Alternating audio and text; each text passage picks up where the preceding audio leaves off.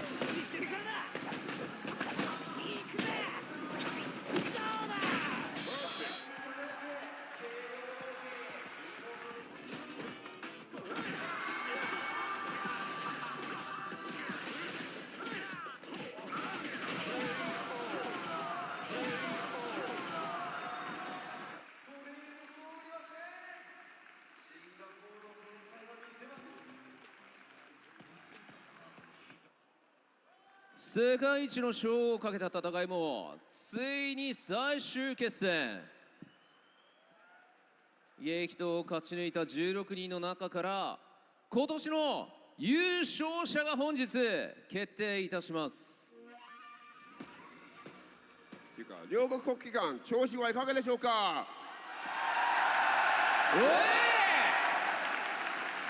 The battle for the title of world champion has finally arrived. Final showdown day as top 16 will be decided. This year's winner. さあ、それでは会場にお越しの皆さん、気合入ってるか。今日は祭りだぞ。めちゃくちゃ叫ぶぞ。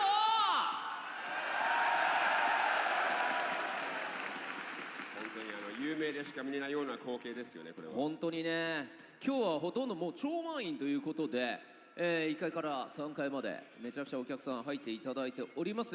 はい、ご紹介遅れました。私、MC 実況を務めさせていただきます R です。よろしくお願いします。同じくこの目覚ましくてかっこいい両国国技館のカプコムカップ11のもう一人のホストライアン・ハーツと申します。頑張ります。よろしくお願いします。はい、よろしくお願いします。さあ、このカプコンカップ11、5日間にわたる戦いとなるんですが、今日は Day4、ここまでの3日間はグループステージを各プレイヤー48名のプレイヤーが6名ずつに分かれて戦ってきた。で、そのグループを勝ち抜いた2名、合計16名が今日からトップ16のトーナメントを戦っていきます。Hello everyone, I'm Ryan Hart. I'm going to be hosting in English just to cover you guys that are tuning in from around the world, and I know those of you that are here in the arena as well. We've come through the 3 days of group stages, the exhilarating bouts that took place every day that kept everyone on the edge of their seats has culminated in the top 16 finale today, where one of these amazing players will walk away with a $1 million prize purse. So, the 3-day group stage, which began on the 5th of March, featuring 48 players from around the world, has of course now concluded, and we are going to get into the rules of the top 16 finale. そして会場はこの日本の国技、相撲の聖地、両国国技館です。Absolutely amazing scenes here to be here in the Ryogoku Kokugan, where 32 years ago we did actually have a Street Fighter tournament which took place here. So much history and heritage in this very arena where multiple disciplines have seen champions born and forged from steel, whether it's wrestling, sumo wrestling, or any other discipline. Absolutely incredible stuff. この両国で昨日はなんとエドモンド・ホンダが空を舞うというねとんでもないこともあった。びっくりしました。はい、我々も全く予想ができないことが、この3日間起き続けた。しかし今日 Day4 もとんでもないことが起きそうですよね。そりゃそうですよね。トップ16何でもありますからね。3先ですしね。今日から3試合選手、BO5 となります。それでは改めてカプコンカップ11のスケジュールからご案内していきましょう。本日は Day4 となります。3月5日から始まった総勢48名のプレイヤーによる3日間のグループステージを終え、勝ち残った16名のプレイヤーによるトップ16のトーナメントを本日はお届けしてまいります。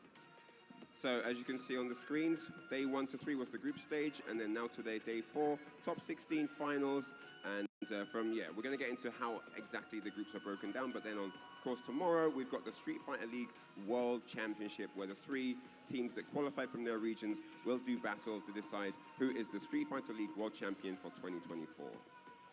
では、トップ16トーナメントのレギュレーションをご説明いたします。各8つのグループを勝ち上がった上位2名、計16名のプレイヤーによるダブルエリミネーション方式のトーナメント戦となります。各グループ1位のプレイヤーはウィナーズサイドから、各グループ2位のプレイヤーはルーザーズサイドからのスタートとなります。試合はウィナーズサイドからスタートし、負けた選手はルーザーズサイドへ、ルーザーズサイドで負けたプレイヤーはその瞬間に敗退となります。Now, regarding the rules for the top 16, of course, as you know, the top 2 players from each of the 8 groups qualified for the top 16, and they'll now be part of this double elimination format. The first from each group will start in the winner's side, and the second from each group will start on the loser's side. And then, of course, if you do happen to lose that first to three in the loser's side, you will be eliminated. So yeah, first place from each group winners, second place from each group losers, double elimination, best of 5. 以上がトップ16のルールとなりますが、それでは組み合わせの発表をさせていただきたいと思います。まずはこちらをご覧ください。ウィナーズサイド。Alright, so now we're going to get into the matchups so you can see exactly who's going to be playing who and get your fancy brackets underway. Let's take a look at the screens. ウィナーズサイドは、グループ1位抜け同士の戦い。まずは高村対ノアザプロジディ。Alright, so the first match on the winners quarterfinal side is going to be Takamura versus Noah the Prodigy. そしてかける対ブラズ。And then after that, it's going to be Kakeru taking on Blaz. フード対レシャー。Moving on from there, it's Fudo versus Lashar. ジューシー状態アングリーバード。And then to round off the winner side matches, it's going to be Juicy Joe versus Angry Bird. さあそしてルーザーズサイド見ていきましょう。こちらは負けたらその瞬間に敗退となります。まずはフェノム対エネル。Alright, now we take a look at the losers bracket. Of course, the winners that don't make it through on the winner side will come into this bracket after the first round. The first match on the loser side will be Phenom versus NL. トキド対ブロスキー。 Then after that, it's going to be Tokido versus Broski. メナ RD 対シエン。 Mena RD versus Zien. そしてシャオハイ対シュート。 Last match in the top 16 will be Xiaohai versus Shuto. さあこのダブルエリミネーショントーナメントを制した者が優勝賞金100万ドルを手に入れることができます。 Absolutely incredible to think about it, but the winner of this tournament is going to walk away with $1 million. Absolutely life-changing money on any account, and I can't wait to see what's going to unfold here today on day 4. そして皆さんすでにですねご存知かもしれませんがこちらをご覧ください。 So you might know already, some of you may already have heard, some of you might not, but we have some interesting information for you. さあなんとですね、本日の朝方ですかね発表されました e スポーツ、ワールドカップの、進出枠、こちらの情報となります。ストリートファイターリーグ、ワールドチャンピオンシップ2024に出場する12名はなんと e スポーツワールドカップ2025のファイナルに進出することができるとのことです。 So the news that just dropped this morning actually is that yes, as you can see, the Esports World Cup 2025 qualification is underway, and we have interesting news about how you can actually get into this event. 加えて今年の5月に開催するカプコンプロツアー2025のプレミア大会のうち8月までに開催する大会を EWC 予選大会とさせていただきます。この大会から10名の選手が e スポーツワールドカップファイナルへ進出することができます。 Alright, so for the Esports World Cup finals, we will have 8 players that can qualify from Capcom Cup 11, and then 12 players that can qualify from SFL in each of the region champion teams. そして、今回のカプコンカップ11においてもトップ8のプレイヤーたちはこの e スポーツワールドカップの出場権利を得る。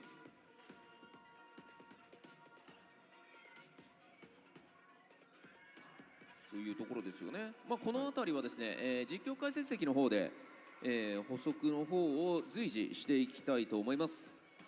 それでは世界一を決める戦いに臨む16名の猛者たちの登場です。 Alright, it's time to get on with the player announcement to jump into the top 16 here at Capcom Cup 11 on day 4. みんな日本の選手はもちろん海外の強豪にも大きな声援と拍手を。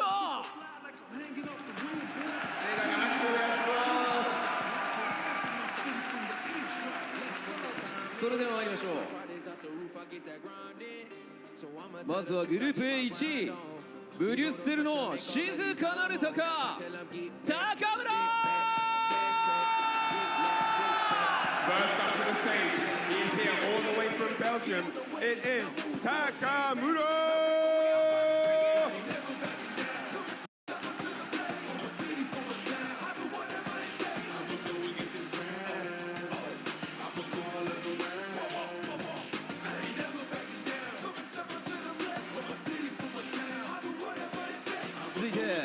グループ B 1位カリフォルニアの白い暴走特急ノーザプロディリー Next up, he is here. He won't be denied. You've heard his comments in his interviews. He's a man of many choice words. He is Noah, the Prodigy.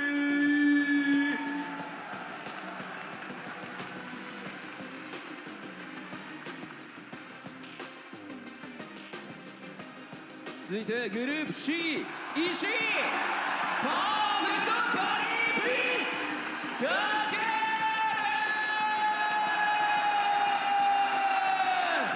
The arena's fan favorite. Yes, he is here. The amazing JP. It's Mr. Kakeru.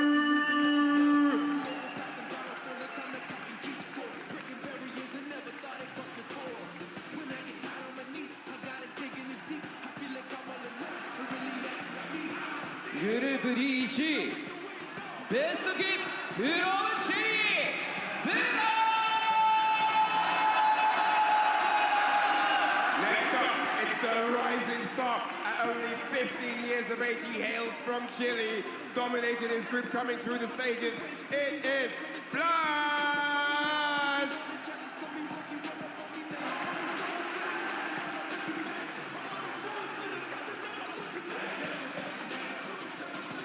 進撃の重戦車フード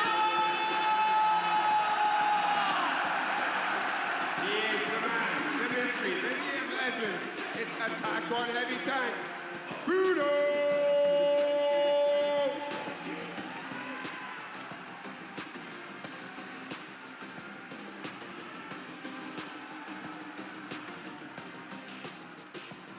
韓国発黄金の右手レーション The genius from South Korea. Here he is gracing the red carpet at Capcom Cup. It's time for the top 16. It's the Shaw!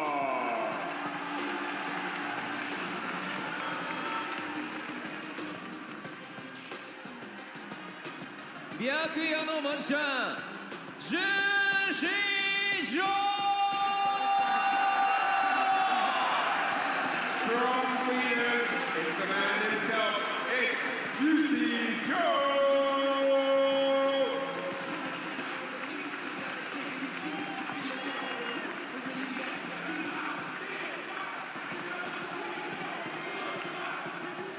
アラビアンストリートファイターマシーンアングリーバー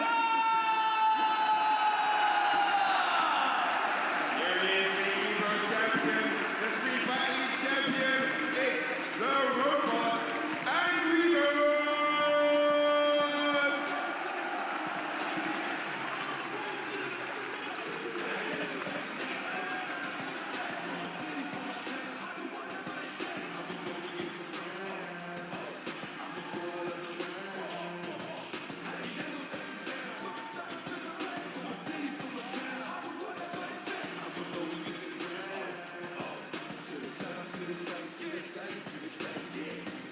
続いてルーザーズサイドグループ A にノルウェーの快力ウェーロ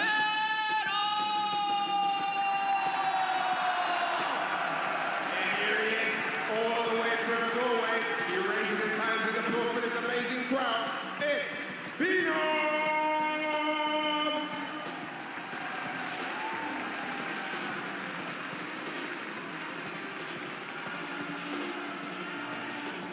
ザ・ストレングスエーベル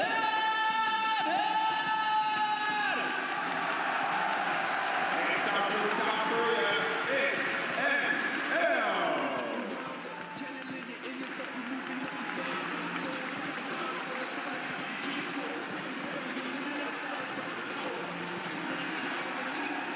東大卒で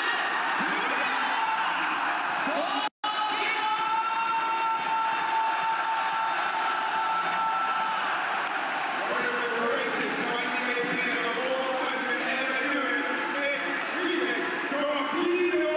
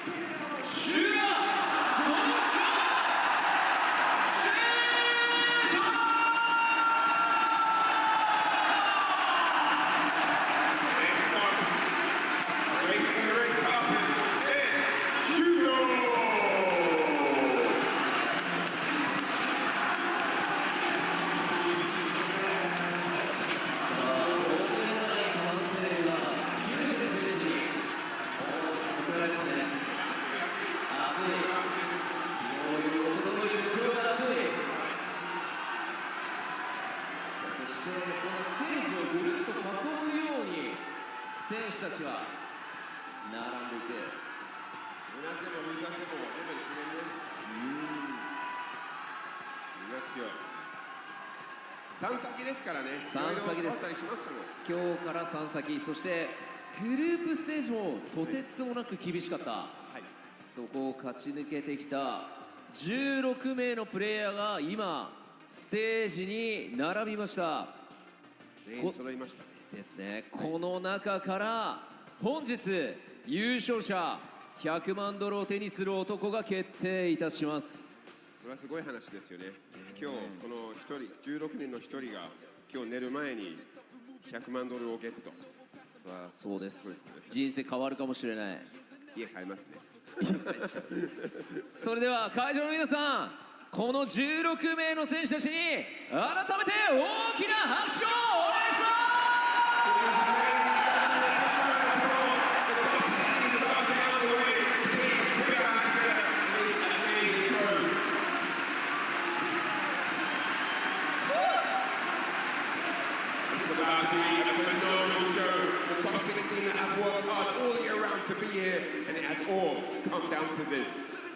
それでは選手の皆さんはスタンバイをお願いいたします。 Alright, we're going to get all players prepared on standby as we kick off the show for day 4 here.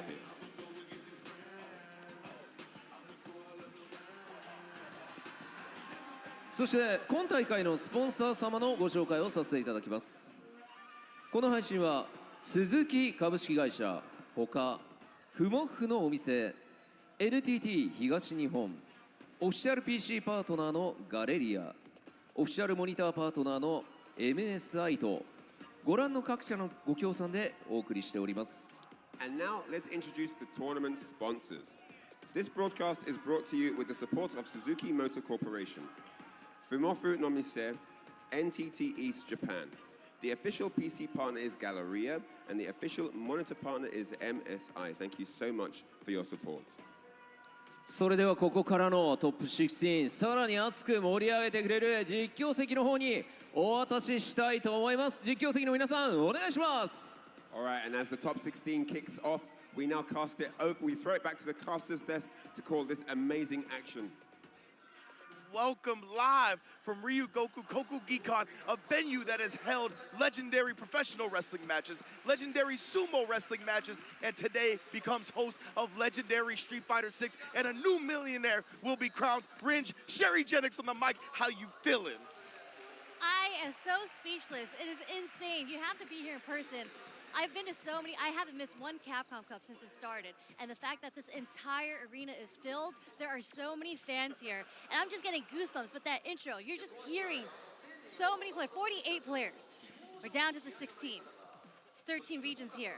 But after today, one person gets to walk away with the title of the best Street Fighter 6 player in the world. Oh, man, I'm so excited. I'm so excited to get it started, right? As Sherry mentioned, we are here at top 16. Group stages are finished, so we got a brand new format coming at you, right? Double elimination, first to 3. We are in the promised land, so it's going to be great. You know, all of these players are going to be bringing their S tier and beyond game. We're starting with Takamura versus Noah the Prodigy. Let's go, Noah. There's some bias there, yes. Then we have Kakeru versus Blaz, Fudo versus Lashar, and Juicy Joe versus Angry Bird. Indeed, a star-studded winner side of the top 16 as well. And losers is also incredibly impressive.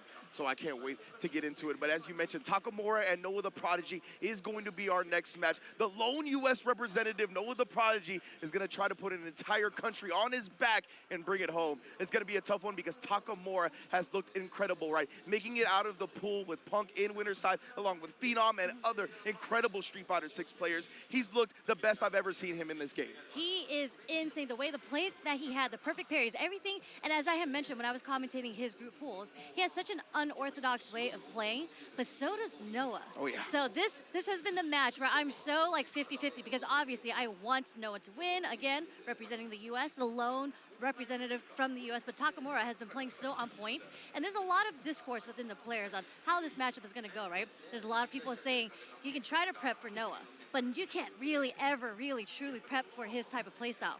But Takamura, they kind of talk about him like he's Batman or something. They talk about him like if you give him all the prep time that he needs, he will figure out how to dissect you as a player and have the perfect type of gameplay. Although unorthodox, it'll work. And we've seen it happen in the group pools. And as you mentioned, right, both of these players have that outside-the-box, unorthodox style. So if anyone can crack the code that is Noah the Prodigy, it's probably somebody like Takamura, right? I can't wait to see what he actually brings to the table here. Noah, as we said, explosive. This has the potential to be the most explosive match we've seen in Street Fighter 6 to date with the way these two play, with the styles that they bring to the table. It's going to be a clash of the ages. Yeah, not even that. There's something about the nerves, right? You are here on the stage. This is it. You have made it into top 16. You are now in the first of 3 bracket format, right? We're about to get it started. Into it, Cherry. Oh my goodness. Noah doesn't even look nervous at all whatsoever. He is going to stick to his game plan. I got to see how many perfect parries we get here. How many crouching strongs are we going to see? Let's see, both players starting out slow. Nobody's actually getting too aggressive early, right? Filling out the car. This is the very first round. This is the time to feel out your opponent. They're trying to see how they're going to approach each other, and they're playing very slowly. It's a lot of sandblast. Nothing really from Takamura's end right now. Yeah, I definitely expected a little bit more of an explosive start. Like we said, Noah not really ever scared of the bright lights, and already with the whip punish, tried to bait something out, but little Aaron on that jump back just wasn't ready for the falling roundhouse. Just like that, Takamura takes Noah the Prodigy to the corner. Take the first throw, whip punish. Oh no! Takamura immediately ready, very efficient right there, but Noah, as you mentioned, calling for the blue stuff. He's from that type of block. Don't get it twisted. No anti-air, but Noah laying on the pressure right now, keeping Takamura in the corner. He's not having it. Takamura's OD reversals in this tournament so far have been immaculate. He seems to be on such a high accuracy level, and taking that minus, knowing he's not going to get a real punish, walking up and throwing, beautiful stuff. Yeah, and we typically see a lot of cheeky things coming from Noah, right? But I think, again, this is the very first game in a first of 3. They're definitely feeling each other out very differently. Suppressor coming from Noah. A nice check from Takamura, and the drop into the step kick that was not supposed to happen. Yeah, exactly. Takamura, I believe, wanted the run buffer DP like that off the medium there. Just Aaron, and now Noah's reaching. And again, Takamura, he's already teaching. Noah answering with his own ODDP to get the pressure off of him being close to burnout, but he doesn't mind. This is a Noah special here. Yeah, exactly. Willing to burn himself out just to force the issue there, but Takamura's tremendous defense gets him out of the throw. And again, 3 bars loaded on both sides. It's very careful to whip, but instead he responds to the run with a full level 3. This is gonna be able to give him the life lead slightly, and more importantly, build up some burnout timer back. We're just gonna have to watch it. Nice throw onto the perfect parry attempt. One more time, had nothing ready for that. Nice block off of the plus frames, and Noah sending it to a round 3 in game 1. Takamura trying to fight fire with fire right there. I wonder if it was just supposed to be DP. No, I think he committed. I believe Takamura fully committed to that super because he wanted to take this first game with a bang. That would have killed, right? So he bet big, didn't pay off, but he's still looking very strong now. Takamura's got him in the corner, and he's running it. Oh, you trying to parry? I synced that already. Okay, Noah. Oh, you trying to parry? I synced that already. Takamura with a perfect to close out game 1. Very, very strong 2 rounds coming from Takamura here. Noah wasn't able to get one, but let's see if he's able to adapt to how Takamura is approaching him. We shall see. Noah definitely looks a little bit more timid than we're used to seeing him, right? And it's going to be interesting to see if as this game goes along, he gets a little bit more aggressive, a little bit more of that calculated recklessness. Okay. Baits out the DP again. Good damage here. Saving the bar. Another one. Back to back. I'm that type 2 Takamura. I get it. Drain the drive meter. Oh, and one more again. Yeah, spinning that 1 bar to protect yourself there is honestly not worth it with how much of a life deficit he was at and still how much burnout timer he had to go. I mean, as long as you close out all the round, it's all good, Noah. Nice perfect parry. No punish there. Relay crouch strong. No bite from Takamura. He does take the throw mid-screen. Back roll to get away from the pressure. Oh, it feels like he's kind of starting to catch on to Takamura's defensive habits. Yeah, he is! Baiting out the ODDP. Knows Takamura is looking to try to establish something like that, and now he's reading, right? I finally got you to block. Not this time. I knew it was coming. But you know what? He had to because he was going to get burnt out regardless. He took it on his own terms with the wake-up ODDP. Precisely. Are we going to see a super coming off from Takamura here? No, backdash to get away from the pressure. This relentless pressure coming from Noah here. No, this is it. Takamura, he tried to cancel it to the level 1. That's why you saw the Tatsu. He just didn't actually get it. Unfortunate for him, he's going to be put in a very tough scenario and another game to Noah the Prodigy. Okay, it's making it 1-1. Nice adaptation coming from Noah. As you mentioned, as the game goes on, Noah's going to play a bit more comfortable. Oh, and you can see by the way that he's stringing his normals. It's going back to how Noah's playing, but the perfect parry is always there. He is ready with that blue perfect parry just to get his pressure started. Most definitely, we see it time and time again. He does it on wake up, he'll do it in the middle of block streaks. He'll walk up, dash up, and do a parry, right? He's one of the best at just parrying in neutral. He seems to have a sixth sense when it comes to people's button timings, and we've seen that all throughout his Street Fighter 6 career so far. We all nodded up in game 1. Yes, and I'm wondering if Takamura is going to, if he ever gets on the defense in this round, if he's going to change up his strategy. Because Noah did bait a lot of ODDPs coming out from Takamura. Oh, that's Takamura. You can see he's been reaching a little bit. He's had these defensive choices called out a couple of times already. And Noah, look at this. His reads are getting really on point. Okay, Takamura fighting out with punish with the heavy knuckle. Yeah, getting the pullback of the hurt box like that, always a benefit for Luke, trying to get that overhead going, but he can't, but he knows. Takamura was fishing for a lot of crouch medium punch at the start of this round. Noah outspaces that perfectly, responds with a perfect indeed. And Takamura not finding a way to read Noah's offense right now, and that's what we mentioned earlier, right? It was so difficult to have a read on Noah and to practice against him as a player. Man, that suppressor just didn't land, and another flub on the run cancel DP from Takamura. We've seen that a couple of times already. Noah taking the wheel on offense right now. We're seeing 3 throws back to back. No fourth, but he does no autocorrect on the DP. Noah, yeah, turn. He needed to walk forward a little bit. He was kind of shimmying in that range. Okay. And trying to get that parry. We talked about it before. Oh, and then Noah this time trying to pop off himself, but Takamura, these offensive reads from both players, immaculate. Okay. Back to the neutral. Oh, and he has the light kick buffer. He committed to it off the drive rush cancel. Take the throw, as they say. Nice jump out the corner. Noah is able to get the cross cut this time. Yeah, you saw him walk forward just a tiny bit right there to make sure he was in the right space. The reversal crouch medium kick, and of course, the level 2 to drain the rest of that drive. But this is where Noah thrives. Ooh, the backdash, calling out the throw early, but no conversion. Thought he was actually gonna have to block the flash knuckle, but it came up short. Okay, didn't do anything there, just went for the parry. Okay, there's a low forward, went for the overhead. Noah the Prodigy not letting these runs go through. It's either gonna be a combo or there's gonna be a gap, right? So Noah's like, I have nothing to lose pressing a button in that instance. And with Takamura's execution errors on that specific sequence already shown a couple of times, it's even smarter to do so. Yeah, Takamura's gonna have to clean it up here because he's getting the opportunities, but he's just not getting the full conversion leading into his time to play. Yeah. And he's starting to get the right defensive reads, right? He's getting the low forwards. There's a run into the DP, okay. The lay jab, Noah doesn't bite. No, you can see representing the backdash. He thought Noah was gonna pop off after that, but instead, being nice and patient here. Look at this, the throws. Takamura gonna do, overhead is there. Not gonna spin a more meter though. Noah just taking it now because he knows one more drive rush cancel will win him the round. Oh, reaching, and he's a young man, but he can still teach some lessons. And just like that, Noah is sitting on the set point. Noah's so undeterred right now. Low forward counter hit does connect. It's going to take Takamura all the way to the corner. Again, ooh, nice block in the crouch medium kick. A little bit of a delay. No response from Takamura. You can't jump out of that for free. Oh, and again, the run execution errors. They are plaguing Takamura this set.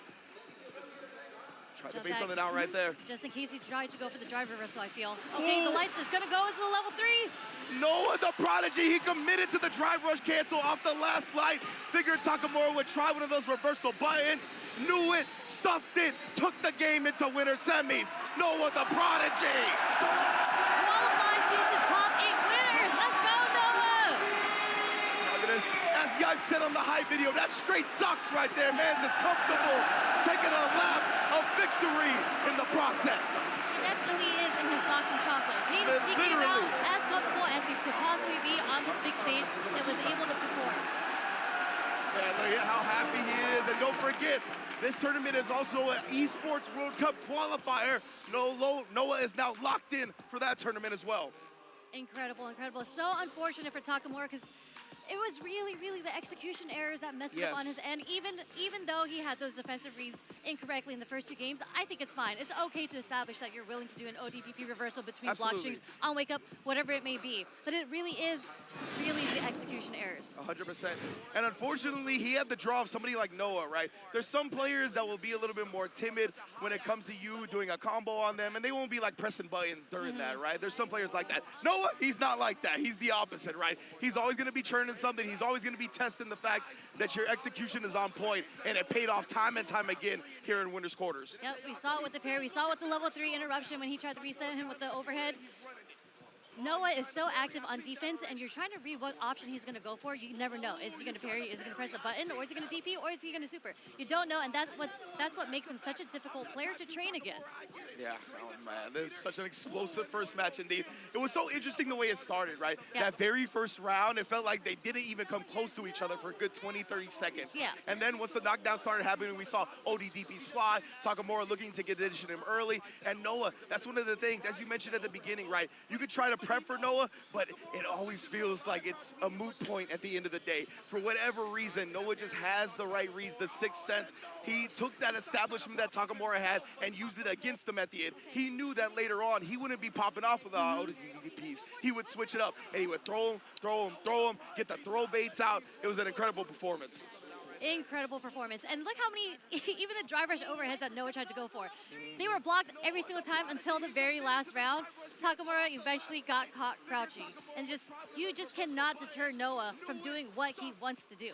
100%. Great stuff to start already. Noah the Prodigy in winners semifinals. Top 8 locked in. And now the next match, oh my, it's going to be bangers all day, everybody. Yeah. I mean, we're in the top 16. These are the world's best players, right? Oh, yeah. There's no way there's any, all these matches are insane. And 2 of the best performers in our group stages are about to go against each other now. Ibushi Jin's Kakaru versus 2-game Blaz. Blaz, of course, going out with a 5-0. Kakaru with a 4-1. Incredible performances from both sides. Now, very interested in this one, right? Blaz has looked damn near untouchable, but Kakaru... He's undefeated. I don't know, man. Yeah, that's true. He has been untouchable so far. He hasn't just looked it. Kakaru, on the other hand, 4-1. Looked it as well, right? Ended up dropping into Tokido, which snowballed into a wild sequence of events that got Tokido into top 16 as well. Now he's going to be looking with the home country at his back to get into top 8 winner side himself. The Blaz. I was so interested because he plays so many different characters. He started off in pools with Ryu, and then yesterday in day 3, he decided to switch to Ken to get into the qualifiers. And he is known for his Ed play. Yeah. So I'm wondering if he ends up sticking with Ken, or is he going to go for Ed? Because when I was talking with the Ed players, they do feel that Ed is a better select, just character player on paper, that is a better matchup against JP. Okay. But it looks like he's sticking with the Ken. Okay, I don't mind the Ken either, right? Ken definitely has different ways to get in past the shenanigans of JP as well, right? The Dragon Lash is something. The run in Bull DP is also a big thing as well. So we might see both of those on display. And with the reactions and the amount of information that Blaz can hold in his young mind, it could be dangerous for Kakaru. Let's see who establishes their dominance first. Yeah, for sure. I think we're going to have to see a lot of the drive rushes, right? That is kind of how Ken is going to have to close in on JP. He's going to have to find a way through the Ghost with the drive rush. Unfortunately, Kakaru is changing the timing of the Ghost right now, kind of testing to see when he wants to go drive rush, but he goes in offensively anyways. Gets a drive rush overhead. And look at that. Into the corner. Just letting the departure do the heavy lifting. That's how you're supposed to do it with JP. Spins the level 1 as well to put him on a pixel. Blaz. Back against the wall. If he can bring this back, though, that would be a wild start to the set. Okay, take him to the corner. He's almost pushed him to the other side, but Kakaru is not going to let him keep doing that. Willing to challenge there and gets it successfully. Gosh, yeah, Blaz is going to have to find a way to change the approach in the neutral. But it looks like Kakaru is the one who's going aggressive now, starting off with drive rush. And it was so smart for Kakaru to challenge after that second jab, right? After a little bit more space, you figured he'd start inching close even before another one. Well done in that moment. Which is a surprising choice to me because this spacing is kind of where Ken dominates. You have to be concerned with the standing roundhouse. You have to be concerned with possible jump-ins. Yeah, that's the thing, right? Kakaru has been a master of the JP normals as well. So in addition to letting the departure do the heavy lifting, he's just so good at managing his space with that stand fierce, the stand medium punch, the crouch medium kick, the crouch medium punch, everything. And it's just a tough for Blaz to get in right now. Yeah, you can just see Blas having to guess on when the portal is going to come, when the spike is going to come. He depleted a lot of his drive bar trying to parry. You can see Blas jumping. He's trying to catch Kakaru, committing to something like a ghost or a departure, and then challenging on the wake up right there. You saw Blas loading up with something heavy. Kakaru was like a light, will stuff that in an instant. Level 2 for the game 1 win. Very, very strong showing from Kakaru, not giving Blas a chance at all to get his offense started. That was a great read, right? Blas needed to make up a lot of life differential, so he was probably going to go with something heavier, something juicy to try to start it, and Kakaru knew that exactly. Okay, we've seen this a couple different times, and Kakaru always making the right defensive options right here. Oh, man. And that crouch medium punch remains one of the best drive rush check tools in the game since launch. Backdash just to build the proper spacing for him. Okay, seeing a little bit more fireballs come from Blas. There's the first Dragon Lash. Let's not forget Kakaru, I mean, his breakout performance at Gamers 8, he perfect parried how many Dragon Lashes? So you can't be too happy with that in this matchup. Yeah, unfortunate missed DP Oh, from Blas, but nice perfect parry as the punish to the Ghost. Amazing stuff right there, calling out the block string. Okay. Establishing both players in neutral. I love this. Blas starting to use Fireball more to stay outside that range of Kakaru, and then sneaking into crouching medium kick range and closing out the first round. You see, now he was using the Fireballs as the poke to try to frustrate him with those JP normal ranges. Yeah, okay. Blas trying to establish his pressure, stay at the spacing, but the medium punch so strong from Kakaru. Both players poking back. I'm surprised there wasn't a driver's cancel buffer behind that crouch medium kick from Blas. Oh, with a backdash, Kakaru spacing. Not great position. Kakaru almost building up the level 3s. Okay. Another whip punish into the level 3. Responding with a fierce right there, Kakaru. Willing to spin all the meter as well, and I don't blame him, right? He's gonna put him on a pixel. He's this close to taking the round, and he's just been very convincing in the neutral. I don't mind spinning those resources going into round 3. Just a crouch short is enough to take the second round in the second game. Blas is gonna have to figure out a different strategy on how to approach Kakaru. And feinting the Ghost now, trying to bait something out, maybe a Dragon Lash, maybe a Drive Rush. Okay, But a go for snipe. disconnect. Taking Kakaru to the corner. Wow. Actually gets back thrown by Kakaru. I think he was trying to walk back, but maybe made the decision too late. And then, yeah, that's plus frames off that heavy kick. Can't forget that. Kakaru, the perfect parry prince, back to back with it that time. Yeah, Blas trying to figure out his approach, trying to get the whip punish to the low forward, not connecting right now. Kakaru's defense is insane right now. Yeah, of course, Kakaru, the plethora of Kens in Japan. He's got so much matchup experience in this specific one. Seeing him check drive rushes left and right. That time he got caught in the departure, so he still had to hold that, but he knows his Jinrai counter game is the best I've ever seen. We saw it yesterday against Tokido, now up against Blas as well. He knows the spacing unlike anyone else. Blas, yes, going back to the character select screen, I think he's gonna have to take some time to figure it out whether or not he wants to stick with Ken or how to approach his strategy. Like he's tried so many different things. He got a lot of success with the fireball game when he started using it as a poke. Yeah. But he had to get within that range. You know, all the other rounds that we've seen Kakaru dominate in, he just was not allowing Blas to get within that range, whether it be a counter poke with the stand medium punch or a short interruption for the drive rush. Indeed, and Blas has switched it up to the Goki Akuma. Like we said, those Jinrai games, they are just completely shut down by Kakaru. Even, again, the perfect parry on the fireball to check the drive rush after, not letting Blas get his game started for free ever. Yeah, but at least with playing Akuma, you do have different aerial approaches, right? This is going to be a little bit more difficult for Kakaru to defend against, hopefully, maybe, but... And Blas, he tried to plan for that, right? He tried to plan for the perfect parry with the drive rush immediate button, but it was just a little bit short on the drive rush range. Slightly miscalculated that time. That's why he goes with the roundhouse, something that will move him forward as well. Okay, laying on the pressure. Trading off the lights. Okay. Nice connect on the spheres there. Blas gonna be able to maybe get the party started instead. Down backing on the projectiles.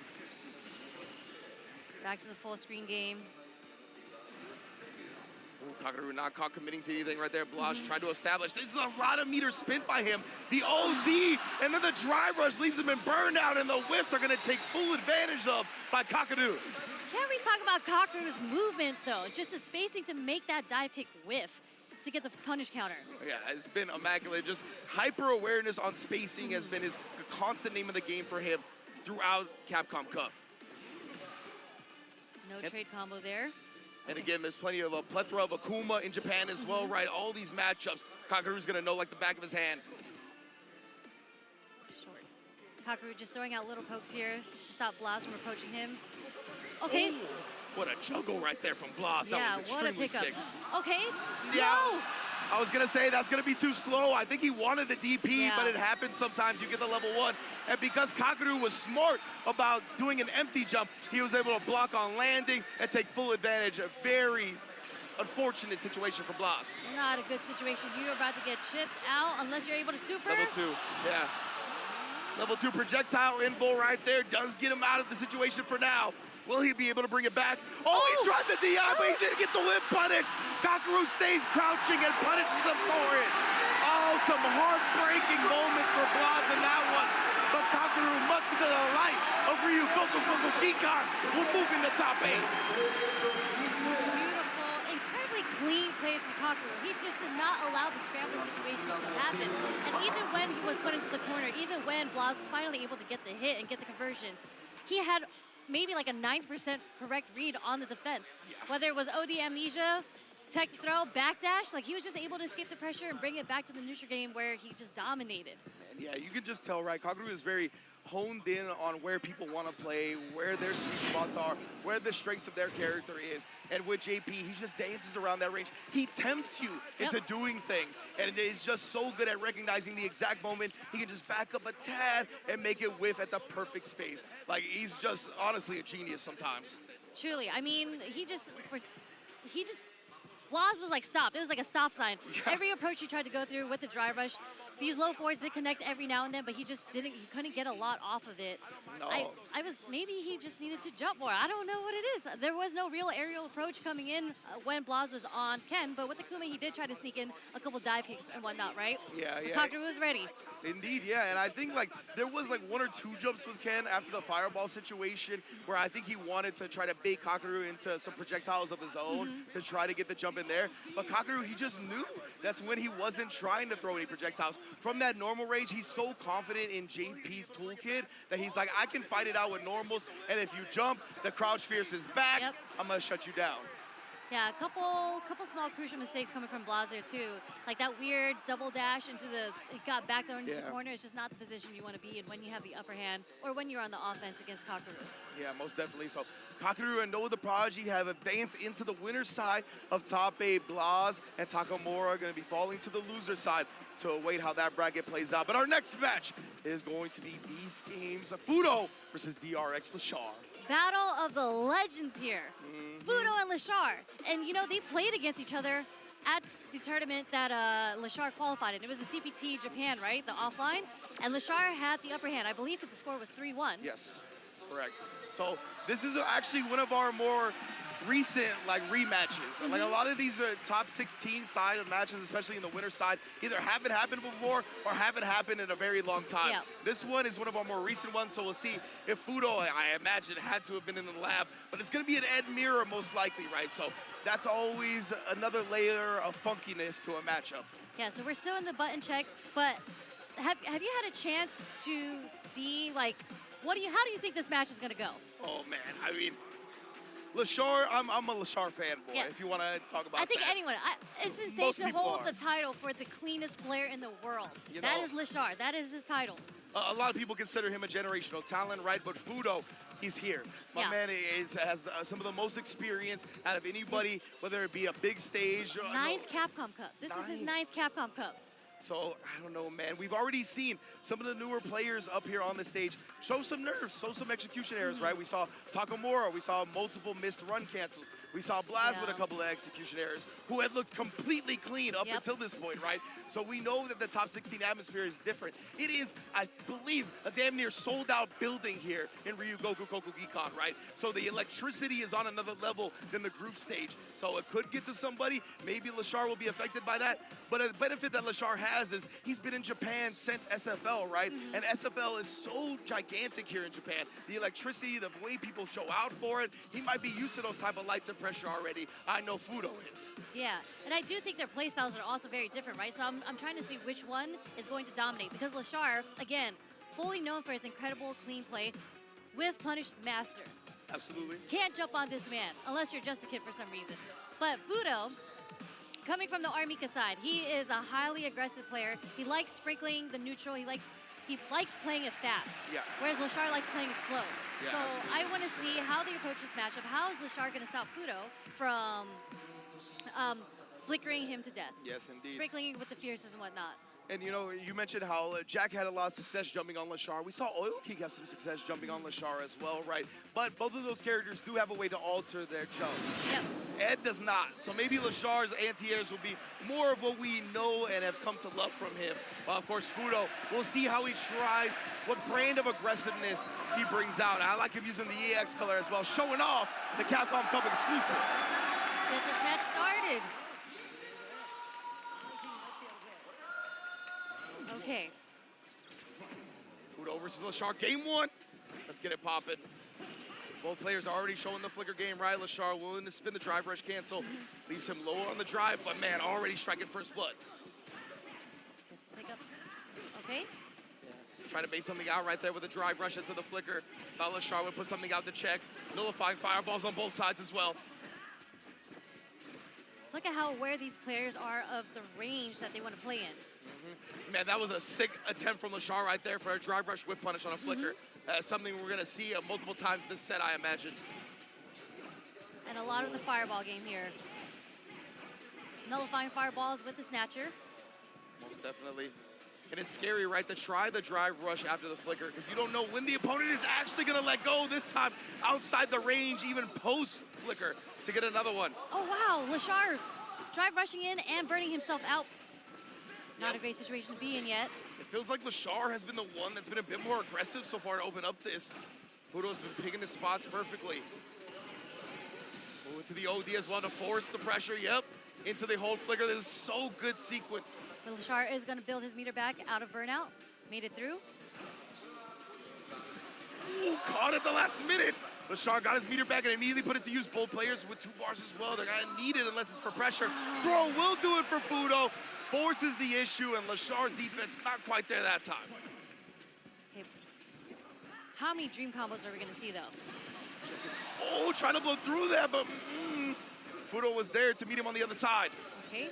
Forward throw. Throw number 2, keeping Lashar in the corner. Does not bite this time. Yeah, I believe that Charged Fierce doesn't have 2 hits of projectile info. I think it's only 1. Please correct me if I'm mistaken. Oh, and Fudo, though, pieces him up. Oh, but drops the combo. That would have been the first game he had level 3 on deck. The scaling wouldn't have stopped him, and now this dream, it could become a nightmare for Fudo. This is going to take him all the way to the other corner. Love crowd, the chant from the crowd, yep. very delighted with the dream combos. OD wants to get to nullify. He said, I got something now. I'll prioritize that as well. Using the level 2 to try to lock him down. Fudo is on the verge of that. The perfectly timed drive reversal bypasses that, but it does burn Lashar out in the process. Oh! So smart. Okay, conversion off to the level 2. He's bringing it back. There's still a lot of burnout time, though, and Fudo, cool, calm, collected, walks out and catches Lashar for the first game. Okay. That was incredible for Fudo. Lashar's looking a little, I don't want to say shook, but he's not finding a way to get his game plan going. Yeah, and that's another thing that can happen in mirror matches as well, right? I feel like we saw it even with Punk. It just looked a little strange when you have to play your own character. Usually you're so calculated, you know how everybody's going to go about it, but the mirror is just a different beast. Oh, perfectly What a way spaced. punish. Look at Fudo, man. He's being so on point right now. Now playing back a little bit to let his drive meter come back. Faking that out, but the kill rush forward still gets clipped by the jump. Nice whip punish on the snatcher. This should be it. That's what we saw Lashar look for in that first game, right? I mentioned it. They're going to be trying to whip punish the flickers with the drive rush. It's tough to do because of the charge time and the variation and when it can be let go. But Lashar finds it there. Okay, it's Lashar who finds the whip punish once again.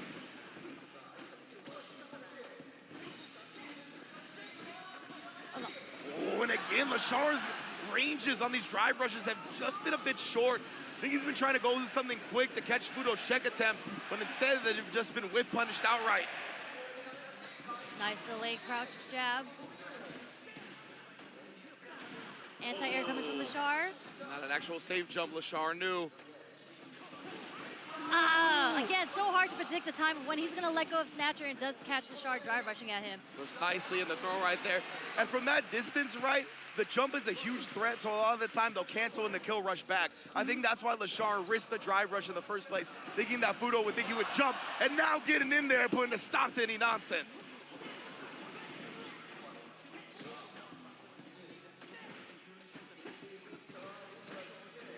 There's an established Lashar snipes him this time.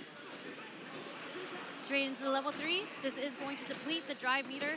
Coming from Fudo, he's going to be burnt out in the corner. Indeed. Lashar here. Oof. Making his day gray. How's Fudo going to escape? Will he spin a meter if a DI shows up? He has to. It is the final round. He's got to protect himself. Oh, but instead Lashar plays it nice and slow. Doesn't even need a DI, just a standard tick throw setup. Baits out the tech, and he gets him in. Yep, making it an even 1-1. Fudo taking a breath right here.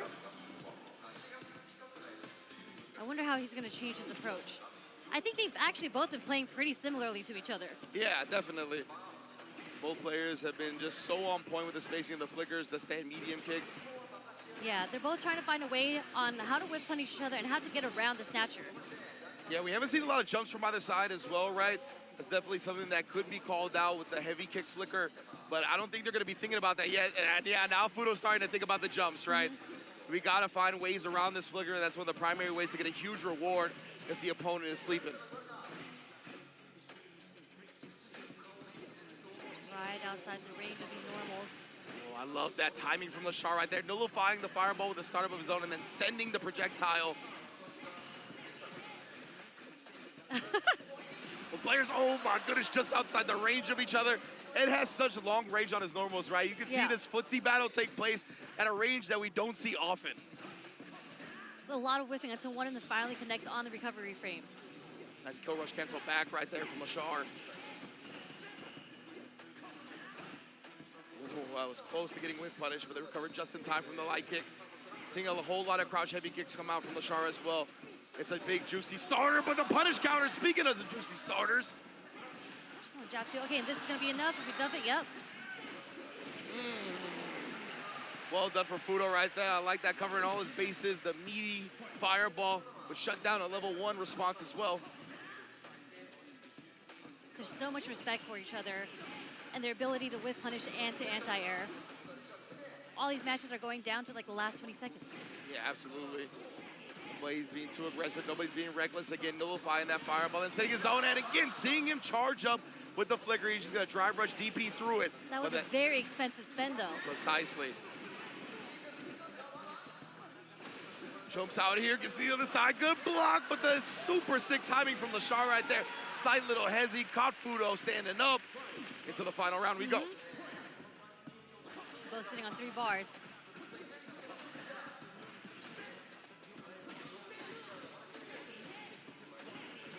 Pressure, okay, Snatcher did nullify the fireball's first jump coming from Lashar does get checked. You can see both players not reaching their hands in the cookie jar whatsoever. Instead, Fudo once again picking his spot perfectly with another clean whip punish. Those stand medium kicks are deadly. Straight into the level 3. Okay, no check from Lashar there. Yeah, he's in burnout, right? So he definitely is a little bit more hesitant. Knows there's more plus frames, knows Fudo has a bigger advantage. Ooh, the DP still reaching on that side. Fully charged Snatcher, forward throw, just to build some space again. Lashar makes it through. What a DP anti-air. from the drive rush. Forward throw. Okay. Ooh, holding here, and now Fudo is in the danger zone, right? Any double drive rush cancel combo and a CA kills. He doesn't even need the double drive rush cancel now. Going for the lows. Oh, he's going for the burnout. He gets it here. Yeah, he's not going to go for the DI just yet. He wants the advantage from the burnout itself. The level 1 will get shut down by the flicker projectile property. Lashar, such a calculated way to break down the end of that round. Beautiful, beautiful setup just for the correct spacing for the snatcher. There's absolutely nothing that Fudo could do at that point. Definitely. Right, Fudo was doing his best because if you just let Ed go from there, he's going to chip you out. Yeah. He's got such great ways to put chip on the table. Ooh, punish, he just took the throw though, interesting. Okay. Nice check from Lashard, knowing that the second hit from Flicker was going to whiff. Yeah, Ed, I believe, doesn't have that great of drive reversal punishes, so maybe we just saw the throw for that exact reason. Drain some drive meter that way. Check on the jump again.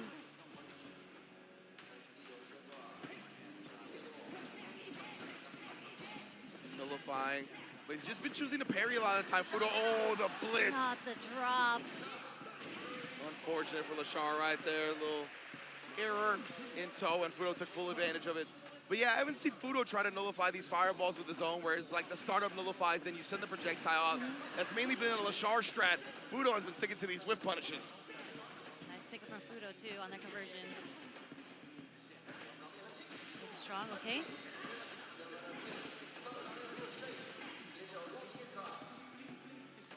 These players, man, so conscious of each other. Yeah, nobody wants to commit to the kill rush that time. Or excuse me, the flicker. They both did the drive rush. Okay, Lashar, drive rush with the DI does connect. Straight into level 3 to burn Fudo out. Build some bar back and to even out the health. That's such a big reward right there, right? We saw Fudo using the drive rush DP to go through flickers earlier. Lashar's like, I'll use drive rush DI. Make sure I spin less meter and get a bigger reward. Very smart going from Lashar. Nice conversion. I'll send him into the corner now. He's got me here to defend himself. The backdash. Unfortunately, he was not punished, and he sees the flicker charge and stuffs it with the ODDP immediately. And just like that, it is set point for Lashar now. Yeah, due to Fudo being in the corner, there was no space for that kill rush to actually help him escape. Lashar knew it and shut it down immediately. This really is a situation. Oh no, the anti-air does whiff. Fudo gets the punish. Shut down this time, though. After the tech throw, we tried to get aggressive. Lashar smells the victory, right? He knows he's on set point, but maybe that aggressiveness might cost him as Fudo has established a giant lead here. Oh, the backdash after that. He charged the flicker to bait him into DI and then kill rush back. Amazing stuff. He said, I know you got reactions, but I know what you want to do, so I'm going to do this. Incredible backdash from Fudo. That was so clean, man. He saw, right, after getting DI'd before on that flicker in the last round, he's like, okay, I see where your head's at. I'm going to use that against you. I feel like a lot of this match has relied on who's getting the first whiff punish. Yeah, 100%. That's where the snowball starts. It's just about building it from there. Oh, yeah, willing to let it rock right there. He saw that he was kind of already holding parry. There's the whiff punish from Lashar. Those crouch medium kicks from Lashar have been so on point.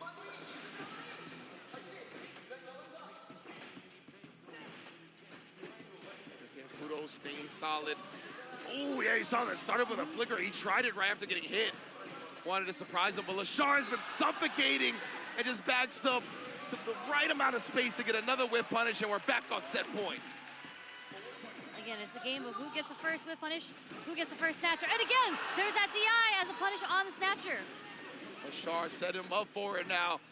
Knows that's what he's been looking for.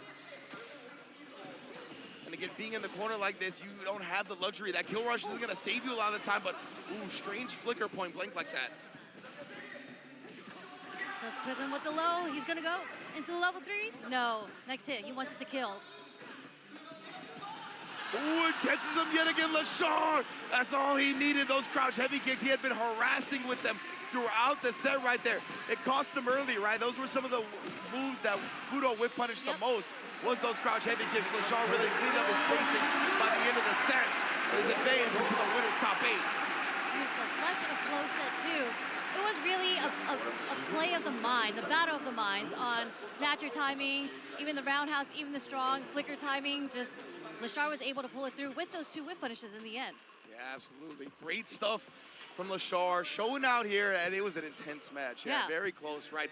And yeah, I think they played a little bit more simply than we expected, right? Very slow, very making sure that they prioritize their spacings with whether it be the flicker normals, whether it be the flicker special itself, all of those things were at the forefront of their minds. And I think it was really Lashar kind of getting these big dubs on calling out the flicker with the DI. It was a great adjustment for Fudo on later on where he manipulated it one time, but that's why Lashar started only using that strat when there wasn't any space for Fudo to get back anymore, right? He really made sure he got him to the corner first, and if you kill rush back in that instance, doesn't matter, bro, you ain't going anywhere. Yeah. And I like how he introduced that a little bit later in the game. I think maybe it's because in the first game, he wanted to test and see when Fudo felt comfortable charging the snatcher, doing flickers. Yeah, precisely. Lashar has just been so clean throughout the days. Same thing with Fudo. Man, such a close match. Fudo established that pressure in the corner right there. I love that meaty setup with the projectile to ensure the level 1s can't come out. Of course, Lashar did have the ODDP, but nonetheless, right? I'm not sure if the ODDP is slow enough. Like, it might be too slow if you don't commit to anything else after to even hit that anyway. So it's a really potent meaty against Ed. And this, I was going to talk about this sequence. Just, I love how Lashar basically had a checkmate for Fudo. Like 3 seconds before this even happened, he's just like, all I have to do is get him in his corner, sprinkle him with a normal. If I get to cancel into the level 2, that is checkmate. Yeah. So smart coming from Lashar. And I love that he wasn't thirsty for the DI either, right? He was like, I don't need the damage, I don't need anything like that. I'm just going to play it nice and safe and smart. Well done. But now, our next match, the last one of winner's side top 16, it's going to be Juicy Joe versus Reject Angry Bird. Insane matchup. We're going to see another JP versus Ken. And we've seen it earlier with Flaws versus Kakeru, right? It was pretty difficult to get Ken through the neutral, through the mini game that JP establishes with this ground spikes and the ghost. But when I was talking to Chris Tatarian, shout out to him, he is a huge training partner of Angry Bird, so he is also a Ken player. Yeah. He told me the way that Angry Bird will approach this match is very, very dependent on the spacing of when he does standing roundhouse, how he closes the gap against Kakeru. So a lot of it's going to rely on his movement with the drive rushes. He's going to kind of try to see the pattern that Juicy Joe does with his ghost, and that's going to be how he establishes when he wants to do the drive rush as a punish through the ghost.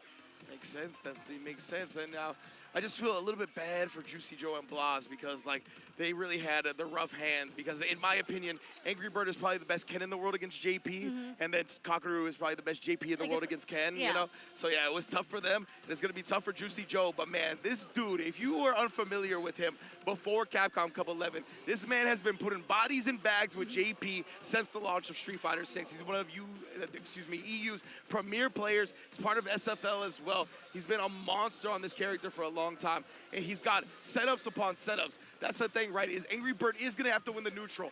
Fighting from the defensive end against Juicy Joe, it's not going to happen, bro. It's long for man most of the time. The way his offense is structured is just so potent, so deadly, it's going to be tough. And, of course, Angry Bird, one of the greatest in the world, and he is looking in prime form. Let's get into this. Juicy Joe, Reject Angry Bird, game 1. Fireball started off. There's a stand roundhouse already counter. Showing out, ooh, and then just trying to get the bigger damage. Not even committing to the full drive gauge. Cancel. No. And there's that perfect parry, something that Angry Bird is so good at. Getting punished from the OD Ghost to the OD Ghost. Yeah, after his loss to Kakeru at Gamer's Aid, Angry Bird put up a video. Oh my goodness. The whiff, he knew he would try to take advantage of it, so he just bust out with the ODDP. But he has labbed against JP for hours upon hours. Man, and this is where the matchup changes, right? At this spacing range, especially when you're in the corner against Angry Bird, against Ken, the defensive reads you have to make to get out of the corner is so difficult. Man, whiff parry into the ODDP. We are spicy in round 1.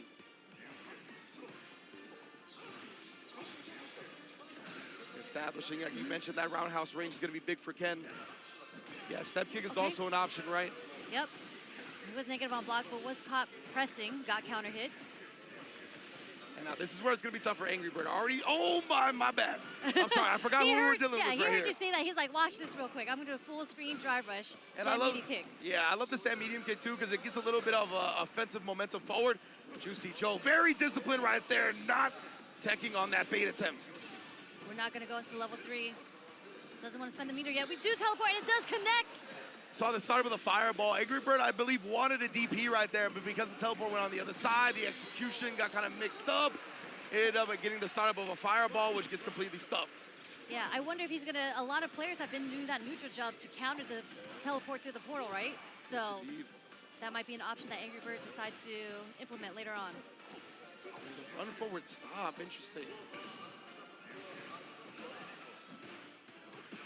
Yeah, let's try. Even off of the plus frames right there, still not afraid to get the reversal crouch medium kick out.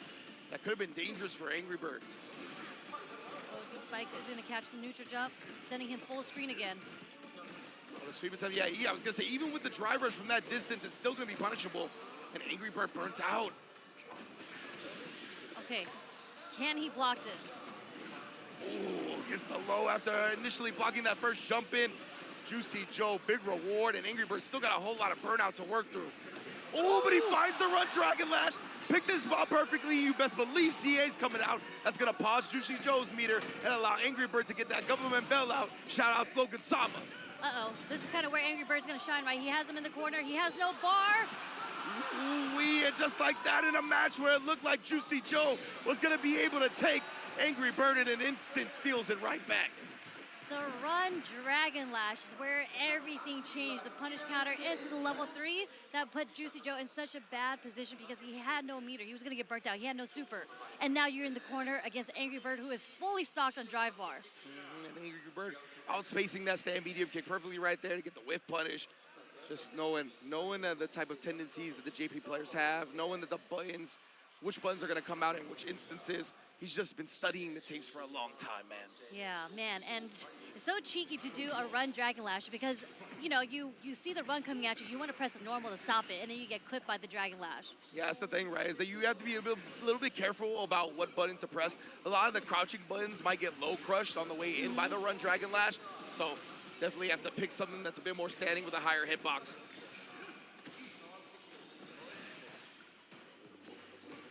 Nice check from Juicy Joe, getting the counter hit, but the target combo is going to put him back mid-screen. Juicy Joe responds. Nice conversion off the light. Angry Bird just trying to bulldog his way in, right? You got to get that CQC going, the close quarters combat. He was looking to do that as much as possible, but Juicy Joe was ready. He wasn't overcommitting to anything that could catch him slipping.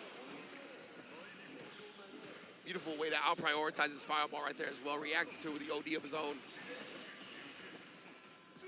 Juicy Joe slowly burning down Angry Bird, but is able to find the connect with the drive rush target combo. I love that right there. Angry Bird getting in the drive rush crouch medium kick, knowing Juicy Joe likes the backdash after that sequence. Perfect parry.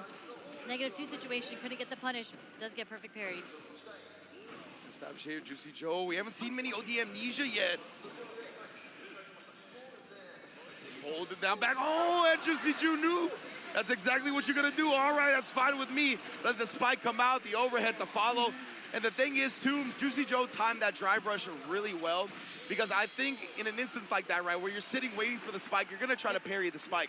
But the screen freeze from the drive rush can mess up and eat your drive input. So because of that, I think Angry Bird's parry input might have got E in there, so no parry to protect yourself, and he had to actually block the overhead, which was not blocked in the end. Nope, he was not ready. That was the first drive rush overhead we got to see from Juicy Joe.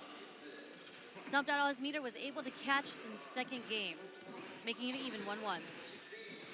My goodness, he's put it on the plus frames as we talked about earlier. Angry Bird showed that he was willing to press crouch medium kick after that, and Joe has been establishing a new adjustment. We're getting caught pressing right now. There's a lot of counter hits going on.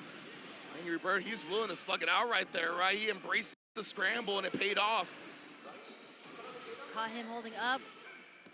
Yeah, just taking the low combo, trying to catch him pressing back right there. What a check. Oh, Risa into the DI, gets the wall splat. That is the Angry Bird special right Yep. there. Crouch medium kick into DI. Oh, and the OD amnesia finally comes out. Thwarted the very first time.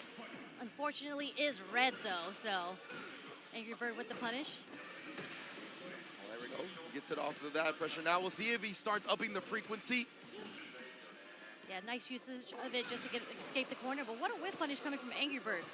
That's a recognition from Juicy Joe right there, knowing Angry Bird was looking for the back throw to put him in the corner after that empty jump. super strong tech.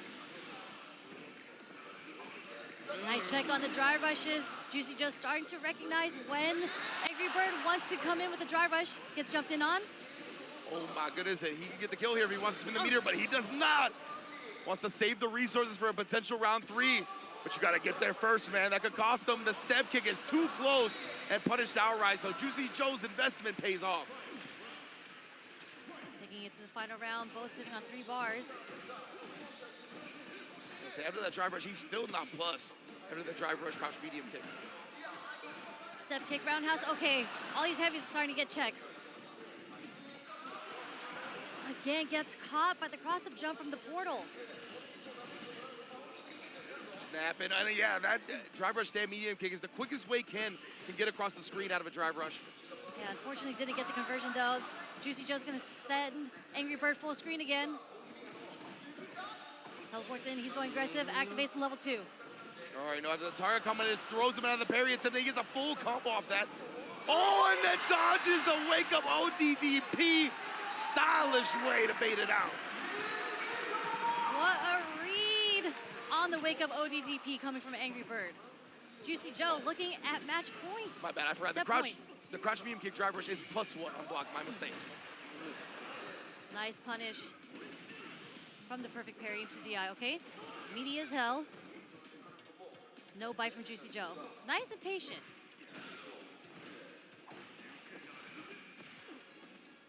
Trading, okay.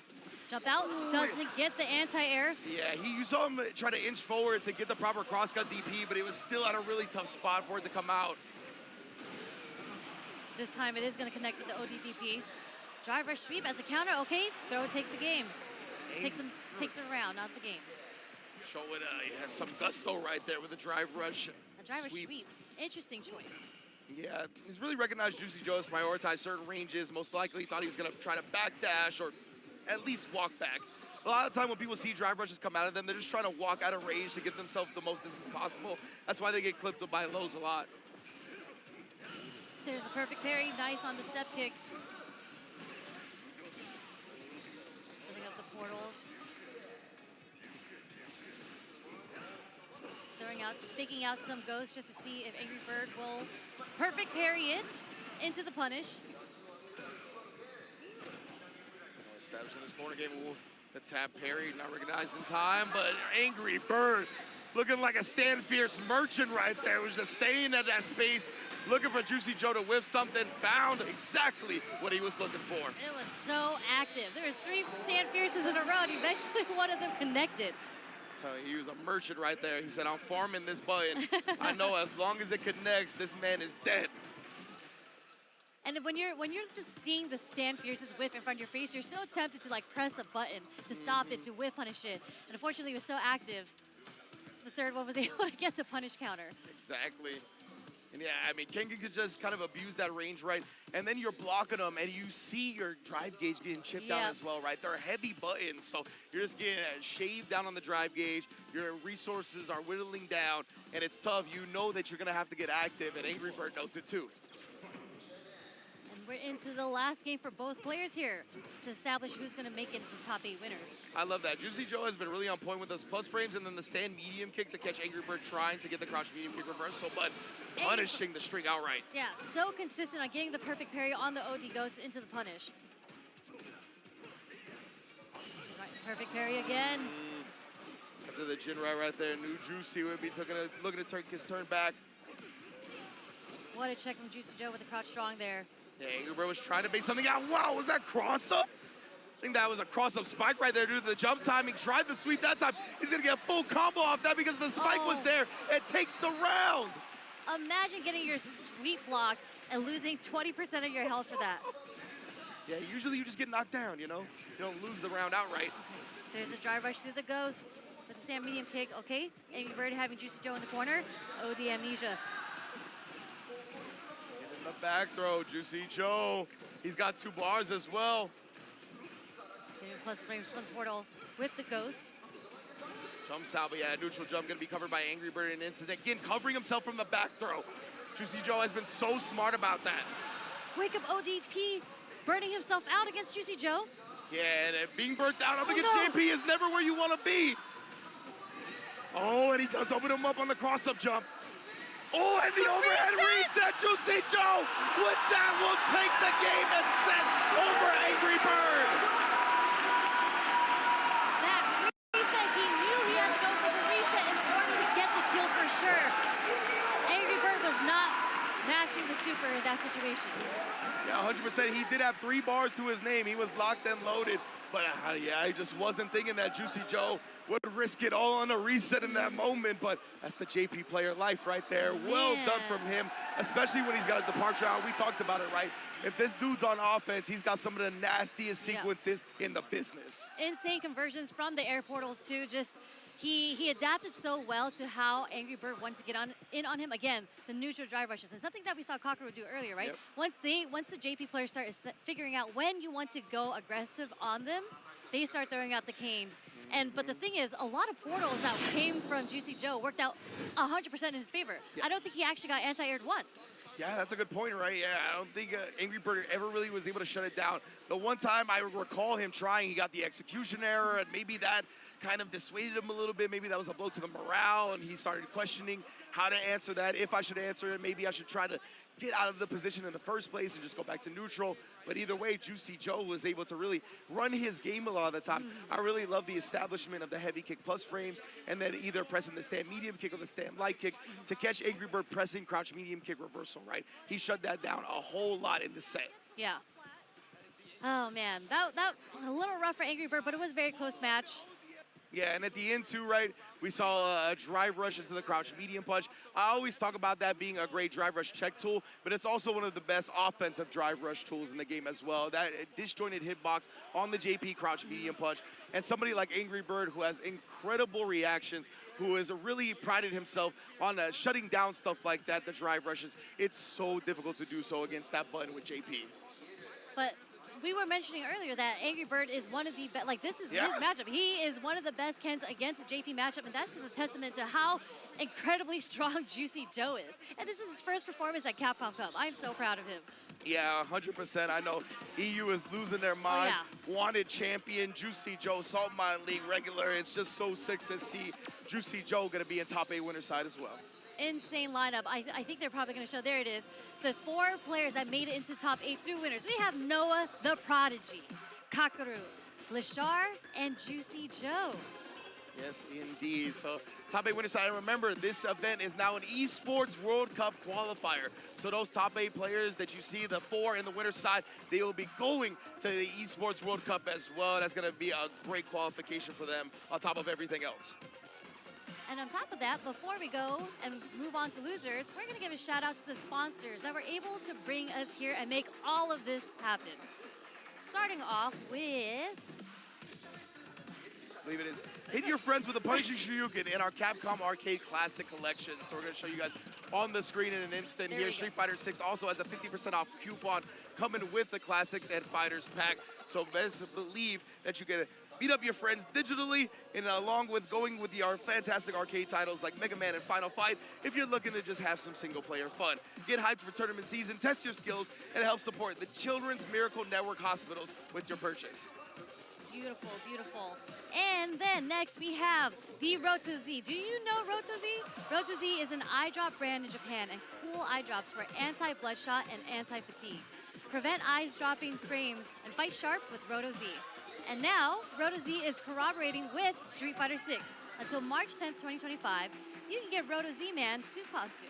Ooh, super sick. And of course, another collaboration for Capcom Cup 11 is Yeti. Step into the ring and select your next fighter with the official Street Fighter collection over at the Yeti. Choose from a selection of over a dozen t-shirts featuring fan favorite fighters from Street Fighter 6 and beyond, expertly screen printed by hand at Yeti HQ on premium garment brands. And just in time for Capcom Cup 11, new challengers Luke and Ed join the roster of tees to really punch up your look on both on and off the mat. So of course, it's going to be a great time here, and you can go to theyet.com/Capcom Cup to view all of these and order one yourself, or scan the QR code on your screen now. So, man, it's been an incredible winner side of the top 16. That's just the first half of it, right, Sherry? It just started. We still got 8 players on the loser side of things as well. I think we're going to take a quick look at that in a moment because that is also a star-studded show right here. Phenom and NL, Tokido and Broski, Mena RD and CN, Shanghai Shuto, all are round 1 matches. You can see the likes of Ingrid Breed, Fudo, Blas, and Takamura dropping down to losing as well. Shark-filled does not even begin to describe it. Insane amount of talent waiting in losers, and we're going to get straight to the losers round 1 right after the break. So, you know, you want to make sure you don't go anywhere. Grab yourself some waters, grab yourself some Roto Z's if your eyes are bloodshot, you know what I'm saying? Grab a Red Bull because it's going to be a long day of a lot of great Street Fighters. Which losers matches are you looking forward to the most? The round 1. Round 1 losers? Okay, I mean, I'm trying to see some Broski, Tokido. I'm Mena, of course. Mena versus CN. Meta RD versus CN, 100%. Mena's one of my favorites. Tokido and Broski, that's going to be a barn burner as well. Phenom and NL, Shanghai and Shuto, that's going to set the building on fire. Shuto, one of the fan favorites here in Japan. As you could hear the pop. So it's going to be a great time in the losers bracket as well. We're going to be getting to that after a quick break. Please do not go anywhere.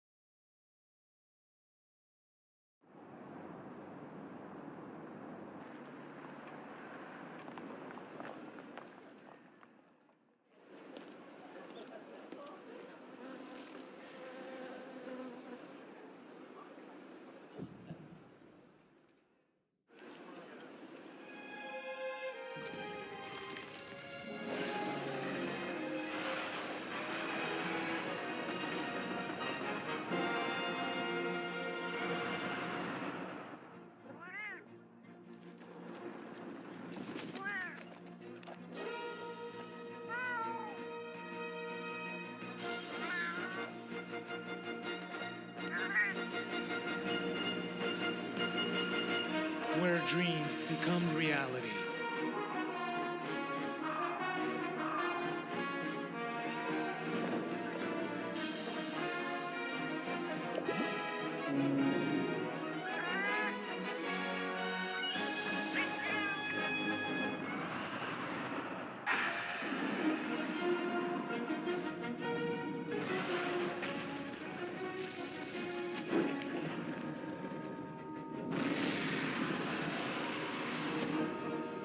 Monster Hunter Bridge.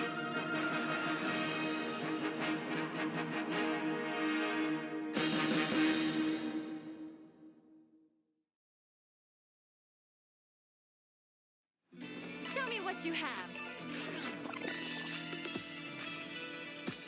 What?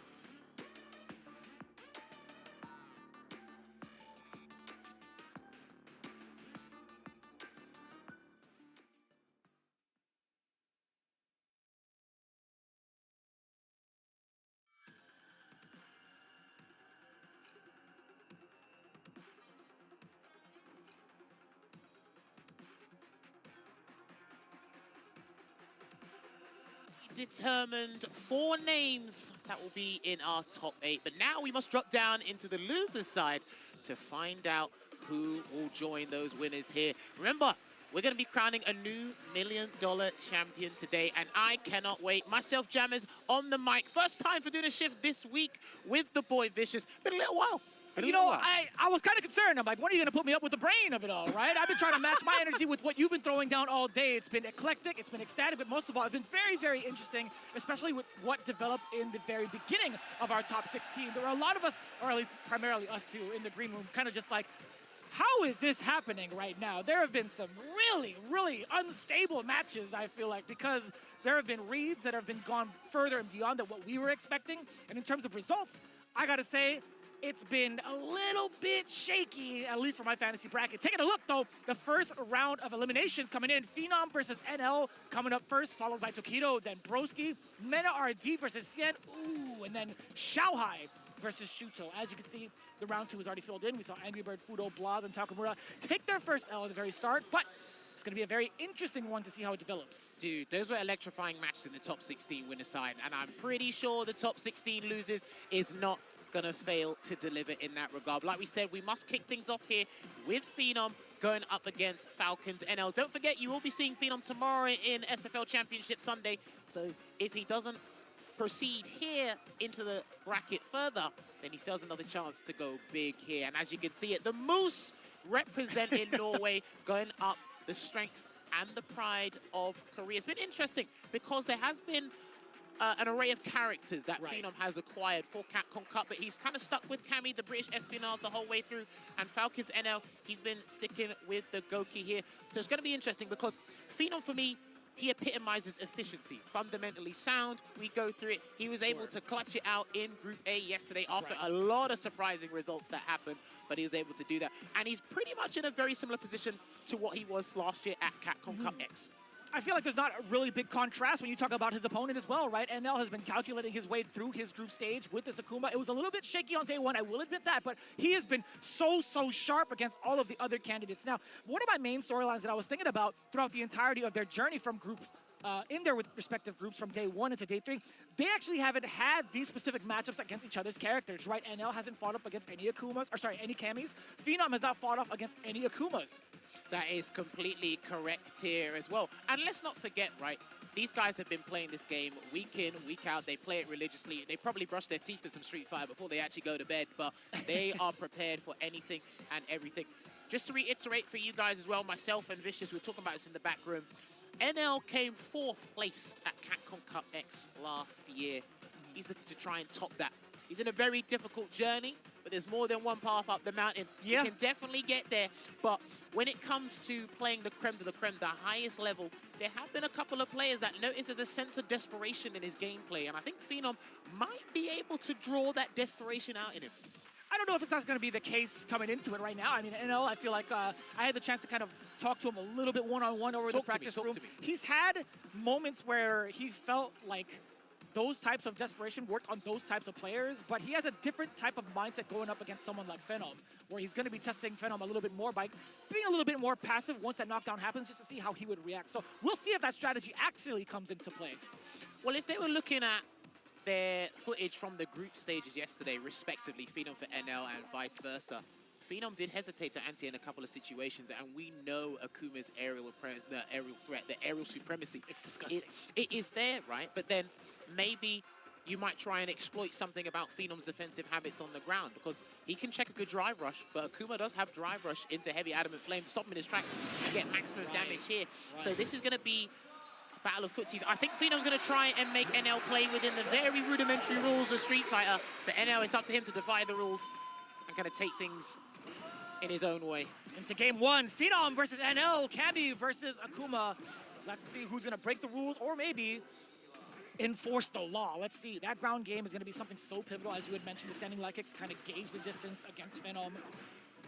All right, already blocks a high blade kick from the Demon Raid there from Phenom, and a lovely early drive reversal there just to make sure he doesn't want to Phenom, because Phenom likes his strike throw games in a lot of situations. Right. And one of the basic ways to do it is from the drive rush cancel. Yeah, we don't mind that at all. With how healthy his drive gauge is currently with NL, it's going to be so difficult for Phenom to close this gap. Yeah, trying to go for the spin knuckle and trying to read some of the fireballs. NL's kept it rather ambiguous thus far, although he is getting closer and closer to the corner. If Phenom lands a single hit, it could be disastrous. Trying to get perfect parry. Yeah, trying to get perfect parry on the Rago high kick. Shout out to the F word there. Rago. They actually put it in the game. That's actually called the Rago high kick, or at least in 5 it was. There we go, just caught him there, but then going to get a drive rush conversion into some sweet Oki. Plays it safe with the safe jump just in case. I like how Phenom's been managing the neutral, but there's a substantial life lead on NL's side, so I do like this conservative and risk-averse approach right now, but everything can change at the drop of a hat. And that hat could be a party drop with that roundhouse, but not really making much of the sweep. We still keep NL contained. He spent most of the time on the East Coast. That's the first big confirm that we were seeing from Phenom. Another one could happen. BD crouching heavy, looking a little bit dry. And L can actually land it all here, bust out that critical art. Man, it really is a game of inches when it comes to the way that these two have been playing. They were highly respected and respectable for a solid 80 seconds. Damn. But then in those last few moments, we started to see massive conversions, as Vicious alluded to. But now I think we're going to pick up the pace. We need to turn to gear 2 on both ends. Here it comes. Yes, I like that. Now a little bit more of that defensive aggression, the OD uppercut, ringing true. Phenom. But notice how that. NL has been doing a drive reversal after a drive rush cancel. Now he's done an EXDP, so he's mixing it up. I haven't seen a backdash just yet. Right. We've seen a lot of the high-level guys be doing backdash in certain situations. This is the hooligan, unfortunately. That looked like an execution error. Oh, most definitely. It was a little bit awkward, too, for him to actually answer with the Demon Raid with that hooligan. I have never seen that, so luckily, we don't get to switch sides, but Phenom creating a little bit of extra space away from the corner. Medium kick to Gage. NL not able to advance for free. And I like this counter-poking situation. We have a level 3. It's gonna be spent. Very expensive, but albeit, you need every round. Pull out the 50 caliber and get the snipe in, because we're going to the final round here. And I think NL really tried to close out that round with a light into a drive rush cancel, because he had more than enough resources to do so. But Phenom's crouching medium punch had other ideas. I'll definitely agree with that. One of the more potent counter-poke buttons, very similar to the Shoto's-esque, right? When you see Ken, Ryu, Akuma having the same type of button press for those situations. It's so potent right now for Phenom to use that tactic against him. But now we've talked about this aggression now from Phenom, keeping NL contained. The big punish counter via what? The crouching medium punch again. He's found those micro adjustments to his spacing because Phenom's got an exceptional spatial awareness here. Gonna get that back throw, try to get parry. No dice there. Let's see if NL can try and burn him out, or is he not gonna be ravenous just now? He's gonna play it safe once again. One heavy punch, and he'll take the game. He's got the resources. Actually, remember what I said before the game started? Yeah, I sure did. I was like, let's see if he can check or try and test Phenom's drive rush check reactions. This is scaring me, man. I mean, like, there's a couple of more fireballs probably in the tank of NL, but Phenom, if he reads it right with the spin knuckle, it is very difficult to get to Kuma specifically, but it could be so dangerous. One more hit now, especially for NL. I think he wants that perfect parry into a button because that's much safer than the spin knuckle read because he doesn't want to get checked. And a lovely anti-air with the Ghost Shoryuken. He will burn him out and he will clip that stun. And game one will be going to the strength of NL here, keeping it nice and simple. And we're going to get the face run into the sip of Calamity. And we're going to move on to game two. Destruction and devastation. Yo, NL has been playing a different type of pace here in the top 16. He has been waiting out the timer and forcing Phenom to move more often than not. Well, of course, if you can goad your opponent to do something, and the fireballs, as you mentioned in the first game, they've been doing a lot of work, right? Set the tone, let's set the pace. I want to see if you respond within 3 to 5 business working days because we need it. We need it to make it work, right? Do not mention 3 to 5 business days ever again. Don't you ever. Don't you ever. I know rephrase that right now. I know exactly why you're saying that. But the way that Phenom's responding, right? There hasn't been any heavy reads. He hasn't done a dive kick over a fireball. He hasn't done a spin knuckle. Right. It's just been perfect parry. NL's been switching up the speed slowly and surely. And Phenom already at a dry gear disadvantage. Oh, a little bit of a off timing there from NL. Yes, I like this too, to confirm yet again. NL actually opting for movement, trying to get out of the corner, eats that meaty. Now the throw, just a single sequence even off of a light. Oh, you're definitely dead off of that. Phenom was so smart to stay grounded, to stay crouching, to catch the recovery of that dive kick as well from that angle. I think if he gets a small life lead and see how NL tries to respond to kind of reduce that deficit, then we start to see the desperation come out. Phenom hasn't forced that out yet. Well, he's going to have to do it in a matter of seconds, I feel like, because NL, he's just been so solid and outpacing Phenom in this grounded game. We have seen a couple of more jumps from the side of Phenom these last couple of instances, but I don't think it's going to be enough at this point in time. Level 1. Wake up, spin drive smasher there to give Phenom a lifeline, and he's not going to have a lot of resources to work with, but if you get a couple of sequences and send NL to the corner, he's good, and there's one. Got to watch out for the reversal. He's got to watch out for the reversal, and he did, and he's going to build a killer bee sting. He will burn him out, but NL still has another executive decision to make. Not he's quite. Still alive with the drive gauge. Oh, this is huge still for Phenom, or sorry, for NL. There's still a dive kick. He still has to worry about that. I think NL's cognizant of anything that can come his way. Vicious. Nothing. Oh, the jab check there. Are we going to get burned out? He goes through the fireball. Phenom with the reactions and anticipation of that block string. Not a true block string, by the way, to go into it. The OD uppercut sniping NL. He could have still, NL could have met him midair. He could have met him after Phenom. Yeah, he definitely could have met him mid-air. I think if NL changed the version of the fireball as well, he could have made that a true block string, but Phenom was going to input the DP anyway, which is completely fine, because you should be doing things like that on defense, and a lovely whip punish into the target combo. We're going to send him straight to the corner with that spiral arrow, and we're starting to see the Ghost Shoryukens on defense. They're starting to fly high, Vicious. Oh no, I didn't mean like that. I did not mean like that. What are you doing, man? Meaty, here it comes. comes. Him, huh? That's how you feel today. A throw will do it, definitely. And you know what? NL thought the same thing. There you go. These guys, like we said, the backdash is starting to come out here, but Phenom, slowly but surely, finding that rhythm, showing you guys again why he is fundamentally sound and still playing cool, calm, and collected, but NL, the facial expressions are starting to change. A little bit, man. A little bit of a heavier breathing, a little bit of a disdain on his face off of that execution error. I mean, who could really blame him? Fireballs to kind of keep Phenom away yet again. Demon Raid, not going to be enough of a range for Phenom to catch him. It was too shallow of an angle.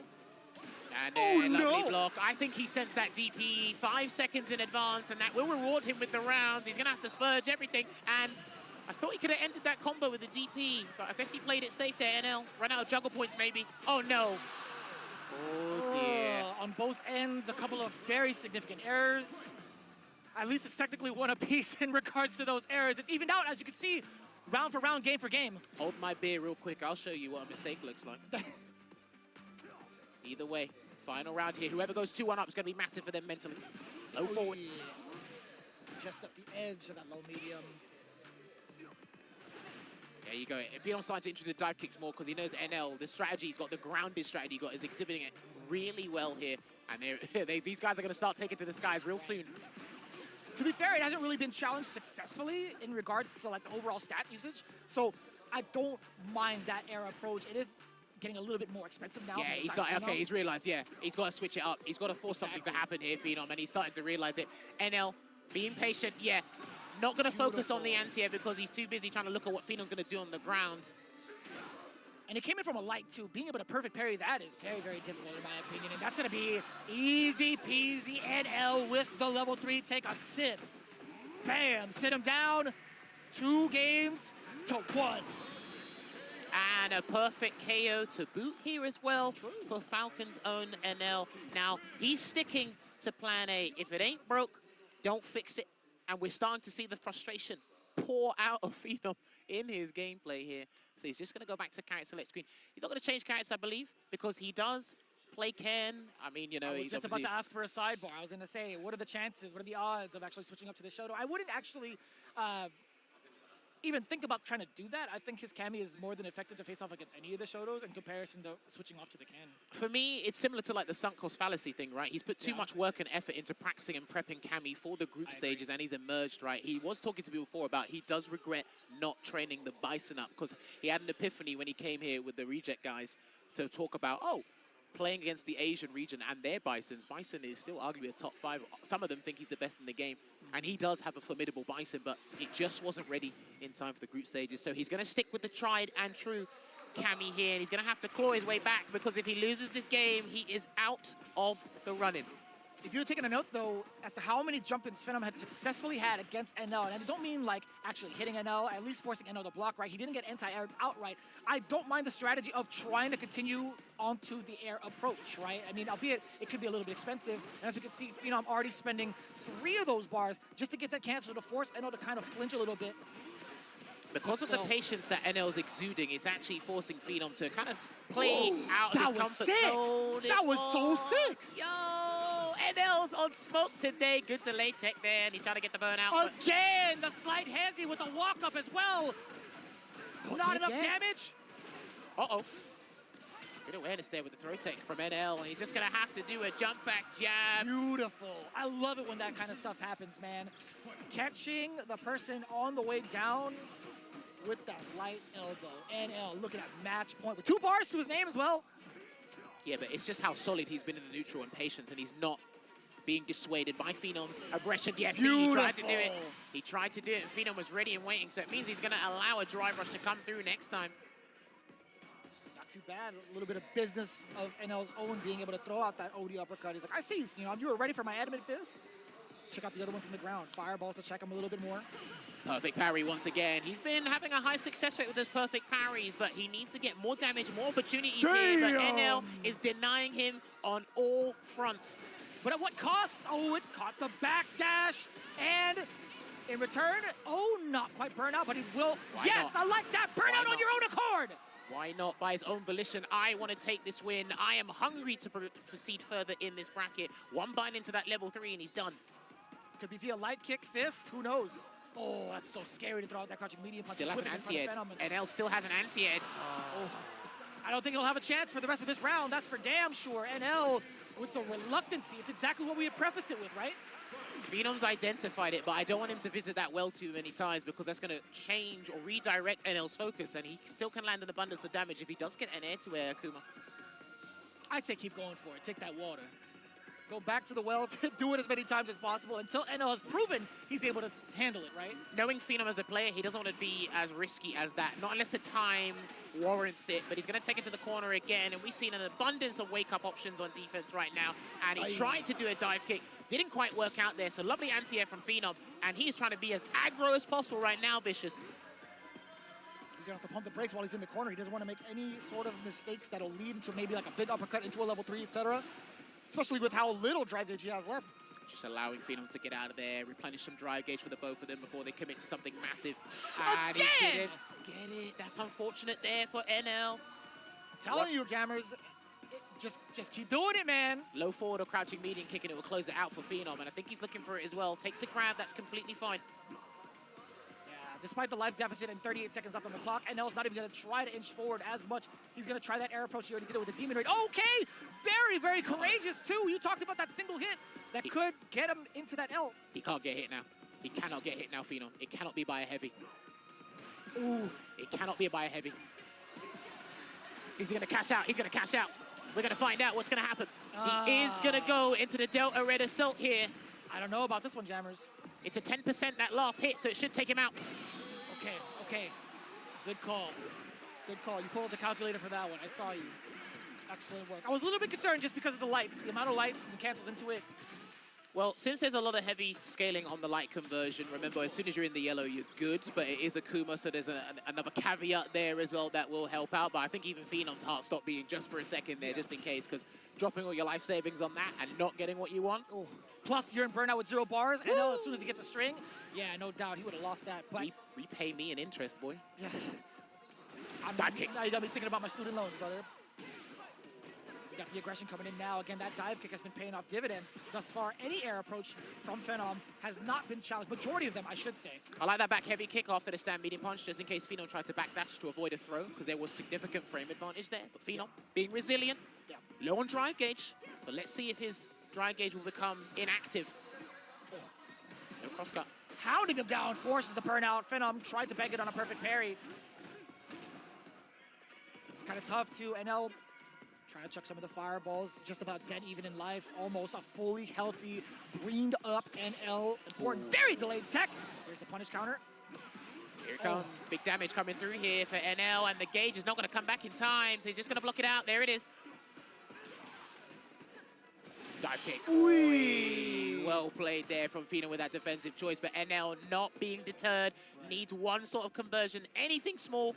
EX Fireball still an option if he needs it. Yes, sir! The one that counts! The one that absolutely counts. He was banking on Phenom to take to the skies. The one dive kick that gets disrupted and shattered. Well, it feels like he's been giving him that false intelligence. I've been allowing you to dive kick. I haven't really been laser focused on your aerial approach. True. Okay, like you said, let's make it count when it needs to happen. Potential match point here for NL. Takes a grab. It was actually rather fortunate that Phenom actually got the light kick to force the block on NL. Otherwise, he would have gotten that punish counter against him upon landing. But NL side switch on that throw, drive rush, important block on the overhead, and a quick challenge from Phenom. Get off of me. There we go. He has to pile on the pressure now, but Phenom has to be careful not to overexert himself or whiff a normal here, because he's in trouble if he gets hit. Still dangerous territory on both ends, both locked in with a 3 in the super art department. NL needs a singular hit again.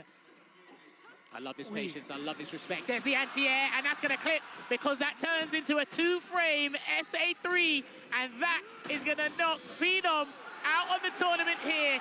Falcons NL gets a fantastic conversion, and then he will progress deeper into the bracket and closer to the big prize money here at Capcom Cup 11.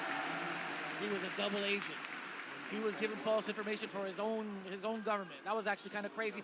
Yeah, I mean, if you really kind of just like grasp the idea of like the ground game and seeing Cammy and Akuma on the screen, you would think to yourself, like, you know, Akuma could definitely contest against this if they're not able to catch on to my fireballs, right? So you would automatically think, all right, well, Cammy has the superior, in my opinion, one of the more superior airborne approaches. But NL, again, not having any sort of answers until the very end was just mad impressive. 100%. It's one, having the discipline for it, and also to have the execution. But then let's look at the strategy, right? It started out with just safe pokes, regular fireballs. We saw Phenom reciprocating in a safe manner as well. And then Phenom went, hang on a minute.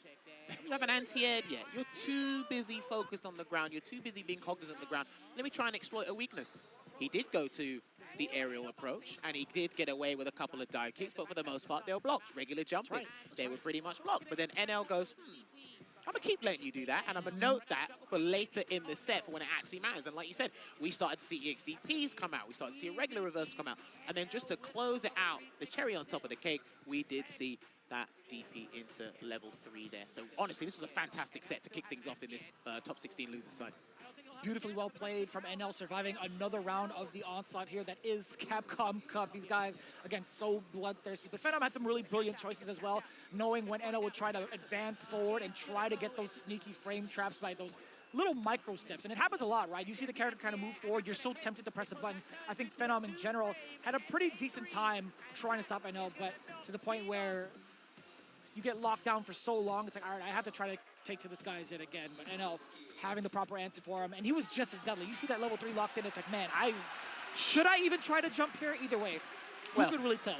NL will progress into the loser's side, round 2 of the top 16, where he'll go up against Angry Bird. But now we got dropped down into another match of the round 1 loser's side, where it's going to be hometown hero, role model, in Japan, internationally, the murder face. He is going to be going up against the remaining UK representative here. Heck, the only UK representative, if you want to exclude Lex from this equation just for a minute. It will be Broski, the great capybara. He's had a fantastic time. A little bit of fluctuating results during the group stages, but listen, he's calmed down. I've had a chat with him. He's enjoying his time out here as well, and he's ready for this, man. He's ready. Just to kind of like harp in on the amount of Kens he has to play over in the UK or just the scene in general, can you give us a little bit of a breakdown of who you think he's been practicing against to get himself prepared for the club? I think he just you see most of the practice happening on his stream. There's a lot of image training, there's a lot of theory crafting. I know when he is on stream at home, he will face guys like Masanu. Shouts to Masanu back at home. Masanu's great. Shoryu Sengan, Takamura. Especially Shoryu Sengan. You know, Phenom when he picks up the Ken before he starts downplaying him, but it's all there, right? These two players are fan favorites in their own right, and I'm pretty sure they're going to garner even more fans by the end of this set here. Now, one of the conversations we had backstage, obviously highlighting this particular matchup, Tokido facing off against an Aki, a character specialist, Broski with Aki, I should say. He's had this type of experience with Hikaru, right? I don't know how often they got to play outside of Street Fighter League because they didn't get to intertwine in their paths, but I imagine they had that one-on-one, they've had that time to theory craft as well. But in your opinion, how do you feel Tokido going up against this particular matchup is going to be different? Well, Run Shoryuken plays a massive role in this matchup. It avoids the Nightshade Pulse, it can get past, or with Punish, a Light Serpent Lash here. It can help out with certain things. So Broski has to be very attentive towards his spacing. But then when you get trapped in the corner as Aki, it is incredibly difficult to try and get out outside of that hop just there. I think one of the things we talked about too prior to coming up on stage is that Broski could be a little bit more aggressive than most Akis have been in general, with all 4 of them in the world, right? But so this type of different look is something Tokido might not be ready for. That poison is ticking down with back-to-back throws. You could have been able to snipe that, I think. Gonna get the conversion here is Tokido. Can he sneak in another throw? Yes, he will. What's the choice gonna be from Broski? And he takes another grab. And I promise you, I am hoping his personal opinion on Ken doesn't get the better of him and psych him out here, because again, we talked about it. Drive Rush is an integral part of Aki's gameplay. Massive frame advantage. She's been going from strength to strength as a character. And he is one of the most intricate and optimal Akis we will see in this game's lifespan. Oh, that is a beautiful call out against the Nightshade Pulse, knowing full well it wasn't going to be fast enough. Shipujin right, spinning that level 2 already. Tokido to the roundhouse. Yo, he just got clipped by the Standing Fierce right in the face. This is a target combo conversion now, unfortunately. And there. does the Venomous Fang to get out? He tried to slip back in. Oh. No Blocked. way. That looks like it was blocked. There you have it. Dragon Lash Flame gonna close out the first game. Started to punish with a run into an overhead there. Never seen that combo starter, but that's actually a pretty good thing. But it shows you how locked in the Murder Face is right now. He wants this on home turf. Cruel fate. A little bit of a shaky start here for Broski. Tokido at 1 game. The anti-air still intact with the crouching roundhouse. So active with Broski. Let's see if he can stop some of the drive rush approaches. I feel like from that close, it's very, very difficult to call. Ooh. Yeah, Punish counter, you do get the juggle into the whip. It looks like Broski's going to be a little bit more stubborn, a little bit more obstinate with those throws, just to pile it on. And if Tokido keeps teching, there's going to be a lot of defensive conditioning that's going to be exploited later. Perfect parry. Can he get the grab? Yes, he will. Oh, neutral jump instead of a forward jump. I like that because he was probably going to get anti-aired, and Broski looked like he was ready for it. But this is going to be massive here for Tokido. Chases him down once again. He knew it. He was willing to double up on that drive rush just to get that burnout against Broski. You can see him. He's getting that crouching roundhouse ready just in case Tokido wants to advance forward and also have a level 1 behind it. Ooh. Good discipline, good discipline. And he's going to close out the game there a little bit too gung-ho. Was Tokido trying to force Broski to react in some way, shape, or form so he could clip him with a punish counter drive impact. But he takes that round in game 2. I definitely choked on my spit when I saw the roundhouse. I thought it was in a whiff. I genuinely thought it was going to whiff, I'm not going to lie to you. Well, one thing I like that Takedo's doing thus far, great conversion into the heavy serpent lash there, and another throw tech. Tokido's got to be careful, man. Oh, because of the Tokido's got to venomous be fang! careful, man. Exactly that. He wasn't allowed to throw that fireball. He was still in that poison state. Safe jump, and now the barrage coming in from Broski. He is going to get that roundhouse. Luckily enough, it wasn't a serpent lash to anti-air. He wants roundhouse into level 3. That's what he's trying to check before, but he's going to get a different conversion into the claws of Yazi, and we're going to get a 1-1 here as the scoreline in this best of 5. Building up that magnum opus, Broski. 2 rounds straight with a significant comeback against Takedo. 1-1. I know the crowd's loving them some Aki as well. They don't get to see that character too often. Hey man, this is a character that's probably reserved for the loyalists and the specialists in Street Fighter 6, and boy, are we looking at one of the finest we'll see, as I said before. I think overall she's got the most sauce, man. She is so cool by design and also aesthetics. Yeah, what? As An well. amalgamation of Fang and Gil from Street Fighter 5. Some people love it. Oh, get him out of there. And not too bad. Crouching heavy punch. Didn't have to suffer the mix afterwards too badly. Dude, these guys, it's just battle of raw drive rush and who's more stubborn with it, because right now Tokido's got a substantial life lead here to work with. Drive rush again. That's the first check we've seen from Broski. Cool, and it caught, yo, that caught him in time? What? I didn't think so either, to be honest. Yeah, that sharp angle doesn't catch Ken's hurtbox in that way. But he wanted to catch Tokido teching. That's what he really wanted there, Broski, and he didn't bite there, Tokido. One straight hit will do the trick. Yep, got the serpent lash. The command grab is there. Look at the extra damage on top. All right, gets a grab again. Tokido, what's the choice going to be? Because if he rushes in again, and a good jump away. Uh-oh. Oh, he reacted with his own fireball, or was it preemptive? What do you think? I think he was going to come in regardless because of just how aggressive and tense that situation was. But Tokido is making sure Broski is on his toes 9 times out of 10 in this set thus far. He's making sure Broski reacts to things as much as possible, make him alert and divert his attention from what he really wants to do. Oy, Jesus, a barrage of damage going into Broski. Pretty close to getting burnt out as well. Extra damage on, oh no, I lied. No anti-air. What in the world just happened? I got smoked too. Anybody in the chat said they would have blocked that? Ain't no way. That was like a 4-frame rollback delay from Broski's end. I'm actually not sure what he was expecting. Maybe he was expecting an empty jump to come and happen there, but he just got clipped. And he did a lot of approval there, so he has to kind of shake this one off. But Tokido 2-1 up in this set here and opens the game up with a Nightshade Pulse. Oh yeah, Tokido's gonna throw him off now. Runs, drive rush into stand light punch. Oh, he is dancing. He is shimmying right in front of Broski as well. We're just hoping we don't get to have a big whiff punish against him, but Tokido, with how great he is with his control in the corner and the reads he's had on Broski thus far, Yes. yeah, that's gonna be huge. That was meticulous spacing there outside of the light serpent rash range. I'm not sure if exactly that's what he was looking for, but hey, he got the punish and he's locked Broski down in the corner before the positional advantage was switched up. Oh, man. Is that the first one we've seen thus far from Tokido? Hey man, he's been unpredictable 9 times out of 10 in this match, Tokido, and Broski's trying to play catch up here. Second best in most departments. Good block on the overhead. Punish, yeah, it's too close. It's way too close there. Nightshade Pulse. Oh, that was a little bit awkward too. You saw the attempt. I wonder if standing roundhouse would have been a little bit more effective at that shallow range. I don't think so. I think it was a dead zone regardless of what button he would have used there, but it's going to be match point here for Tokido, so Broski's going to have to pull a capybara, not a rabbit out of that. It's going to have to be a capybara out of that. Anti-air with the Serpent Lash again. And another throw tech here. He's confident in his defensive choices against Aki Tokido. I'm really impressed with what I've been seeing. Tokido really catching the timing upon Broski too with that throw. We love that perfect parry. Cool fade, extend the combo into the Serpent Lash, drive up on in there. Man, that overhead has not been effective against Tokido thus far, unfortunately. He's got to condition him to block, but I'm not sure Broski's going to get another chance because of the delayed grab. Here we come.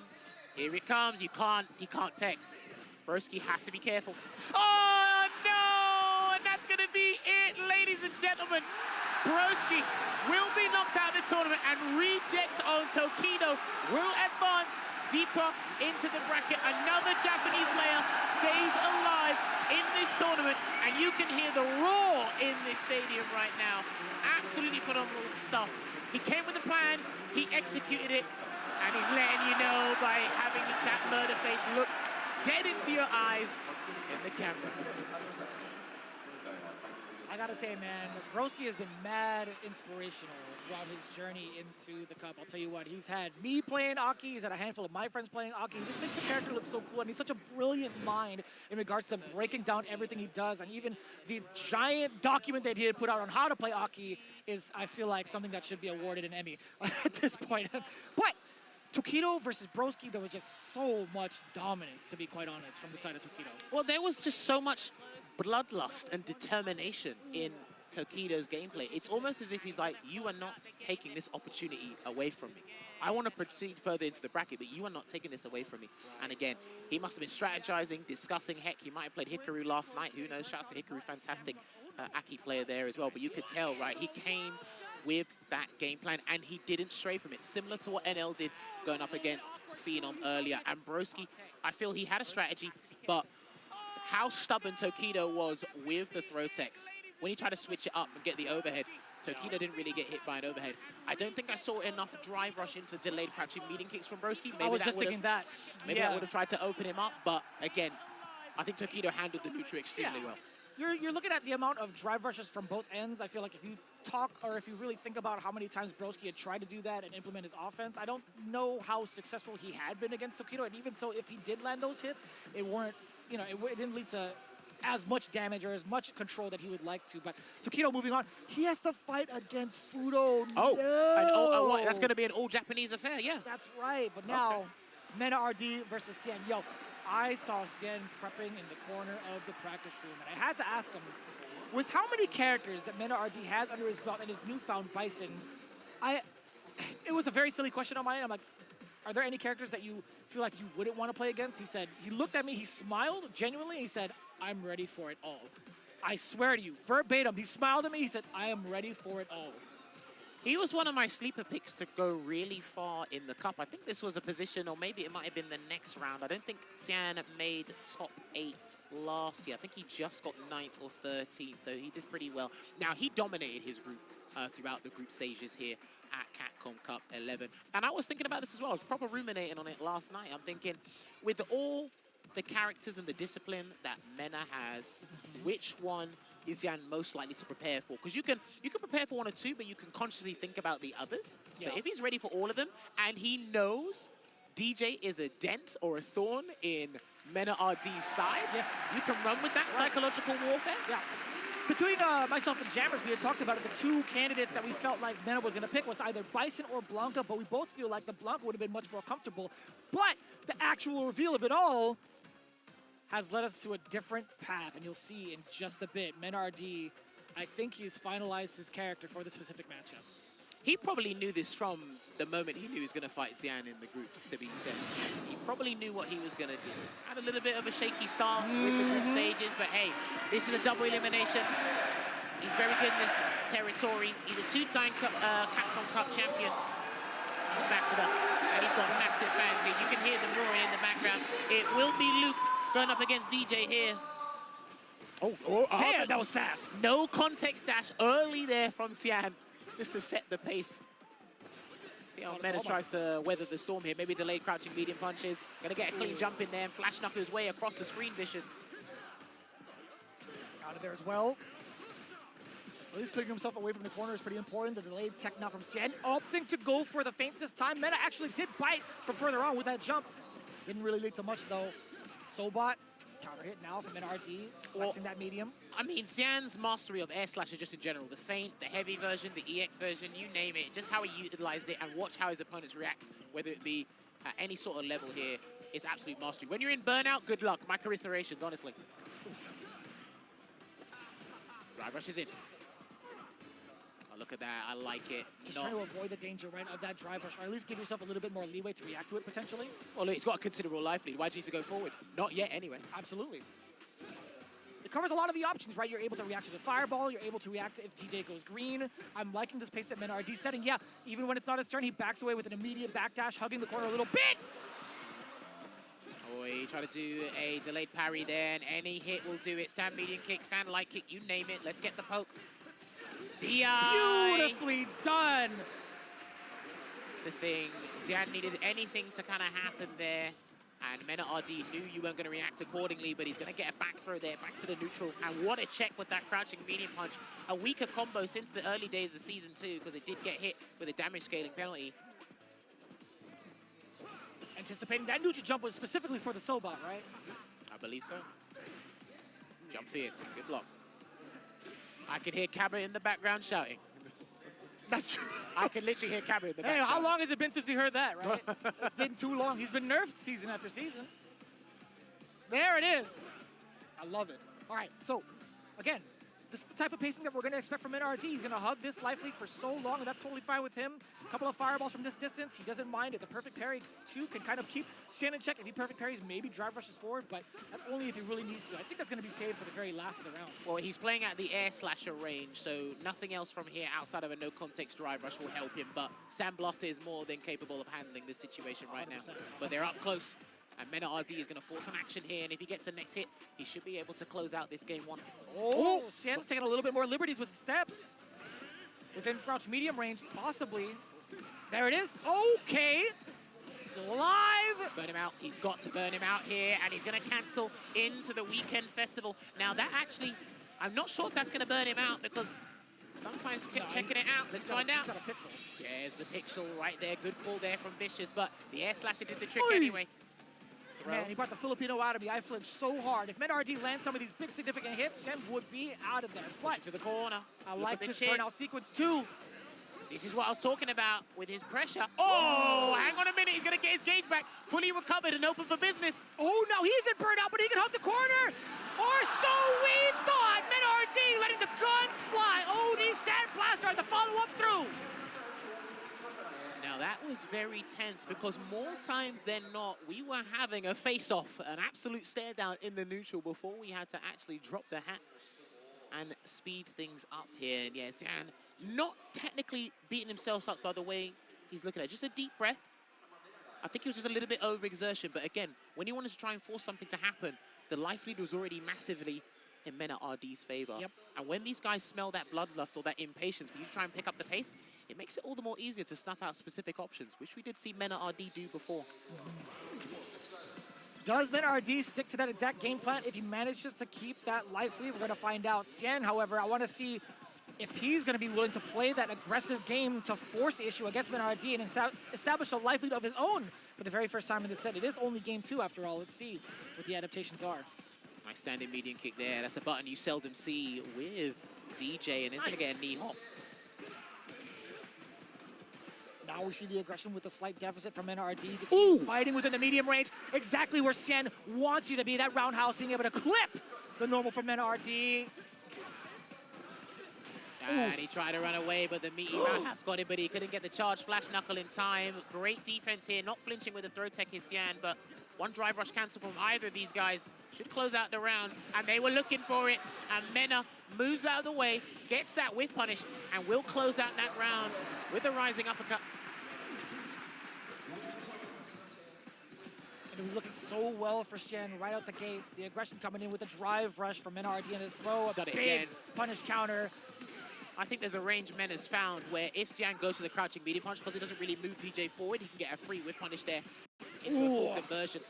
We got the magic numbers from the frame data, being able to get that trade combo back-to-back crouching medium punches, forward throw now. What's the mix? Dash up, medium block successfully, still under pressure, and just like that, gets himself out of jail. Or so we thought. You were on parole, breaking the law yet again. Keep him in the cell.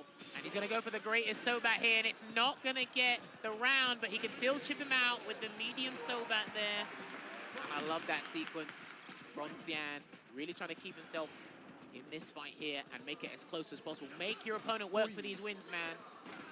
Excellent block on the overhead as well. Sien within that medium range, a little bit scary too. He's trying to mask his charge. Ooh, okay, try to check see if he's going to do crouching medium punch drive rush check. That's what he wanted to clip with the Sobat, I believe. Meaty. Very meaty.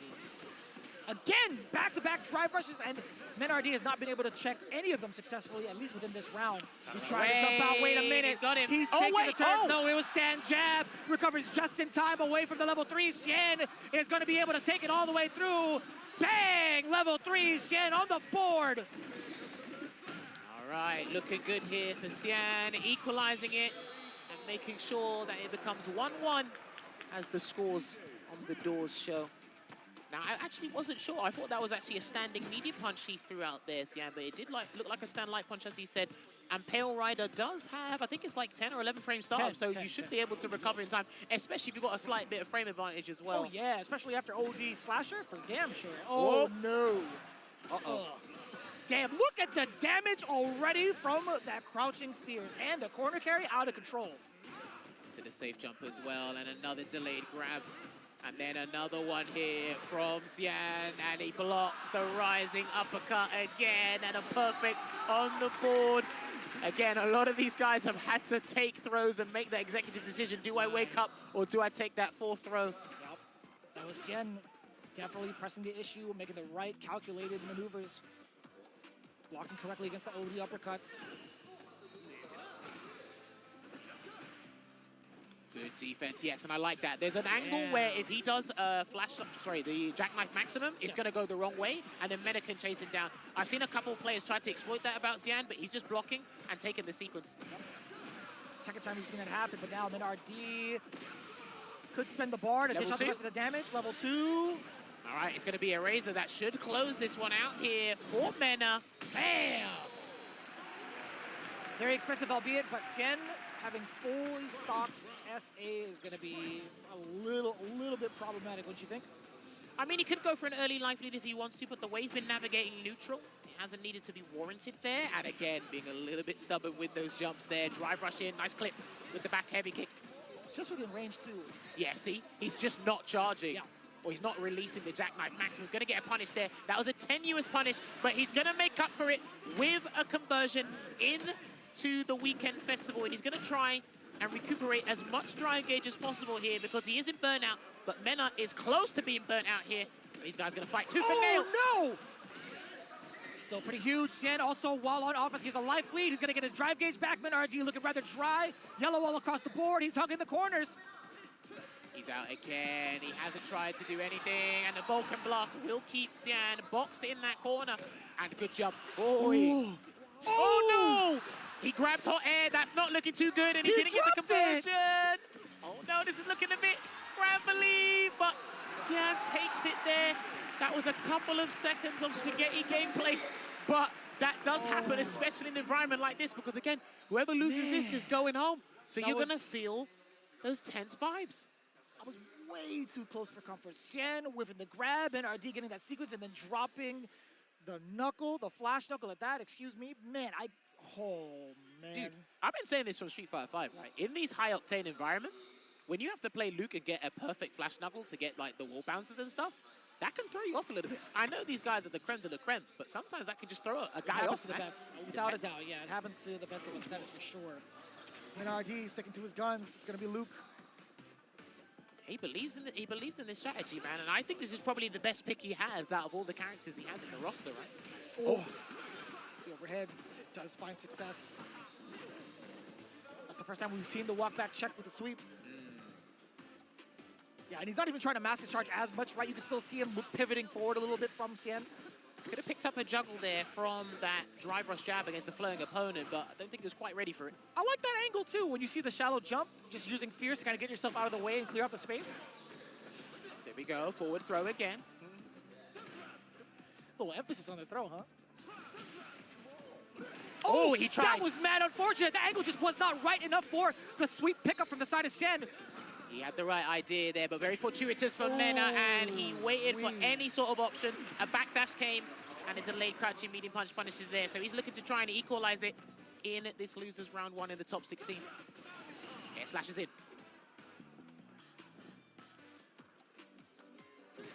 It's too intense. It's way too intense to call. Xian trying to scooch on in there. Does get caught moving, a great conversion. And I like him using the light kick because of the ranges. That's plus enough to get that mix. Off of the target combo, the exchange, back to neutral. I like that he's just walking in, no arbitrary drive rush. He's not trying to do air slasher into a drive rush behind it. He needs to preserve as much drive gauge as possible. There we go. Caught the check. And that's going to be the game, I think. If he builds the bar and does the whole conversion, but he is close to the corner. All right, Pale Rider working its magic. Let's find out if that final hit does it. I think he might still be alive. Oh! You went against your own rule, Jammers. I was actually surprised you let it rip with that statement towards the end.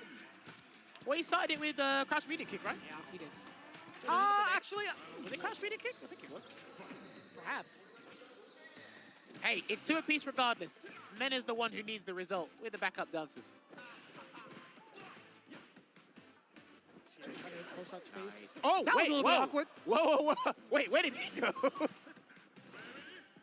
I mean, that would have been great if, you know, MenRD decided to throw tech and Cien had the proper punish. Well, I mean, he saved it for later. He doesn't get it this time. Forward throw. Dash up on him there. Perfect parry. We're going to get that side switch, of course. Got to be careful because Xian has been pretty disciplined on defense. When he tried to jump out, it seemed there, and he walked under this time round. Dang. And he's going to get the Oki from the greatest so back there. Lovely sequence there from Xian, and the Vulcan Blast is going to give Mena a slight lifeline here, but he's got no resource in the tank. So once he gets put in the corner, he's done. He had plenty of time to jackknife on that, but again, still in a very, very good position. Yeah, he's still not doing it. He's still not releasing a jackknife max from Antia. Good movement here. So elusive is Mena RD +2 on block, and he's going to get hit by another Vulcan Blast. And the drive gauge is back. He may be able to steal this round. EX projectiles are still there. They are still there for both of them. Oh, and a throw tech there as well. Disciplined. And a stray right hook took that for Xian. I need a heartbeat monitor for these guys, man. I need to find out what they're feeling in this moment right now. Xian maintaining his tenacity, making sure his strategy goes his way. Oh, that is the first big jump that we've seen from the knee bazooka. That's not guile, excuse me. Jumping knee, whatever. Forward throw now. Good. This is not good. Mena hasn't got any super to work with either. He still has a rising rocket to work with, but drive rushes in for the trade. Not looking good for Mena. Excellent call out against the feint. Dude, the temerity to do that right now, he needs this, man. Mena needs a clean jump or something. Oh, almost got the clean jump. He's still trying to press the issue here, Vicious. Xian has not been able to, or sorry, not susceptible to any of the jumpers. This might be it. He dropped it. It was too far. Vulcan Blast saving him again here, but Xian still has the super to work with and any sort of EX move to work with here. He doesn't want to burn himself out for no reason. Drive rush is in. He's clipped him. He's clipped him. And there you have it. The conversion from the drive rush will get Xian to proceed deeper into the bracket. And Mena RD is no longer in the running to try and get a Capcom Cup title for Street Fighter 6. So he's just going to have to wait another year, man. That's unfortunate, but well played to Xian, the Singaporean representative. And he's still alive here, Vicious.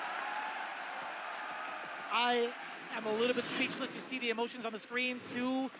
What could have happened if Mena RD had progressed. But on the upside, again, Xian making it further into this very big run that he's had.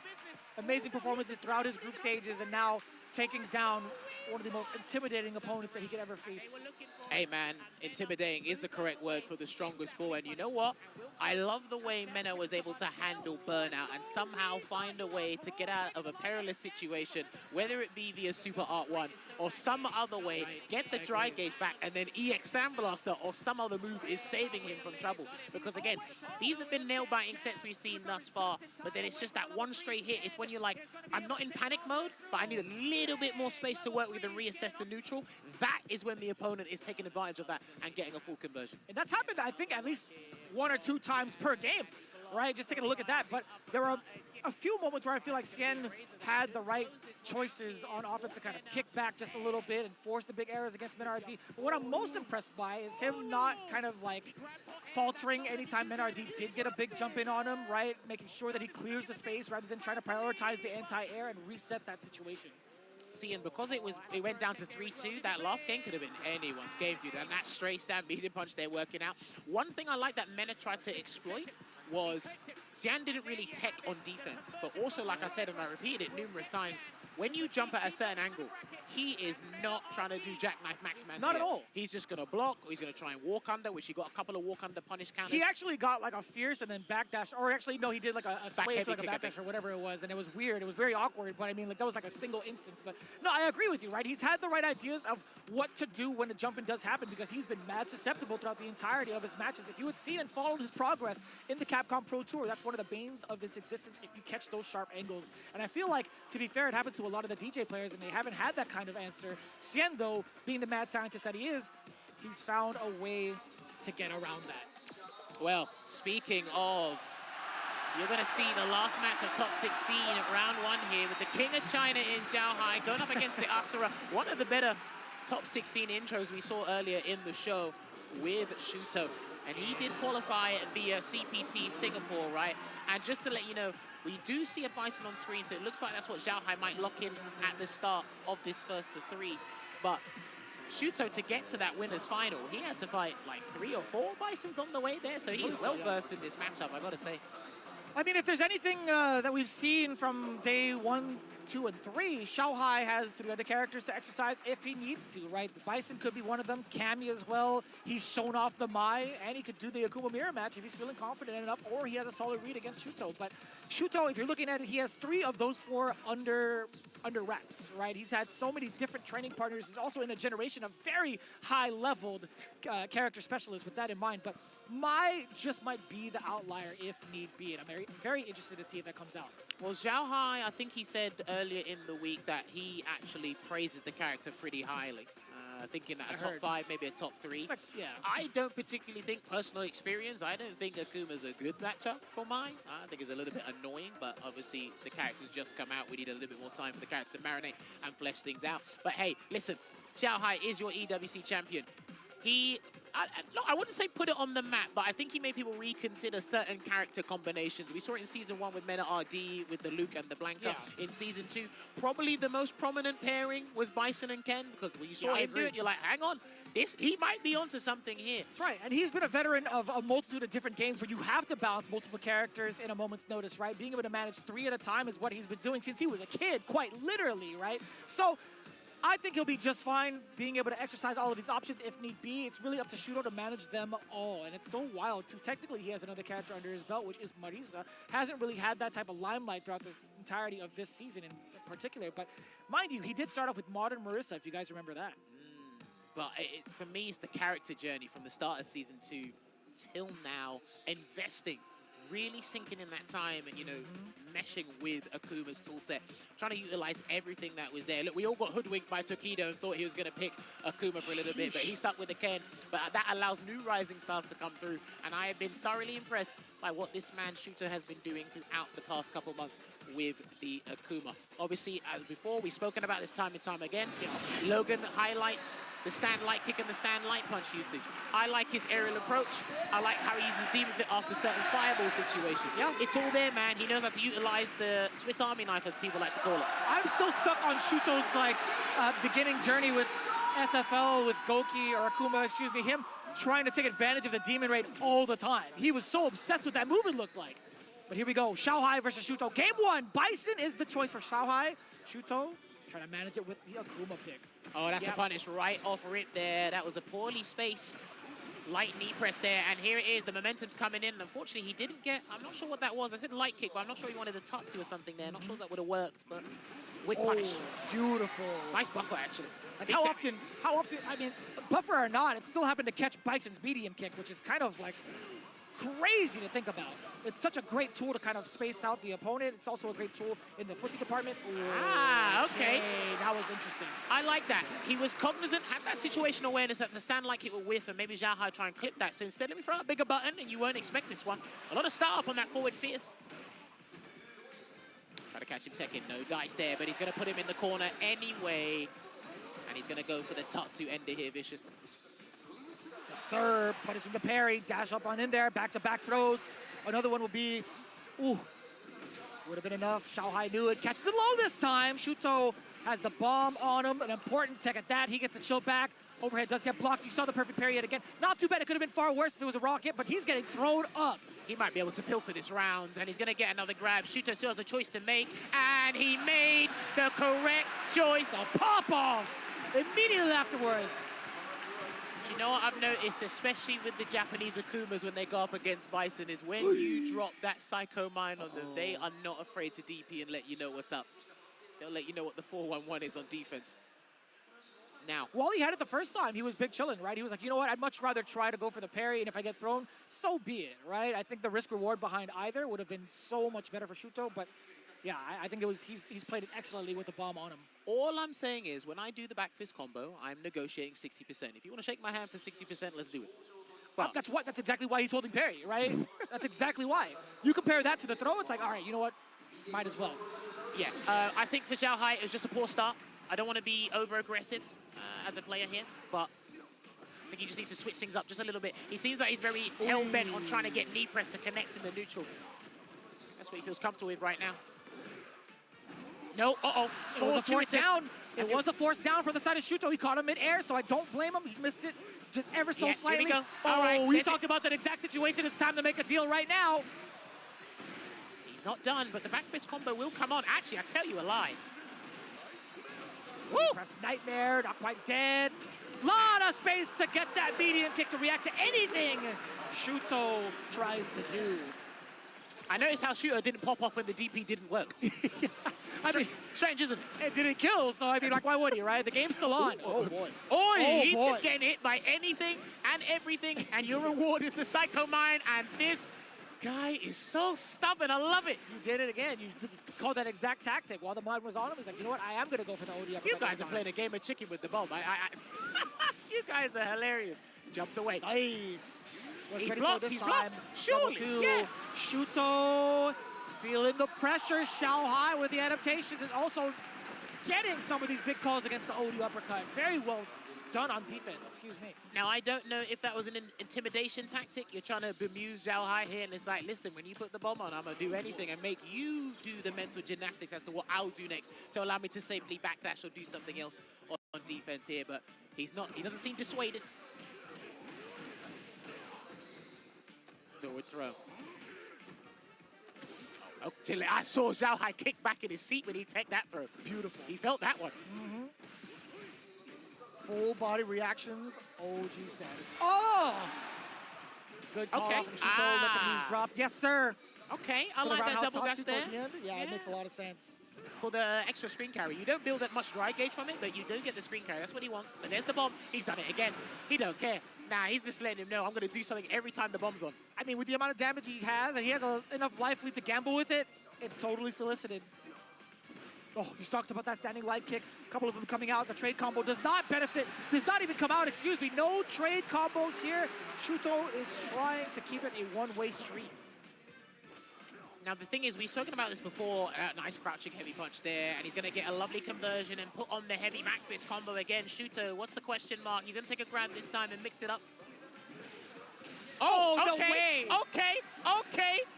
Oh, he didn't go for the kill, but he's going to get a grab anyway. I thought he was going to do EX back fist combo into level 2, just because of the nature of the situation, but he felt confident in there, and he got a perfect. As he should feel confident, right? With that much health on you, it's like, you know what? I'm going to build a little bit more meter for myself and save it going into round 3. Very veteran decision from Zhao Hai. A little bit of a risk, but with Zhao Hai, he was very, very confident in making that decision. Now, this is the dance back into it, right? Zhao Hai is looking to close into that gap against Shuto, maybe with a medium, maybe drive rush forward, get a punish with a fierce as well. Nice check. There you go, he waited. He wasn't taking the bait from that first drive rush there, but a standing medium kick conversion for Shuto. I thought that would have been a medium punch into the EX Fireball. Could have been. He's shown that off a highlight day 1. Zhao Hai needs to slowly encroach on that space here, and he needs to get a clean conversion into the bomb. He needs it right now, but Shuto has other ideas, and he's going to do a heavy Shoryuken ender instead. That's it. I think that's going to be the game. There you have it. Sip of Calamity will take game 3 and award it to Shuto to give him that 2-1 lead. And what we're seeing is Shuto really make Zhao Hai uncomfortable, really impose on an uncomfortable range where it's like, look, your crouching medium kick ain't gonna work here. Your stand medium kick ain't gonna work It here. really hasn't, yeah. Yeah, they're not gonna work. And I got a crouching medium punch, it works really well. Punish. Oh, that looked like it was punishable. It was rather close, wasn't it? It looked dangerously close. That's the first Psycho Crusher we've seen. Hell attack, yes sir. Okay, no, he dropped the rest of the juggle. He tried to get into tech there. Zhao Hai's not biting, and he tried to do a head press there from the Shadow Rise. He's looking at him, he's pumping something. What are you pumping, good sir? Yeah, we haven't really seen Bison's normal shine against this matchup in particular, right? Shuto has done a great job of hovering right outside of the medium range just in case for the punish, and now switching between mediums and the 4 medium. You haven't seen the normal shine is because Zhao Hai needs 1 or 2 normals to convert into the bomb. He needs to put the bomb on Akuma, but we've seen the next layer up and what Shuto's done defensively on the mind game. And this is what I mean. He needs to drop the bomb on. Question mark, what are you going to do? Just block it this time. Oh! Hang on. Oh, No he's done way. it too early on the Shadow Hammer there, and he's going to get another grab. Shuto can still do something nice. No, not going to respond with anything wild, but instead gets a couple of fierces into it. Misses. Shuto now looking at max point. I'm not sure. I think Zhao Hai's been a little bit bemused by his own approach here because he's not sure what the safest or most consistent option is. And this is Shuto. He's going to shut him down on all fronts in this potential last round here. Lovely sweep. That's the first time he's done it this set, I think. I agree with you. That is indeed the first sweep. Oh! Okay, it was a whiff punish, but not something that led into a knockdown. Oh, that was dangerous. How did he have that read, too? 4 medium, just to check Zhao Hai a little bit more. He's starting to come with a haphazard approach here. You can't do that. You've got no health to do that. And he's going to build a level 3 if you're not careful. A little bit of a stagger between some of the normals that Shuto's been presenting against Zhao Hai. He's not getting baited by it just yet. Oh, that could have been a hefty whiff punish. Yeah, he's got to be careful with the drive rush cancel because Shuto's making sure he stays below the 3-bar threshold. He's got to be careful of a raw drive rush as well, Zhao Hai, because that might get him killed as well. Yeah, we have 3 bars on the side of Shuto and Zhao Hai. A single hit. Oh, this is good. This is good. This is definitely good. We're going to have to find out. Shuto's looking as well. Shuto is hoping that this takes the final hit. He's alive! You might as well do it, buddy. He's not going to do it. He's pumping something. Whatever is it going to be. He doesn't have enough health to get any sort of frame traps to go into DI. Shuto actually has the liberty to press a button. No, it's sorry, the other way around. Excuse me. Oh, no hand attack. No hand attack. He's going to get the throw here. Zhao Hai, can he steal this round? He tried to bait something. Oh, no. And the drive impact takes it. He practically had no health, but Shuto took the gamble. He was aggressive from start to finish. Exhibited fantastic play in the matchup. And another Japanese player still in the bracket here. Looking good. The fact that Zhao Hai survived, he had some of that drive gauge left, it was still going to be Shuto's turn to hug the rest of the screen back. He had so much mileage and so much time to enclose on that gap. Until when we recovered, it was just a matter of time. Zhao Hai only had a few options, either respond with the super art or try to get that perfect parry. Neither came out. It sucks, right? Because when he done the jump, it done a jab, I think. If that was a hell attack, I think he would have had the correct resources to try and turn something around here. But yeah, I think my number 1 concern was Zhao Hai's approach. He had a really good start. As soon as he put the bomb on, we saw how stubborn and kind of wild that Shuto was on defense. Then he had to second guess, okay, what am I going to do when the back fist combo's on you? And then after that, it was like, hang on a minute, my neutral's not working out. I'm losing ground here. I'm losing advantage. We need to go back to square one here. And Shuto just made sure he couldn't change anything or adapt anything at all. And it made sense, too, the way that Shuto's been playing, right? He would hover around like the medium ranges that Bisons are so familiar with playing with, kind of banking on him to throw out a fierce randomly or like even like a medium kick, too. But the overall control and stability that Shuto had really shook Zhao Hai to the core. And it only came down to a matter of what to do on defense while in the corner. Bison, again, not having the best defense. He doesn't have the fastest, he doesn't have like any sort of OD reversal to keep him invincible. He has to spend that meter as well. But it was just such a lockdown into the corner. But also, I think defensively, Shuto's button choices to get himself out of danger have been so top-notch. That fierce has been catching Zhao Hai either walking into it or trying to react with his own normal.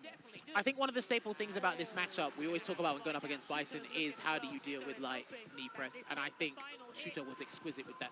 He got a punish with stand light kick, but when he knew that this is why your situational awareness or your spatial awareness has to be as accurate as can be, I think he handled it really well. We saw stand fierces come out, we saw forward fierces come out, and Zhao Hai's like, hang on a minute, it's like, why are you going for such a huge and laggy button there? And it's like, okay, but I know I can't punish it, but I can definitely take advantage of the situation.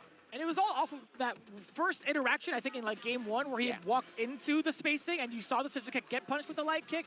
That was not even shown off like towards the end of it because of that very, very fast walk speed from Akuma. But taking a look at it right now, 3-1 over Xiaohai. Shuto advances, and he's rewarded with facing off against Takamura. As you can see, the rest of the bracket too: Angry Bird versus NL, Fudo versus Tokido, Blaz versus Cien.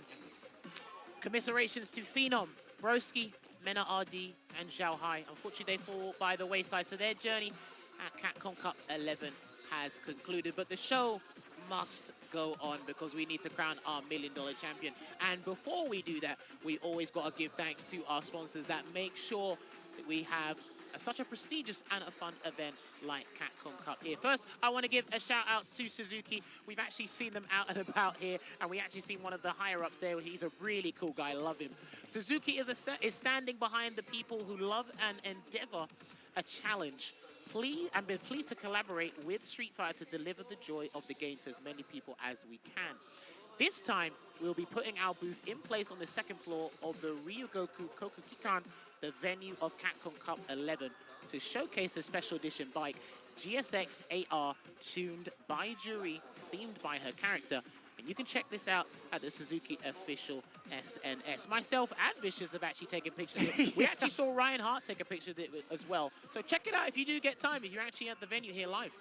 I would love to see a color scheme with Chun-Li as well, but in the meantime, we'll definitely get this action figure with a Chun-Li action figure, a 6-scale figured project lineup, I should say specifically, coming in from the illustration by Akumen. It's now open for pre-orders. This figure is actually based on the illustration from one of the creators of Street Fighter 2 and the original designer of Chun-Li, and it was featured on the cover of Momochihama Chozai Pharmacy collaboration in that record book, which was originally published in 2022. Now, this new full-body version of the illustration shows Chun-Li in the exact form as you see it. Beautiful, dignified, in that cool standing pose from head to toe, and it was created especially for this project in mind. As you see it, Chun-Li recreated, faithfully brought back to life in figure form by Max Factory. The premium scale figure maintains the same luxurious and exceptional quality as the previous installments, so you don't want to miss out on this one.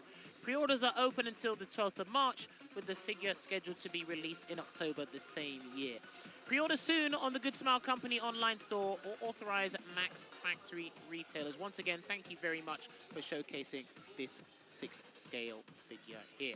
Well, listen, those first rounds of winners and losers of the top 16 have been crazy, but listen, we still need to flesh out a top 8. We're getting closer to the grand prize. We still got to make sure to reintroduce the round 2 of the losers bracket just in case. Yeah, we have to make sure that you guys see it a little bit more. Losers bracket is going to be coming up in a little bit, so you do not want to miss it. Again, when we've seen who would face off against each other, this is truly elimination time, so you do not want to miss it. That's the bracket I was looking for. I don't want you to toss it just yet. Angry Bird versus NL, Fudo versus Tokido. Man, Japanese on Japanese, man. Blaz versus Cien, and Takamura versus Shuto. Boy, it only gets more deadlier and dangerous from here. But listen, these guys have worked hard and tirelessly throughout the year. They're gunning for that championship, and hopefully you guys stick with us from start to finish. So we're going to take a short break, but when we come back, more action here for the top 16 in Capcom Cup 11.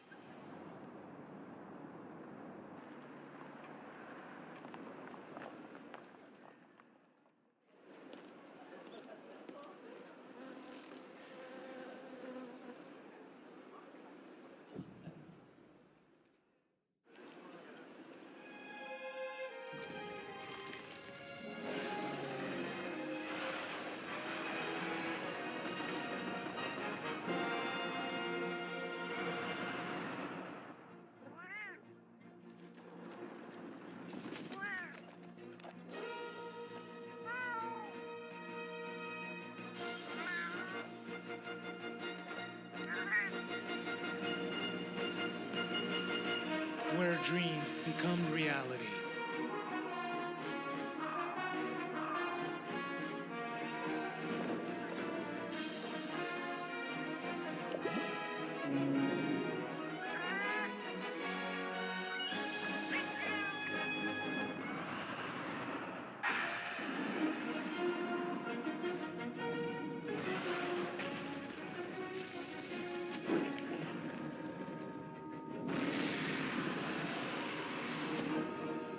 Monster Hunter Bridge.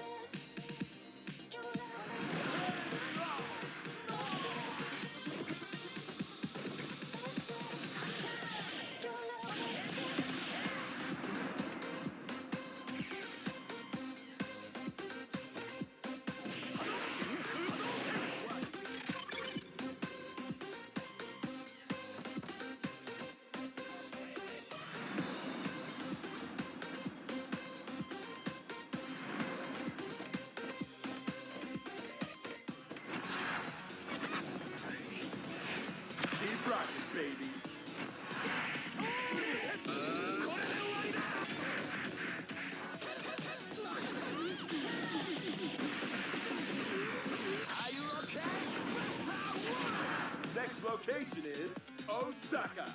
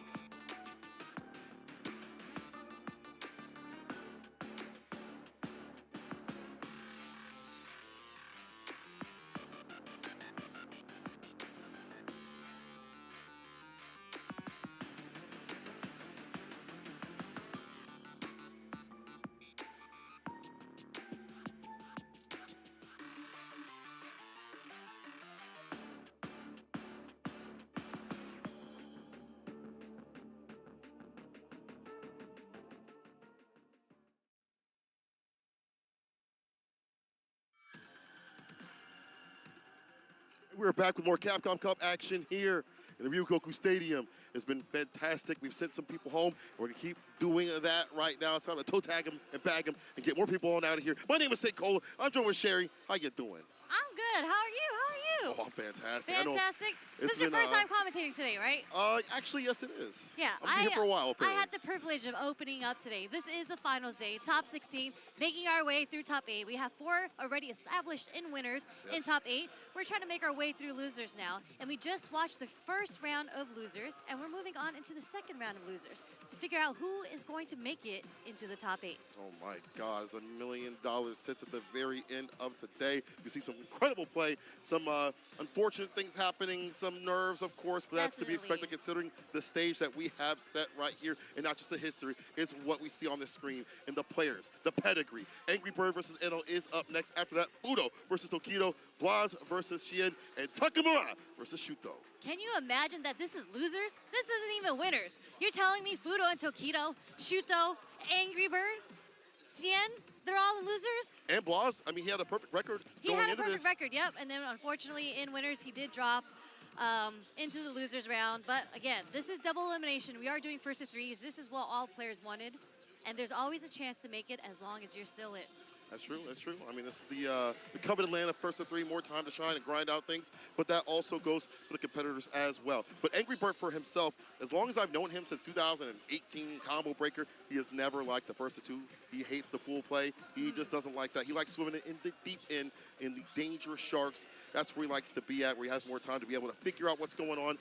And on the other hand of things, I feel like today and this week has really showcased that if he can calm down the chaos, he can become that person that's never lacking. 100%. I think Justin Wong is a fine definition of that, right? Mm-hmm. Like, when you have a player that is so good defensively, you're able to stop all the offense, especially in Street Fighter 6. I think that is one of the hardest things to do. Is to, like, I feel like defense is the worst position to be in, especially when you're in the corner. But your defensive option is relying on a perfect parry, maybe a wake-up reversal, you know, DP or super, whatever it may be. But being on offense, you can just run with your momentum, and it carries you so far. And I think we've seen so many matches like that, where if you are the one on the offense, you usually take the round. That's true, it's true. And in terms of defense, we've seen, you mentioned perfect parry. We saw Angry Bird be able to perfect parry some of these OD fireballs previously on that Daigo clip that you saw in High Fight. We've seen some of that defense also work out, but not work out enough against Juicy Joe. The juiciest one of the business. Put the squeeze on him. Juiciest Joe of the business, yes, for sure. You know, I mean, that's kind of his name, No offense right? to L.I. Joe, but Juiciest Joe is the juiciest. I think he might be a little bit juicy. I don't know. Anyway, I feel like he kind of had that defense to kind of weather the storm. The defense, though, for Angry Bird was good. Just the offense wasn't enough to take down Juicy Joe.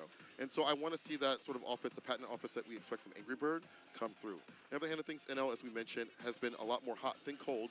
Previously, I feel like he was way more on the either I'm super hot or I'm cold, losing, not in pools, but definitely a little bit further than he should. So we'll see the evolution of both these players as they have to go to their absolute limit, considering it's as losers, and you don't get another chance to play. No, this is it. If you lose this first of 3, you're out. And this is a money match to, get the millions, as you say. I don't even know if the players are focused on getting a million because they're competitors. They want that title of being the best Street Fighter 6 player in the world. And NL is coming off hot. He just came off a huge win against Phenom. And Angry Bird, unfortunately, is coming down from a loss to Juicy Joe, right? So as competitors, you have to adapt. You have to figure out your mindset. Again, you're still in the game. You have to reset and just stick to the game plan because these are both incredibly, incredibly strong players. I like that you mentioned that they're really out here focused more on the cup than the cash. When I talk to Angry Bird about his mindset, his mentality, he's here to play his best way, to be his best self. Same with all these players. NL, you can say that too as well. But here we go. Angry Bird versus NL. Wait a second. Start of this block. Let's go. We're seeing a mirror match here. We're not going to see a Ken versus Akuma. We are going to see the mirror match. To be fair, during EWC, Angry Bird said, I'd rather play the mirror match than play the Ken and Akuma. It rings true right now. Okay, so this is going to be tested. I thought there was button check for a moment because Angry Bird's not moving. That's a real deal. Like, usually he's very aggressive, very active around start. Sometimes they want those OD fireballs to kick things off, but he's cool and he's chilling. But he shouldn't chill too much. He did dog walk to the corner. The perfect parry was there. And they'll take a page out of Angry Bird's book to put his ass in the corner. What's the next sequence? Okay.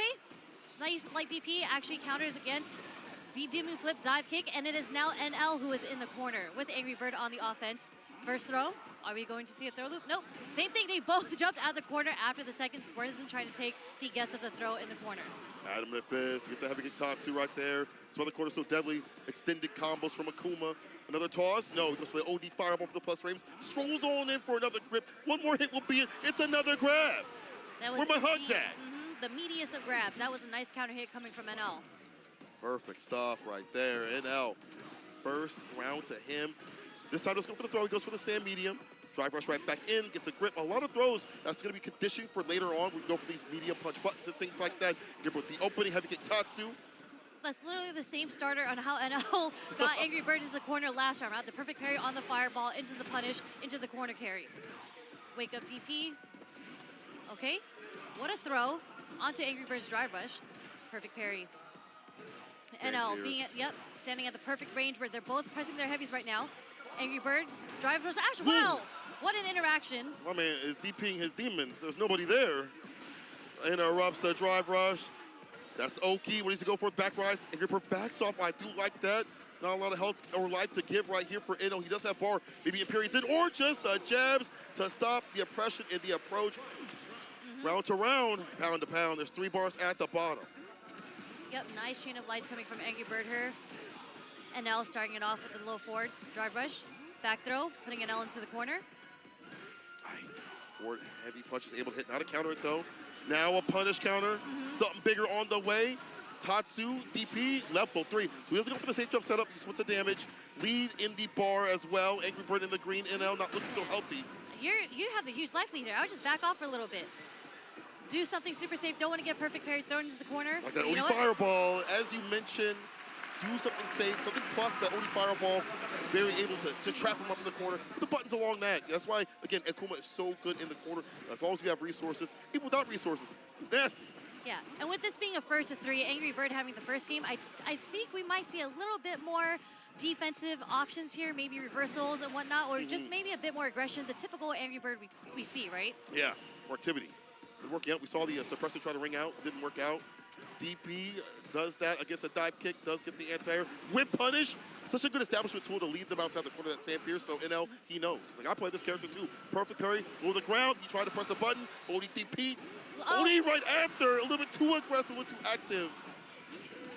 Yeah, great. Again, this is, Angry Bird is up a game. He's able to take those risks like an OD DP after, the perfect parry on a safe jump. They're both in a he's in a -2 situation. Right. Decided to let it rip with the OD DP. Up a game and a round right now. Angry Bird is up in the corner. Beautiful anti-air on the guillotine. Short, again, dive kick to get out of the corner. Gets punished with the trip guard. Yeah, way too much recovery on that dive kick. I get the attention, but it's been catching both of them. Just like that, what is going on? They're sharing brain cells. Stops me no brain cells. Unfortunate. Drive rush. 4 fierce. He almost got it. Thought he was going to pick up the conversion there. Okay. But they are doing some mediums right here. Sammy block. Clip. Drive reversal baits it out. Big punish on the way with that -6. Yeah. Hits the heavy kick, and NL puts off the pressure for a little bit longer. Yeah, unfortunately, the drive reversal there was just a little too slow from Angry Bird. NL was able to recover into the -6 situation to get the round. Okay, walking forward. Trying to stop him with the stand medium kicks. They're both doing mediums and heavies right now. I think a light might come out soon, or maybe a walk back stand medium kick. Who knows? They're trying to get a lot of whiff punishes, it seems. It's like that, you have that stand medium kick, and also like the fireballs to hide that intention too as well. Oh, the stand light kick. We see him do that stand light kick into adamant fist. ODDP is blocked out. And now we pop up with level 3. DP level 3. Oh my God. 9K health. Smile. NL says zip this calamity. Bow. Look Not enough. At the damage. Can he come back? He is sitting on critical art. The Dash up up. demon. Oh, what the hell, and now Perry? said please. No, He said not please. here. Not on this stage. We're not doing that You're here. not gonna put me on high five. Relax. But okay? that was a hell of a read coming from Angry Bird. You might as well go for the Hail Mary. Wake up, dash up, level 3, demon. Especially like the demon just in general. Better than like the normal level 3. I think that's a good idea of just, a step ahead. There's a classic NO with the reversal ODDP. He is not scared to present that. Especially now they're even matches now, right? Even Yeah. games. So very smart. The shimmy, the finesse and bless. On the wall, OD fireball, the DP, perfectly done. Gets the extension again. So we tap them up in the corner. That back heavy kick in these conversions and combos becomes a little bit more strong. Tick throw off the medium. Yep. Back roll. Back roll, Overhead. drive rush forward, overhead. Okay. Up and getting thrown. A little too far for the medium kick to connect there. NO with the whip punish, using the low forward. Perfect parries. There's the anti-air. Can't jump. Yeah. The dog kicks have not been working out, whether they beat to try to leave the corner or to try to get an opening. Drive rush crouching medium punt. Empyrean's in. It might be the Empyrean end of in now. We're gonna get That the heavy pickup here. kick. Yeah, you're definitely. Hold on now. Level 1. It's not enough, man. See, I miscalculated, but Angry Birds look at the throw right after 2-1 with Angry's the Birds. Just a little too late from NL to check the drive rush there. Unfortunately, I got counter hit from that drive rush crouch strong coming from Angry Bird. Enough to take the second game. See, so many throws. We see the shimmy now come through. Conditioning we talked about previously. Yeah, see, even NL knows to back up a little bit after these jabs, looking for an escape option. Again, the DP, he's lost so much health trying to leave the corner. Interesting. DI in that situation, okay? We see Angry Bird doing a lot of dry rush overheads. I think eventually he's seeing that NL is blocking high quite a bit because he's not getting hit by these overheads, right? We might see like a drive rush slow eventually. Angry Bird sees victory right now in the skies. Set point for him. He goes up that bar at the bottom, that level 2. Deal with the fireballs if need be. Double the damage if he puts it over the corner. We've seen that Imperium's in be utilized to kill some of that drive gauge. Might even kill in the corner, or I'm sorry, mid-screen. Stand fierce to the fireball. What are we buffering here? I see them both buffering. Maybe that level 2 also on NL side, possibly. Another block on the overhead. Oh, sweet punish on the stand medium kick. There we go. Use it in a combo. And now puts Angry Bird in burnout. Doesn't get the pickup. That doesn't work. Okay, throw. No back though, but that's fine. This character has such fast-ass fireballs. That stand fierce fireball, so good. The stand light kick against the fist, and that's enough. That stand light kick, the tip of his toe goes so far. Was able to get the whiff punish on the fierce there. That's actually, wow, with the walk speed too? Yep. Dangerous button. He has a big toe. Get out of here. Usually you have to pay for that. There's a short. Oh, walks right in the crouching medium punch. Heavy kick Tatsu. Back rise, a 4 fierce, no surprise. He is right there. Nice NL. starter combo confirmed into the DP on Angry Bird. Oh, he staggers it. Crouching medium kick able to hit. Adamant fist, crouch fierce, charge up, super. Level 2 is gonna be enough, okay? It's Akuma, but the damage surrounding, fantastic here from NL. 2-2. Not even taking a break, we are going straight into the last game. Yeah, I don't know if Angry Bird had found something and he's just like, I have to implement it now. I can't wait. Let's wake up ODDP. We're seeing the empty demon flips just to see if NL's going to take the bait and do an ODDP because he has been anti-airing with DP, but it hasn't worked yet. True. Yep. What a bait on the throw. Backdash. Dive kick hit a little too high up there for the conversion. Nice recognition on Angry Bird's end. And now get out of dodge. The perfect There's parry that was low. there. Angry Bird's so ready and steady. Level 1. Blah! There's that drive rush low, finally connecting for Angry Bird. How many times has that not hit? We've seen NL be down bad for the down back, protecting his toes continuously as he walks away, but Angry Bird falling inches in the right area to get that low off. It's on set point. Nice counter hit conversion off the crouch strong. NL. There's a jump out. Oh! And they still keep going for that option despite how many DPs have happened. The DP was just a little too early from NL's end. That's why it didn't work. It actually lost invincibility frames on the anti-air. Whip punish is there. NL striking back, drive rush jab. No throw this time. It's a medium, the perfect parry. The punish will go for Oki. Sweep, Yep. yes. Double dash. Okay, forward throw. Plus the throw. NL, he breaks overhead, stand blocking. Overhead blocked it. Okay, NL is fishing for something here. We get a bite. Be careful of those fishes. Oh, it's a megalodon! Through the fireball. NL waiting for that opportunity, gets some distance, can kind of harass with the fireballs, the OD as well. Big Bird, or Angry Bird taking a big mistake right there with the dive kick. He tried to go for the dive kick against the fireball to call that out, but finds us the final game, final round. Crouching meter kick able to hit, round start. Back to that button. Oh. Crouch fierce, okay, taking those plus frames from the guillotine. And now spending a lot of meter there. 2 drive rushes, burns himself out because he got punish count there. It's one-touch scenario. The adamant fist continuously harassing Stan locking the fireball. He's chasing him down. He has a hot pursuit, and it's rated R for a ridiculous amount of damage and a big gulp, a sip of calamity. Angry Bird 3-2 over NL with a perfect KO. Man, that was a very, very costly sequence coming from NL. 2 drive rush cancels there, leaving himself a little under a bar to get burnt out from Angry Bird. That's the thing about drive. You gotta have as much as you can in your pocket. You know, if you're just dumping everything out too continuously and your bet doesn't work out, what are you left with? You're empty, you're broke, you have nothing in your pockets, and that means Angry Bird moves on. And one of the characters that can really harass continuously and be a bear and a burnout is, honestly, Akuma. Adamant fist, you see the chains continuously chipping away, and then you see a little delay here and there from Angry Bird to open him up. Finds the finish. Yeah, I mean, Angry Bird saw blood once NL got burnt out. He's like, I'm in there with It's these like, plus frames. Yep. Bet. I like that. But you know, like, he had enough space to walk back, right? But that's why you could see him trying to walk back, and that's how he got clipped in the end, trying to get away from the plus frames that Angry Bird was laying on him. Love that play from Angry Bird routing it back, where it was looking like NL was starting to figure out the patterns that Angry Bird wanted to present. You also saw some stubbornness actually work out in Angry Bird's favor. At the very end, he goes for that dive kick again after being DP'd how many times, and it actually works out to help lead him back to mid-screen against NL. Moments like that, I feel like, are good. On this stage, most people pull back on their game plans, and they're like, oh, I don't know if I should do this. But Angry Bird stays stubborn, but stays solid for that reason. But, I mean, these are pro players, right? It's the layers to the mind games, right? It's just like, if you know that I know that you know, will you actually know that I know the third time that you knew, or I knew? That's a lot of knowing. I don't know if I know any of that. But I do know that Angry Bird moves on. That's a... Angry Bird does move on. That was, again, incredible gameplay from both.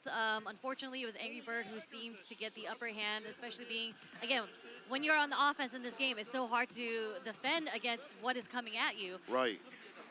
Angry Bird just had very, very good spacing, and and I think he used way more neutral drive rushes than NL did. I don't think NL really presented that, and Angry Bird was able to close the gap, make NL feel uncomfortable. There were moments where he tried to, as you mentioned, go for that crouching mid kick drive rush, or crouching mid kick just in general. They weren't happening. Then finally, towards the end, he was able to clip and hit with that crouching medium kick. Like, again, sticking to his game plan, saying, I'm going to find a way to make this work. As we mentioned, especially during EWC, he was like, I do not want to run the Akuma-Ken matchup. What we're going to run right now is another match. Fudo versus Tokido is up next. And I can't believe it's a loser's match. I'm with you. Any of these cats out here could be in that top 8 spot or in grand finals. Aren't they both Evo champs? You're right. Or am I wrong? I know they're champs you're right. or something. Fudo's an Evo champ, and so is Tokido. You're absolutely right. Yes. And you hear the crowd. I don't know if y'all at home can hear the crowd, but they have been blaring all day for every player, but especially when these two take the stage. I mean, unfortunately, it is a team kill. We do have Japan versus Japan here, but I know we are so excited to see this level of play between Fudo and Tokido. Oh, 100%. And Fudo sticking with Ed despite the fact that he had some nerfs here and there, figuring out how to play the character and maneuver around those nerfs and still find the strengths and still find a success. I mean, they say nerfs. Where's the nerfs really at, though? You know what I'm saying? You gotta be a little bit more economical with your buttons. You gotta put a little bit of mind to it, but the reward is still good, right? Yeah, the reward is still great. I mean, the nerfs are kind of just like, oh yeah, you get a little bit more whiff punish here, which I feel like you deserve. Right? Yeah, Your yeah, normals go almost half screen, so you deserve, and you get drive rush cancels off of them. You're getting whiff punishes, punish counters. Some of them even stagger you. Like, I think it was deserved, but 100%. clearly. This character still works really well, right? Yeah. We have Lashar, who just played Fudo in the mirror match in winners. So we do have an Ed sitting in winners with Fudo sitting in losers against Tokido. And I think this match is going to be very interesting because I do think they play each other quite a bit. Yep. I'm very interested in seeing how they're going to approach this because I mentioned this earlier that Lashar is kind of the whiff punish master, but when we saw the mirror match, it was more so, it was a very, very patient game. We were going down to like the last 20 seconds and they were playing a lot around with flicker. Yeah. Snatcher. Like, how are you going to punish me? When is the timing of when I'm going to do Snatcher? And Lashar, I think he came in through the end because he did a lot of dry rush DIs as a punish to the charged flicker. Yes. Something that Tokido, I think, is probably going to be very, you know, he's going to recognize that pattern. Oh, yeah. I mean, he's definitely been able to recognize that pattern. We saw he actually beat Lashar in the Japan CBT, right? Like, that was how he got his win and how he was out here. Oh, yeah. I love when they cheer. Sorry, I had to take a break and listen to them. The arena is bumping, bro. It is packed out here. But also, real deal stuff. Tokido understands that matchup. He's played Lashar for millions of hours, but Fudo presents a different sort of Ed, a very more active Ed. Once he hits that mid to close range, won't be strange to see him get a little bit more with the drive rush jabs and things like that. Yeah, I mean, Tokido started the round off with 2 drive rush stand jabs, so that's clearly the answer here. But Fudo answers with his own. Oh, 12 the double medium. Crouching kick is able to hit. Enhanced Tatsu to the corner we go. And the empty low, I like that with the crouching light punch, excuse me. Yeah, I think Fudo was caught just trying to jump out the corner like he just did. Got clipped with Whoa, there's the empty low. Yep. That's the button of choice when you try to walk away. Stop trying to get away from me. Tokido's going to chase you down. That's what he's saying. That's 7-framer, man. It's good. Crouching kick up the Gods Evo Choice Awards. No punish on the sweep there. Yeah, surprise, but Fudo does get the throw. Tokido's in the corner. Okay. Early parry on the charge snatcher. Boy, stand fierce in the flicker. Drive rush jab. I talked about this. When he gets close, he's willing to do that drive rush jab just to initiate, to get a hit, or even go for that strike throw. And we saw a little earlier, too, something that the jab... Oh, wow! Don't try to step kick me. Then on out here. Drive rush jab again. Meets him in the middle. No Malcolm. Good stuff here for Fudo. Perfect, yep. Whoa. I was about to say, something that the Japanese players have been doing really well, especially since Ed's DPs aren't that great as an anti-air, is that when Tokido did try to jump at that angle to get the jump fierce, they dashed under just to avoid having to do a DP. But Tokido, starting it off strong already. Doing what Ken does best, corner carry. Does get blessed, though. Knocked out the kill rush. We get the Oki. Tries to go for a possible backdoor scenario. Tokido texts that. Next sequence might lead to a level 2 if Fudo does get the hit. That's how we anti-air here. Step kick. Actually, we have critical art now. Anything a low, a throw. It'll be at the throw. Tokido calling it the tap parry attempt. Yep. Unfortunate wrong guess coming from Fudo. Gets the punish countered throw on his parry attempt. It's a guess. It's a 50-50. It really is. I mean, like, at that point, you have no help to play with. There's a low that could come through, even stagger pressure. Tokido's so good about erasing people's life in the corner. We saw that in Street Fighter 5, we see in Street Fighter 6. As he's evolved that game plan continuously, he's obviously picked the right character to do so. There's that dash under that I was talking about. Unfortunately, this puts Fudo into the corner. He might try to up back just to get out of the pressure. Gets caught reaching. Like that starter. Double Jin Ryan, ODDP, still able to get the hit. Tokido's like, no. I'm not minus anymore. Yeah. Am I really minus if I have meter? Uh-huh. You only minus if you a buster. He said, I'm no buster. Okay, nice check again. Takes the trade, step kick. This time, Fudo does get the counter hit there. Again, Tokido is negative after the step kick. Yeah, you see that he's trying to take back his turn. Maybe some of these spacings, it might work out, but it's not working out right now. Pulls him close. Real strike, though, but he's able to attack, though. That's too close. That's the kick to hit the punish counter. Fudo inching his way in. Nice recognition from Tokido to get the perfect parry between the normals there. Triple jab, stand fierce. Crushing medium punch, gets a throw after a slight little delay. He almost caught that backdash. having Tokido in the corner, okay? What? What? The third was able to hit? He believed. He believed. Are we going to see an overhead into the level 3? I believe we're going to see a level 3 regardless. Can he land it, though? Chipping out with the Jinrai. Pulls him close with the strike, though. Back throw. Oh, Fudo waits. Nice. Does not extend his button, but he extended that with a stable kick. That could have been it. Maybe too far for the level 3, actually. He didn't want to commit to level 3. It might have dropped out. Wait. No, punch. No, he didn't cancel. The drive impact is able to ring out and equalize. Yes, what a nice DI attempt from Fudo.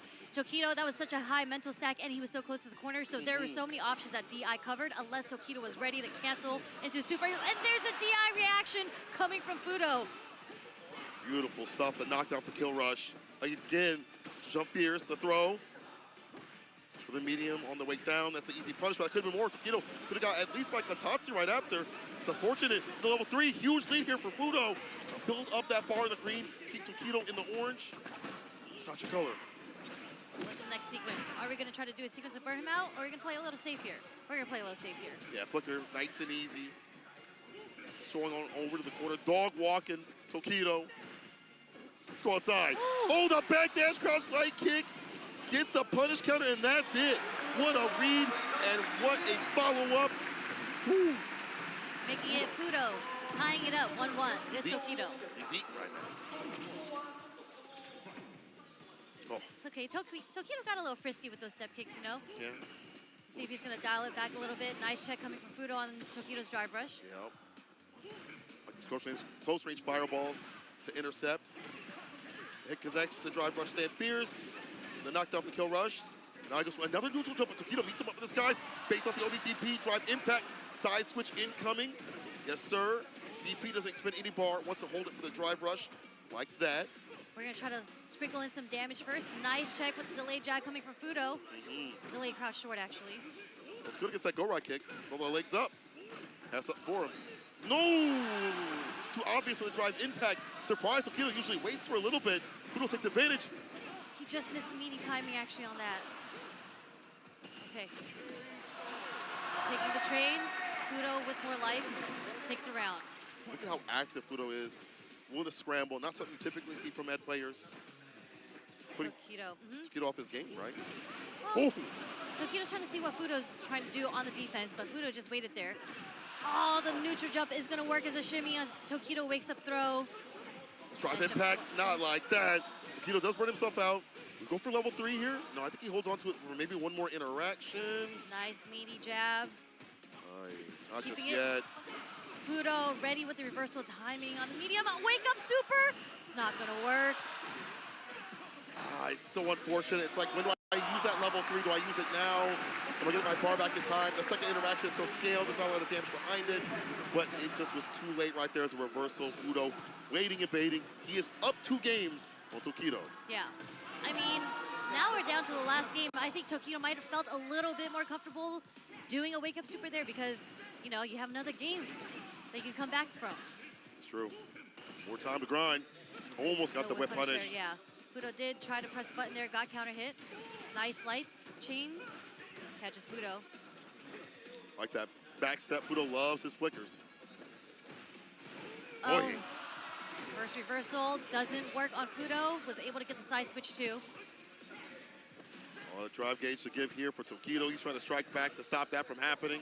Man, Tokido's not ready for these drive rushes right now. Fudo has done so many neutral drive rush jabs. None checked. Target combo, ODDP. Get off But of Tokido's me. in burnout. He's in burnout. How can he live from this? They're both in burnout, but he has to worry about Snatcher. Aye, the follow up to chip, no dip. Fudo. And the set points are bringing it back to the break where Tokido had so many good openings. But I feel like Fudo is meeting him in that close range sort of scenario and making more reward happen there. He's got that level 2. He's dreamy with it. Oh, he did try to check the drive rush, but unfortunately his crouch strong was a little too far. Gets whip punished by the Fierce from Fudo. Nice block low, but still gets opened up though. Side switch off the Dragon Lash. Enhancement. Okay, caught him holding up back. Light was able to catch from Tokido. Oh, yeah, committed to that flicker. Got jumped in on. And just a stagger works out here. Kill rush. The jump. Okay, dump into the level 3. We're going to the last game, last round of the set. Almost. Almost. Scaling. It could happen. It could happen. Now you prophesize. You prophesize. You good. You're right. I believe. You I believe in Tokido. You better believe too. He's almost out of it, but put him right on the board here. Stepping up set point. Fudo slowly walking him into the corner. Oh, that drive rush jab. How did that hit? You see the hitbox on that? Yeah, that was so far. Oh. Nice parry. Giving him the distance to not worry about the throw, but Fudo still picking up on the punish counter. Back rise, a little stagger right there. Close range fireballs, trying to get something a little bit different in terms of like these button presses, hiding their intentions and the drive rush jabs. Fudo still blocking everything out, gets hit with a go right kick and to counter it. That light kick DP follow-up. Lights are working out for Tokido right now. We're seeing a lot more drive rush, a lot more aggression coming from Tokido. Too many delays, Tokido starting to find the right rhythm.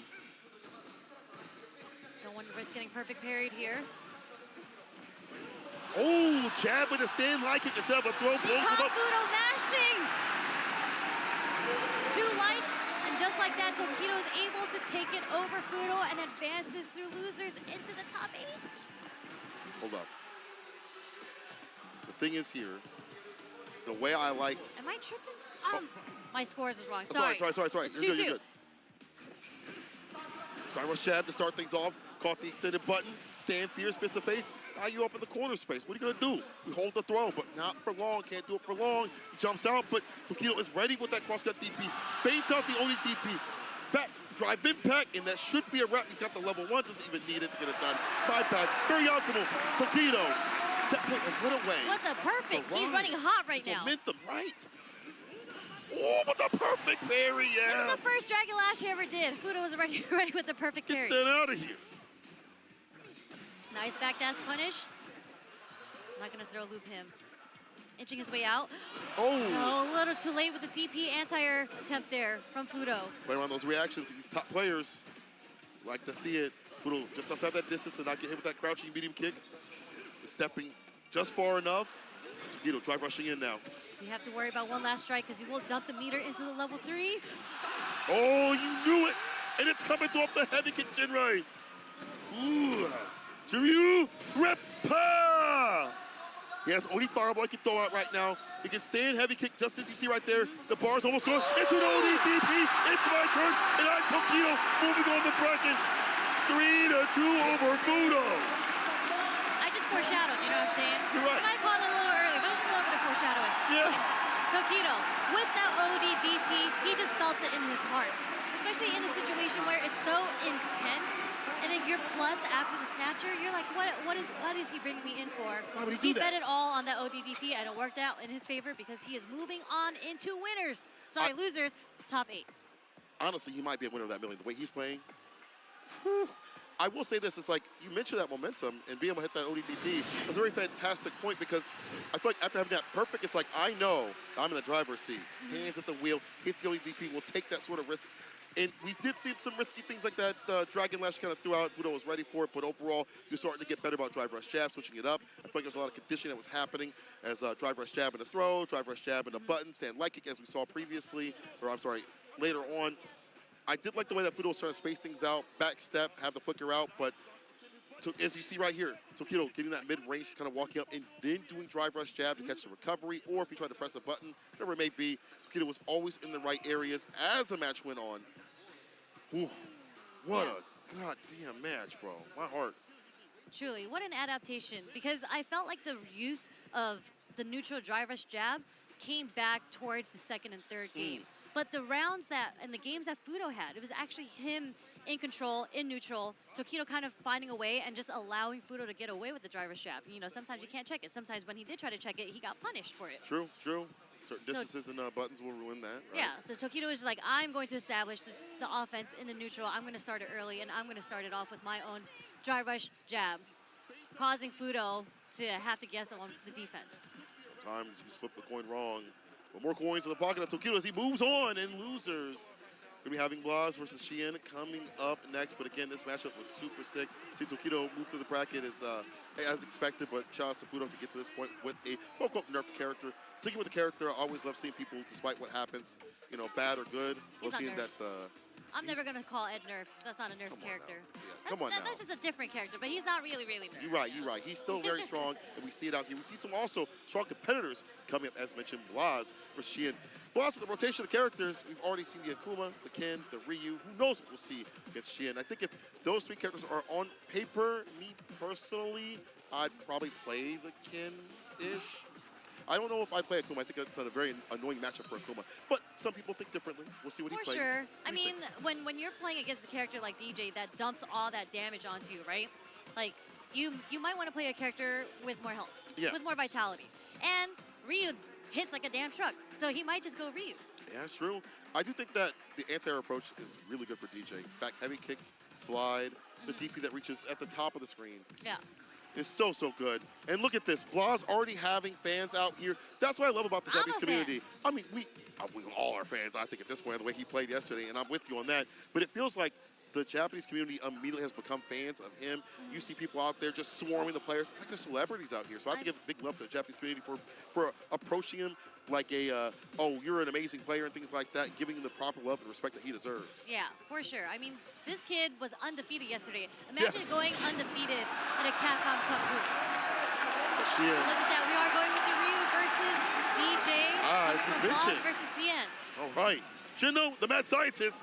We'll see what combos he concoct with space traps. Oh, the walk forward, and you see him now trying to get hit with a crouching medium kick as he inches his way forward. OD fireball for the knockdown. With the back throw on the wake up, will switch positions. Oh, the space trap. We talked about that. We are talking about the mad scientist coming from Xian, right? He's played this matchup so long, but nice backdash coming from Blas there. Oh, gets the pickup. Yeah, because it's counter hit.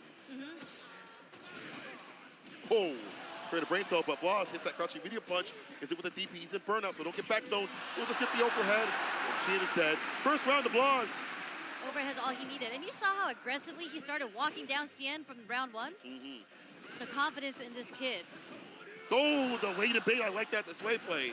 Lean back with it. No Fat Joe. Yep, he indeed did this way to beat out that ODP. Nice counter hit. Jump out the corner.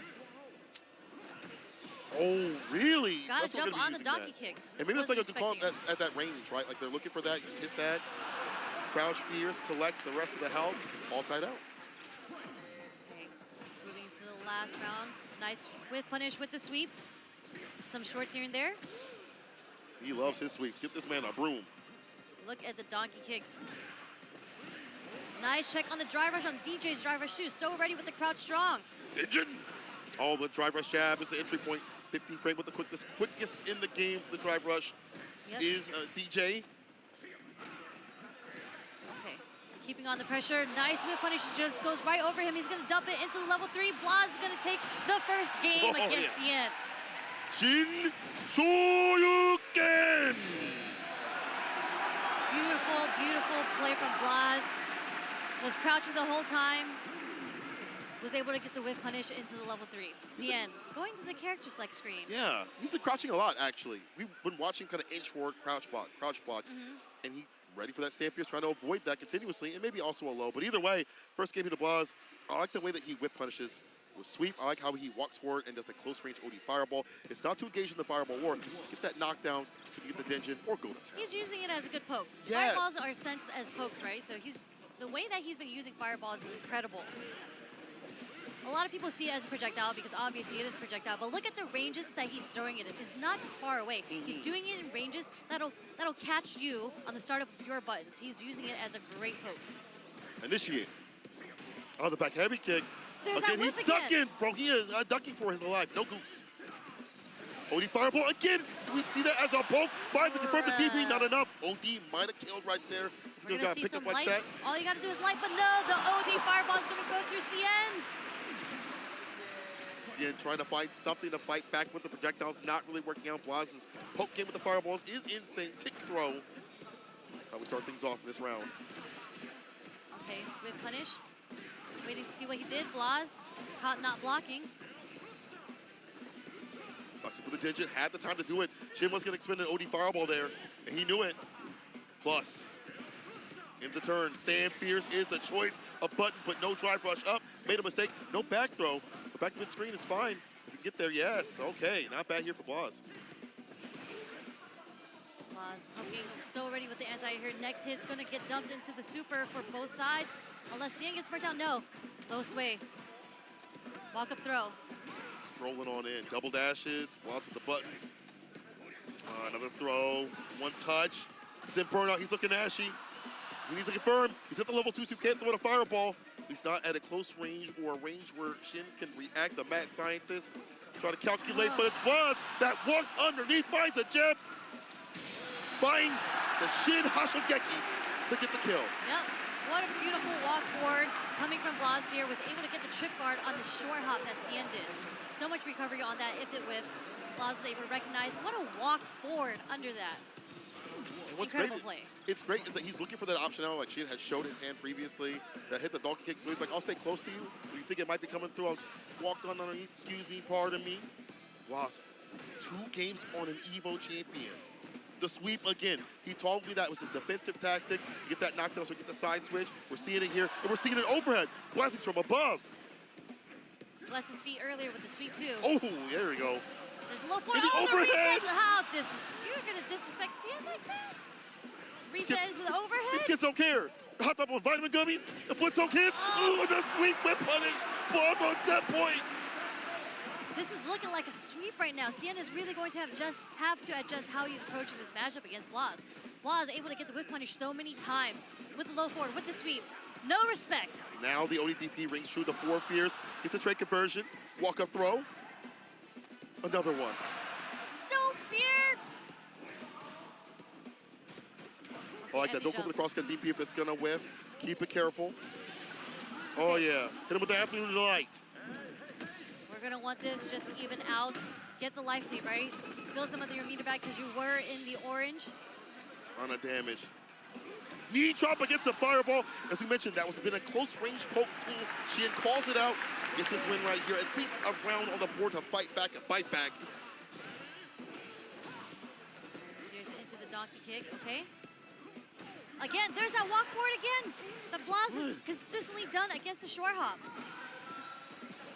The overhead again, straight into the level 3. The dumping of damage. It's enough. Blaz 3-0 over Shin. This young gun. It's time to stop the fun. This cat is insane. 15 years old. First time at Capcom Cup. Can you believe it? No nerves. So much disrespect to the elders too. How many times he hit him with the overhead, with the lows. He was just playing so on point, like literally didn't drop it. This kid's crazy. Yeah. The energy kid, they don't gotta pay taxes. They ain't gotta worry about, they back hurting. They just worry about what's His on knees the cracking screen. when he gets off of bed, you know what I'm saying? Yeah, exactly. All he has to worry about is the Shoto level. The level that he has played Ryu, Ken, and Akuma on, it's insane how strong of like the fundamentals of a Street Fighter player are in this kid. And it's such a variance from your typical Ryu player. You know, we see a lot of close range fireballs, as we mentioned, OD fireballs. I was gonna say, you're talking about like the ranked Ryu players that we see. There's very, very clear difference, yes. True. If you're watching this as Ryu player, you should be taking notes. Sweeps as a whip punish too as well.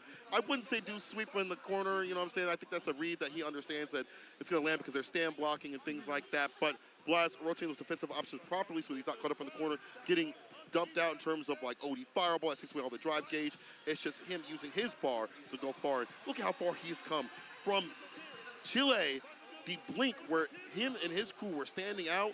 Group stage, killing it out there, and then out here against Shin, a former EVO champion, 3-0. Blaz moving on in the bracket. I'm just rewatching this. This is just beautiful. It was so clean. Like, look at the condition that he did too as well. You're worried about that crouching medium kick in the fireball possibly, and that's a typical Ryu thing, and these like dash ups or whatever it may be. That's why these overheads kept happening continuously, and the wherewithal to say, I need to reset to kill. Good stuff, Blaz. Good stuff. Well earned. yeah, and like he was so consistent with the anti-airs, and I do think DJ is one of the more difficult characters to anti-air, right, because of the short jump. So instead of trying to go for the DP consistently, the walk under, I think, was incredible awareness coming from Blaz there to get the trip guard using lights. Well, we have Takamura versus Shuto. is our next match. It's for our top 8, and the crowd is going crazy for Shuto. And of course, Takamura, as well as getting some cheers too. This guy has been nothing less than the Bob Ross of beatdowns as he creates combos on the fly. I almost said something else I can't. But Shuto himself, though, just presents such a wild Akuma. I was told that he has been talking to Grand Todokai and such, and he's like, I fight people on a rhythm type thing. They do maybe like dash, dash, throw, or they might do dash, fireball, whatever. It's like a beat type thing. And that's how he is able to kind of like align himself and fight people. Takamura doesn't really play to that kind of rhythm. I feel like he's like freeform jazz, if you feel me. So I'm wondering how Shuto's going to approach this matchup. Well, the unfortunate thing is Takamura, if you watch his match in winners, unfortunately against Noah, he was kind of shook. Like he had a lot of, like when you're playing at this level and you're getting the hit, you really have to optimize the opportunities that you get. And unfortunately, he had a lot of execution drops in winners. And I'm hoping that doesn't happen in this. Hopefully, he's able to shake it off. You know, he's still in the game because Shuto is playing on point. The way that he kind of dissected, how Shuto dissected NL. There was a lot of, not NL. Was it NL? Who was it? I'm sorry. There was just a lot of OD DPs that you really wouldn't expect, but majority of them hit. Right. I don't want to say that he's playing with a lot of disrespect, but that's what you meant by him finding the rhythm and the flow of how the other person wants to play it, and he's able to counter that. And you do a lot of unorthodox things to do that. And I actually feel like Takamura does the same thing, but he usually plans ahead of time. He doesn't really go with the flow of what's happening with the match. He plans the game plan ahead of time before going into it. And what also is good about this match, I feel, is that... Shao Hai. Oh, Shao Hai. There we go. My bad. With the Bison. Akumas and Kins, okay? Relax, chat. But on to the point I'm trying to make here is, like, I feel like with Takamura, you mentioned those execution errors. Those nerves, I think, are getting to him. Those are not characteristic of what he's capable of. We've seen what he can do. In the groups. He was cooking in the groups. Bro, he was... I mean, that Punk match was insane. Y'all go watch that back if you haven't seen it. But either way, I mean, we've seen what he's capable of, even in Street Fighter V. In 6 right now, he has been one of the best Kins you could ever ask for. And his approach to this character, nothing short of incredible, especially if he lands a significant punish or an entry point. You're going to see something that you probably haven't seen before. Even though it's Kin, you see him all the time in ranked and even on streams and things like that. With Takamura, it's always something saucy. And also his minutes for hitting parry in some of these ranges where he expects you to press a button. I want to see if that works out against Shuto, maybe hunting for Warren Pierce or Stan Pierce. He might kind of preemptively call that out, or will Shuto go for like a drive rush throw to call that out more often? Either way, Takamura, Shuto to round out our top 8. It's Kin, it's Akuma. Akuma versus Ken, a classic Street Fighter matchup. Oh yeah. Shoto versus Satsu no Hado. Let's go! Okay, let's get it started. Let's see how they approach neutral. It could start off very, very slow, like how everyone else has been doing it, right? There it is. Battle of the Shotos, they kind of just want to feel each other out. The timing of the fireballs, the timing of the normals within the spacing. Unfortunately, too far out. He tried to realign with the overhead, and Shuto counters that perfectly. Step kick getting Stan Fierce, a little bit of that nerf coming into play at the tip of the toes. You can finally interact with it and get this corner carry off. Perfect parry. Let's go for the back though. He does. Positional advantage is what he's looking for. There's the target combo into the DP. Nice confirmation from Shuto there. Nice, perfect parry. The punish right after with the DI. Level 2 fireball. Step kick was a strange. Okay, trade combo. If he had gotten the side switch off a Dragon Lash, possibly that would have helped out here. But he's still in the game. He's got bar at the bottom too as well. Okay, go forward into the run, into nothing there, and that does again gets checked by Shuto. We're seeing a lot of cancels of normals into runs coming from Takamura here, trying to go into the overhead twice, getting an empty run. A lot of them has been checked by Shuto already, so he's gonna have to switch up his strategy here. I wonder if he sees that it's not working or he didn't confirm and he goes into the overhead. That's multiple times because I feel like he could have a target combo and a side switch possibly. But either way, let's see if Takamura can route things back and be the Takamura we know him to be. Takamura gets caught by the crouch strong coming from Shuto, has him in the corner, the neutral jump. Fierce is gonna work on the throw. Wake up from Takamura. Boy, no more empty jumps. Nope. The DP. Okay, jump back jab. Backdash to escape the pressure. Trades are good here for Shuto. He's got the bar to work with. And he whip punishes at the tip of the knuckles this time. Saying, do you dare to whip in front of me? As Akuma, Shuto has been so on point with his whip punishes, whether it was strong, whether it's fierce, or even his shorts. He's demonstrated you should not be whiffing buttons in front of me. 100%. I feel like it's even harder to deal with this character because of the drive rush. When he's close enough, the buttons that can be presented, but also the walk speed. All those things shift where he's at continuously, so finding the proper stand pierce or big boy button. As I say that, he's able to land Takamura. I'm sorry for doubting me, bro. Got it. Takamura, stand roundhouse, punish counter. Takamura playing a lot more aggressive now. Use the OTDP to burn himself out. Just keep his plus frames, but not the best situation for him in the corner right now. It's okay. He's stunned. It's early in the game. He's going to get out of this situation with health and a super bar at least. I like how Shuto did that before he got the bar, the level 1, all juiced up. Oh. Takamura not getting the whiff punishes yet. Dash forward. Shuto is trying to keep his pressure on Takamura here.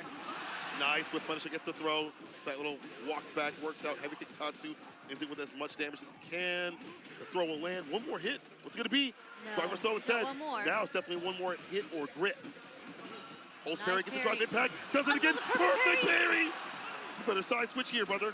Yes, sir. Takamura, he's got all the drop gauge to give. There's level 2 here for Shuto. The flip out. Crouch ready kick. Drop impact. Let me do it with my lick back.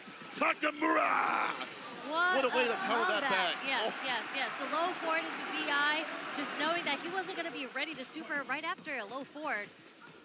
Takamura causing a great scramble situation for himself, not having to use any super bar. To put them out. Whoa, okay. Interrupting the overhead with the stand medium.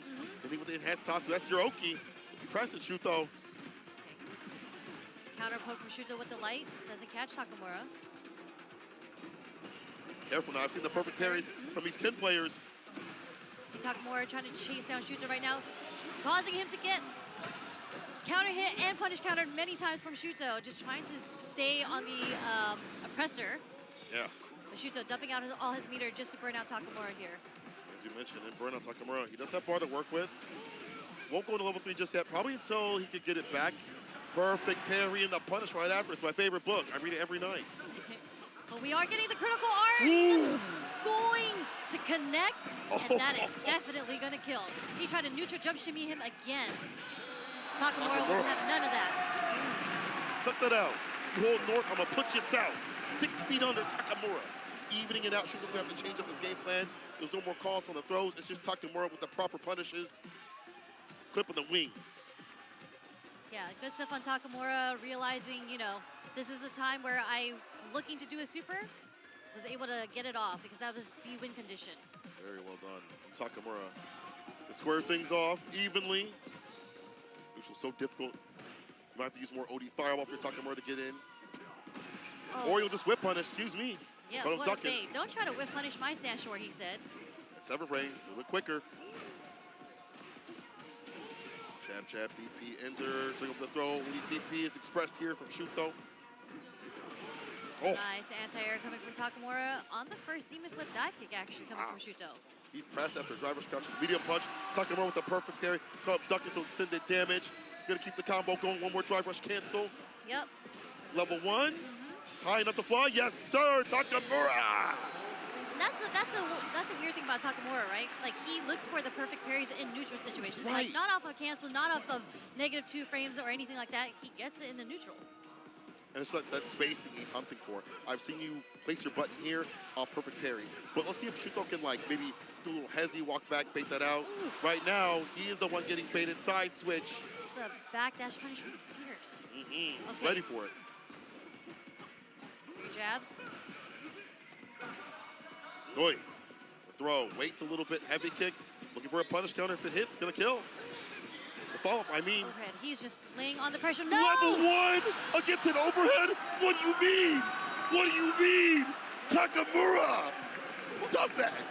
Takamura does that. He says, you're going to try to walk up and press a normal on me. He was so ready with that super. Whatever it was going to be, that super was coming out. Any movement that came from Shuto, that super was coming out. Saw something in the bushes and just let it rip. Takamura. Perfect parry against the dive kick. He's just waiting for Shuto to be the aggressor, have something for him. Resets with a drive impact. Shuto holds parry against that. Nice up back, escaping throw pressure. No! That is a punish on the target combo. Take throw. Jump out the corner. Trades with the crouch fear, so he's not able to get the side switch. Dash up parry. That could have been it. We'll get the back throw right after. It doesn't matter. Takamura on set point. What a turnaround. What a switch. He's forcing these scramble situations. He's playing so aggressive, and it's working out so much in his favor. I cannot believe Takamura has been turned up like volume right now. However, the whip punishes there. Now Shuto hunting for some of Takamura's buttons. Wow, answer back of the jab. Takamura, he's on one. Ooh. Oh, God. Was ready with the fierce there, taking him to the corner. Uh-oh. Messed up the timing there. Gets back thrown. Nice tech. Didn't want to get back thrown into the corner there. The drive rush jab is going to connect. Not enough to go into level 3 yet, but the next hit will. He can run DP if he wants. Shuto has to be so careful throwing out these buttons, these fireballs as well. One bad interaction will lead to success. That could have been it. The drop was there. Takamura's down in burnout. He tried to enforce the jab to try to find an answer. Heavy kick, Tatsu. Drive impact raw. Wasn't ready, and he didn't even have to spend his super meter. He's gonna have his 3 bars going into this last round. So what does Takamura do with the bar at the bottom then? Does he go for an early level 3 to get the lead? End it off with it? We'll see. Even gets a chance, drive rush jab. Yeah. Both safe, but wasn't ready for a follow-up. Maybe can hit the OD Jin ride that this is not sure in full. Yeah, if he's going to get a hit off the punish counter from medium or fierce, I think he is going to dump it into the level 3 for sure, just to get the damage and to get the drive bar back. True. That's why he's holding parry. Okay. The drive impact right after that. He didn't need that. He didn't need his drive bar. He's got bar at the bottom. There's the level 3, as you mentioned. Nice and early in the morning. Gonna get that lead, but more importantly, build your drive gauge to save yourself from being in burnout as much as possible. You're still there, but it's gonna be closer than what you would if you didn't do it. Exactly, and he's further away from the corner. He's able to establish some space. If he had dumped all that meter there, he would have taken the game, but it's okay. Looking for another opportunity. Burns himself out again. Okay, Noah, the Belgium Noah. Drive reversal on wake up shoot though. Drive rush DP. Will we see a demon? Oh, we do see a demon.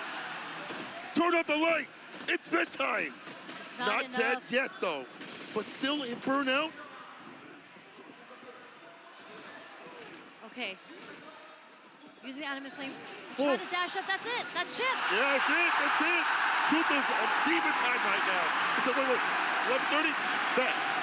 2-2. Takamura. Shuto. We're down to the final game. I like these sets. Grindy matches, grindy games, sweaty games, all for $1 million. Incredibly sweaty games. Beautiful play from Shuto. Having the mental capacity to just stay focused, staying clutch. Close range fireballs again. Gets a jab, but too far for that crouching medium kick to hit. Yeah, they're kind of throwing normals out at this point. Seeing if they, Don't try to check me. The adamant flame is going to push his hurt box back so he can get the whip punish. Yes. ODDP does ring out here from Takamura. OD Shoryuken. He thought it was maybe going to be a walk-up throw. No go, Bozo. Interruption. The overhead hits. It's a counter hit this time. Finally, Takamura is able to reset and find what he needs. Oh, no! Bet it all on the ODDP. Takamura, set point. Okay. We're gonna have to figure out how we approach here. Trying to slowly walk Takamura into the corner and see how they fight for their space. Shuto getting his drive rushes in. 2 drive rushes with the OD. Tatsu. The wake up super. Look, he spent so much bar that now Shuto is on the back foot in terms of the drive gauge. The dive kick hits low enough to interrupt the attempt, and the ODDP is waiting and baited. Well, that health is decimated. One more touch after this is all he needs. You play it nice and cool. Shuto doesn't have to overextend. I said don't overextend. You don't have to do it. Instant overhead on the wake up though, Shuto. Final game, final round. The fuzzy, incredible clutch play coming from Shuto. Drive reversal to start things off. Shuto trying to get his bar back by getting aggressive and active. It builds your bar back faster as you get aggressive with buttons and whatever you can, really. Walking forward. Okay. Doing a little more fireballs here. Hey. We might see a raw drive rush coming in soon. ODDP, get off of me, okay? Level 2. You mentioned that anti-fireball play coming through. It's going to kill the drive gauge. Drive rush medium. Yep. But the DP doesn't hit. He recovers. He recovers. Oh. It's not over yet. No! embedded all the ODDP, and Shuto's able to find a fantastic finish and put down Takamura and move on to the bracket.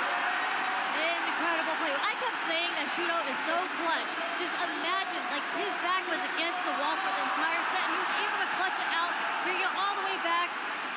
Takamura betting it all on those 2 ODDPs.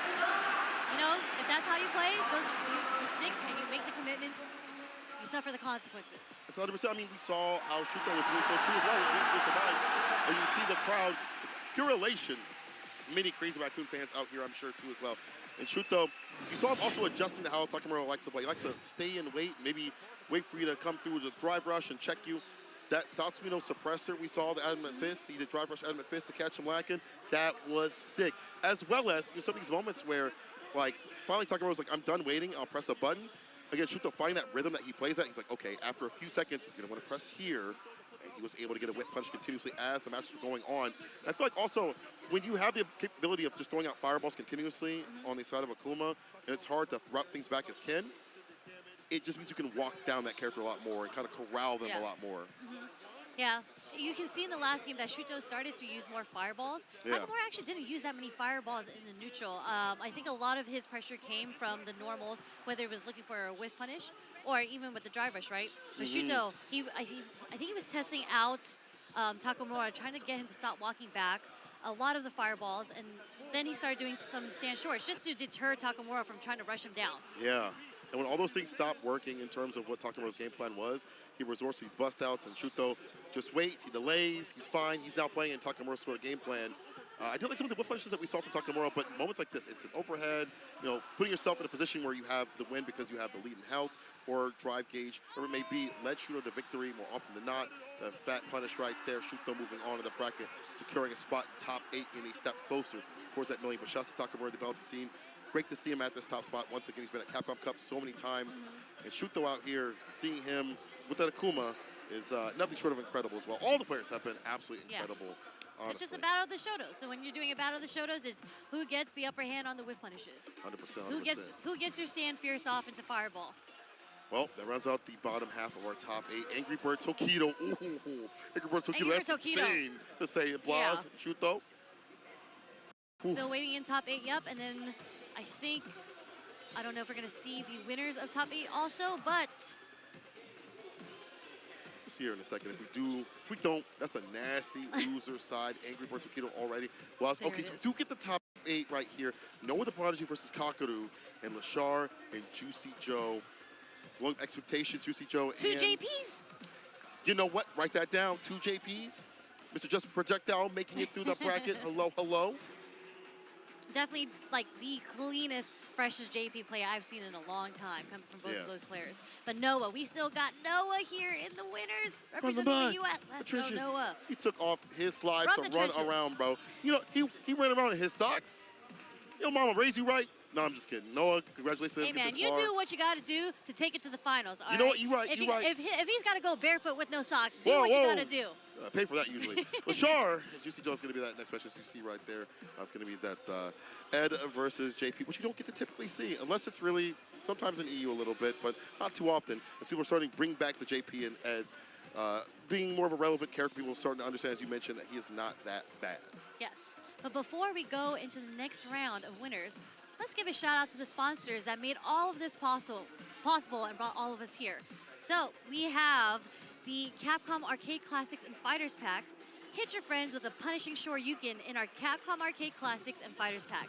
Dive into a robust collection of Street Fighter titles, including Street Fighter V Championship Edition and Street Fighter 30th Anniversary Collection, and fantastic arcade titles like Mega Man and Final Fight. Get hyped for tournament season, test your skills, and help support the Children's Miracle Network hospitals with your purchase. Shout out to the support here from Steel Series, the homies over there.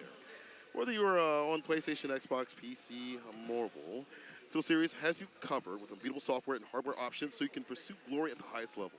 The Steel Series Arctis Nova Pro is the official headset of Capcom Cup 11. Premium high-fidelity drivers and sonar software makes the Nova Pro ideal for any fight you take on, especially when you have to fight Noah screaming in your ear after he pops off. Yes. And you want to hear those interviews, you know, crystal clear through your ears, right? Yeah. But what we have next for you is the 2 matches in winner semis, and we're going to establish who makes it into winners finals. But before that, just a quick break, so make sure you don't go anywhere.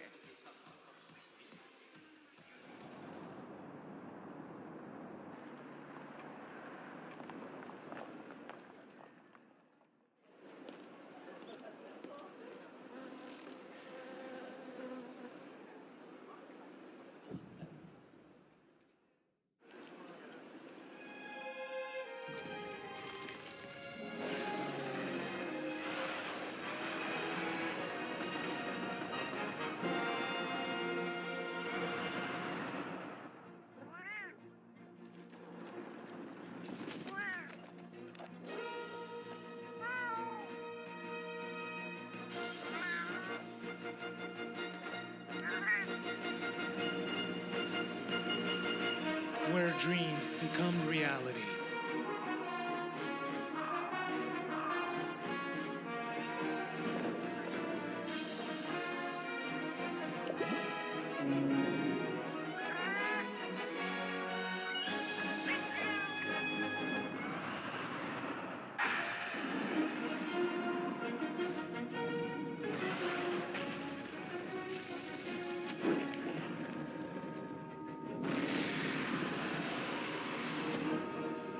Monster Hunter Bridge.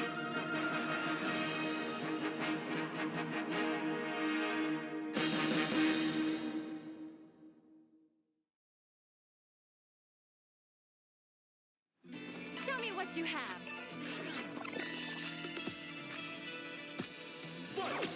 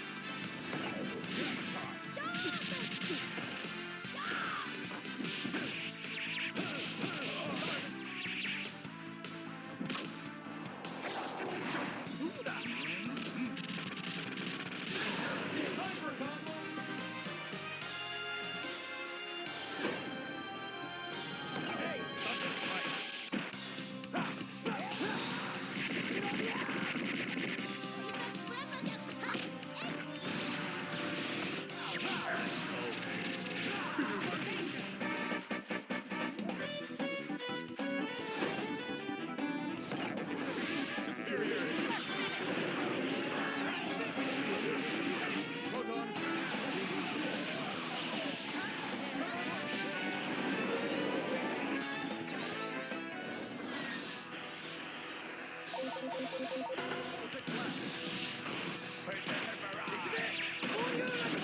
challenger.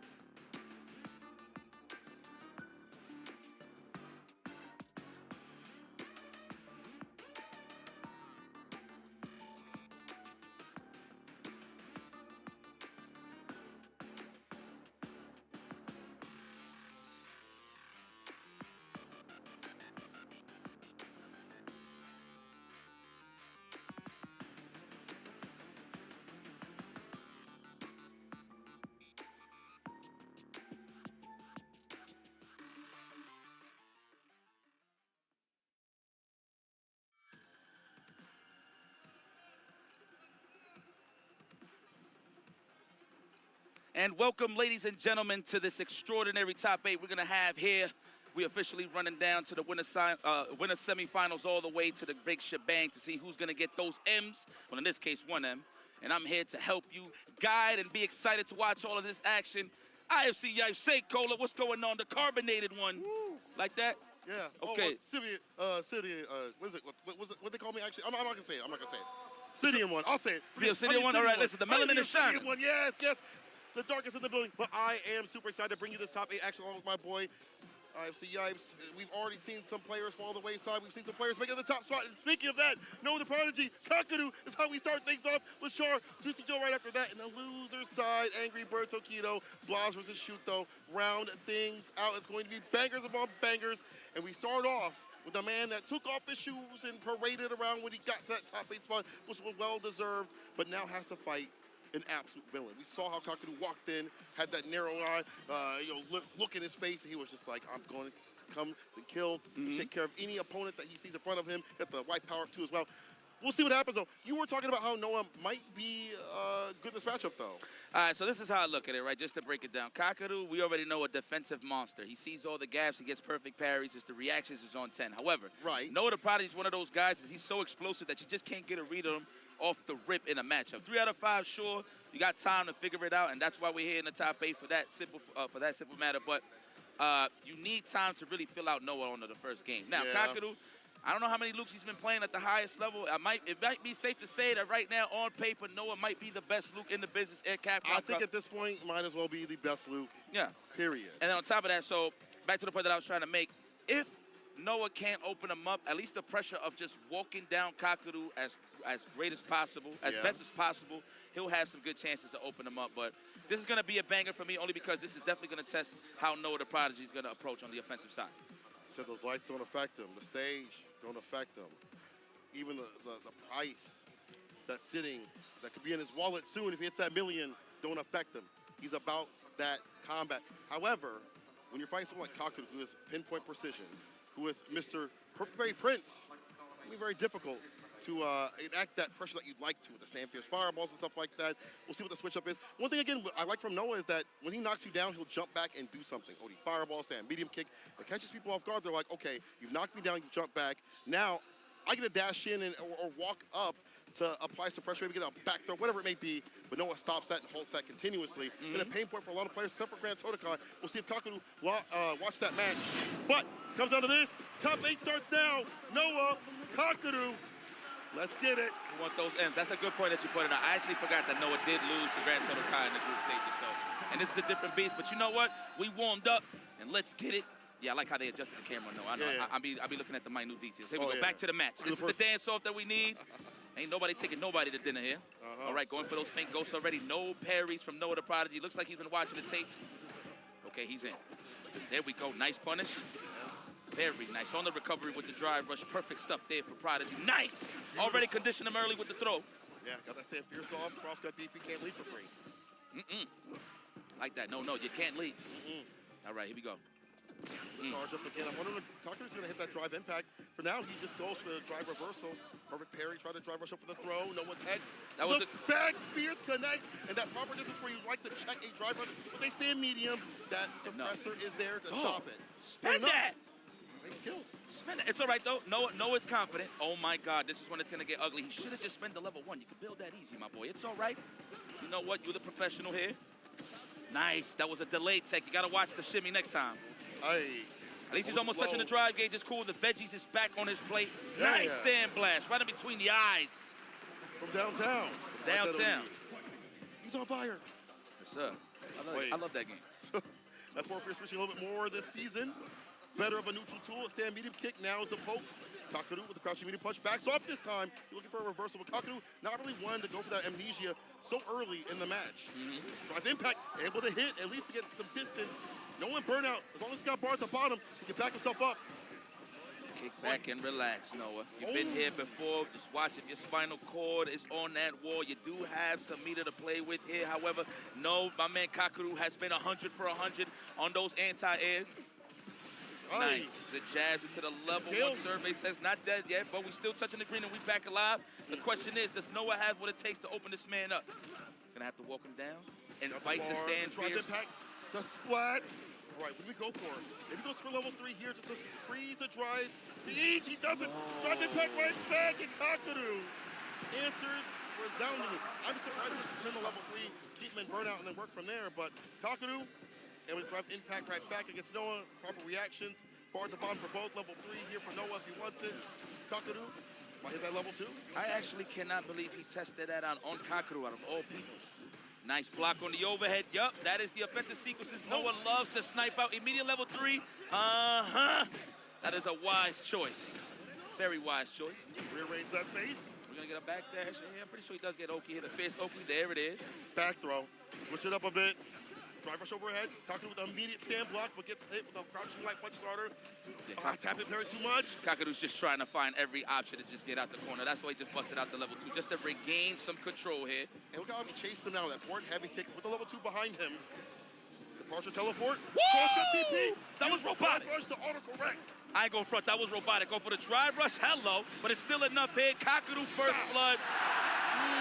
Showing good signs of life here on Noah the Prodigy side. But in terms of winning the tit-for-tat match was definitely Kakadu. Man, I am very impressed with Kakadu's awareness. The fact that he was just ready for a lot of those sequences is very nice. Very, very ready. Being able to perfect parry kind of disrupt what Noah wants to do. You know, you might want to go to like a fireball, drive rush button. Kakadu's been perfect parrying, so he's the thing, man. He knows that Noah's the aggressor, so he's just got to be careful. He just got to collected a bit of data, if you will, on that first game. Nice, trying to find that pocket. Kakadu with the snipe. Departure, Pierce, fake fireball. A lot of variance here from Kakadu. A lot of mental noise, too. Kick back and relax, Noah. Listen, again, I say this like a broken record. It's not how you start, it's how you finish. So it's not that bad of a situation here. True. That's what you get. In a first of 3, right? Like you have more time to grind things out. More time to try things out. Noah tries to go for the jump in. The anti-air is there. Crystal slash. He got the level 1. That is definitely Noah. He don't even need that big damage. Damn. All right, Noah, relax. Feeling a little overzealous, I feel like. It takes a lot to corral someone like Noah so continuously. Kakadu's doing so with the projectiles, the perfect parries, the defense. Now into offense with the whip punish. No, you're having a little bit of problem here. You know what? Let me not be that concerned. I'm trying to keep my job here. Unhand me. Good defense. We got Kakadu on the dehydrated side of things. Almost, I should say. But the neutral jump, we're going to go for the mix. Will we hold parry or are we actually going to guess? All right. Now, he's going to make all hits count. No, he panicked. I understand. All right, I will go to the character selection. And the reset Odin command grab. And brace. This 2-0 so far, says Kakadu. Now, I feel like, I'm going to say this. I wonder if you're going to agree with me. Noah's kind of playing a little more pensive than usual. I understand that Kakadu's kind of corralling him with the buttons, perfect parries, and then walking him down. Noah switches to the Cammy. Okay, forget what I just said here. Let's go to this. What do you think about this Cammy, man? You seen it, can opener?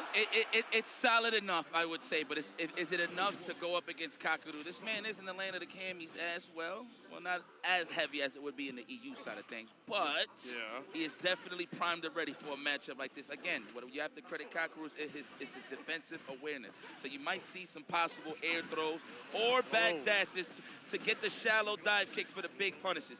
Very smart stuff. Sets up for the departure again. Yeah, on paper, usually this is good for Cammy. Aerial approach is hard to deal with. Her buttons are good. But the thing is, difference is Kakadu so many times. The shimmy finds the mark. OD departure. Just with the drive impact. So, not get the swag. It's all right. He's good. He got some leeway to work with here. Yeah. This is looking tough, Noah. I don't know, man. You're playing a little too overzealous, my boy. And that goes into immediate match point. 1 game away here for Kakadu to go to the winner's finale, getting closer and closer to that fat M. Hold on. We need a whip punch for Stan Roundhouse for sure to get it started. Why he interrupted it with a cross strong. As soon as I said it, and Kakadu's like, no, null and void. My eyes are open. Wow, trying to force the tech from that range just for the departure to hit. Yo, you is sneaky, Kakadu. He really is, and look at that. As he tries to walk up, the stand Pierce finds the mark. Proper timing here for Kakadu. In with the Pierce, the teleport, he's in. Back dashes, doesn't go for the anti-air. Spiral arrow for the Oki. Crouch Pierce for the meaty. Stand beat him, kick hits. Now, mind you, Kakadu's up 2 games, so he could let these amnesias fly if he really wanted to. This is usually what he'll do it. He wants to finish it today. Yeah. Let's see. Oh, wow, you recovered in time. Unbelievable. Stop jumping, my friend. That's why he's back dashing, just looking for those shallow dive kicks. Again, another anti-air, the teleport. And now Kakadu in burnout, but he's definitely not out of options. Got the level 2 at the bottom, level 1. Any hit at this point into a conversion to a super. Now any touch, a sneeze, a breeze, you can bump into him and he will die. There it is. Tranquilo, papi. Tranquilo. Tranquilo, papi. Is he close to the wall? Yes! Oh, my God. What are you doing? Bang, bang, everything. Spend. What? That is a brain fart and a half. My goodness. He doesn't play the character so consistently, so in these clutch moments where you need to be absolutely perfect. This is it, and it's burnout. It's over, it's over, it's over, it's over, it's over. He's So going to go for a hit. he tried to drive by shop, got taken down. 3-0. Kakaru, a Kemi pick, not working out. That puts no one loses Kakaru further towards that 1 million. Listen, man, the usage of that stand strong at max distance and just backdash to just body goes dive kicks. That already took the option away from no other prodigies. You can see he wasn't even throwing dive kicks to begin with. Right. So Kakaru ran the blueprint perfectly against no other prodigy. And I'm pretty sure in the back of Kakaru's mind, he didn't even expect the pick. But no other prodigy still in the loser, so it's okay. America's last hope is still in the business, in the building, so it's cool.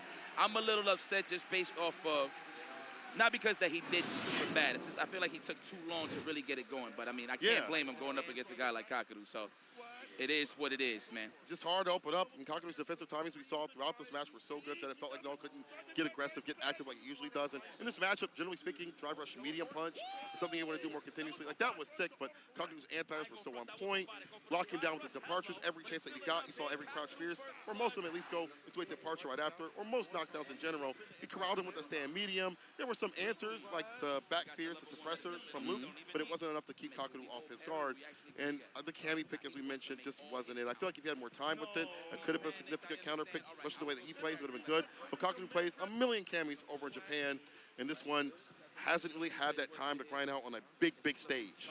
That right there, he should have definitely ran it again with Luke. I'm pretty sure everybody and their mother is saying that in Twitch right now. But it's just, man, I feel like he probably thought he just didn't have those options, offensive options with Luke. I mean, granted, you do got some good plasma with you with the sand blast, but it's just the way that Kakaru plays, man. He's not overly aggressive, but when he hits you, he's going to make it count and run the plays. That's just what he does best. So big shout-outs there to Kakaru moving forward. Now he is officially in the winners' finals, getting closer and closer to that big bag, which is, of course, $1 million bucks. He told me in the room, he was like, I'm not playing no other character. I'm just playing JP, no matter what happens. That's what he said, right? Matchup. He is down for just the JP, and now we see him in winners finals, as you mentioned. We go up next to Lashar versus you got the juice, Juicy Joe. I ain't going front.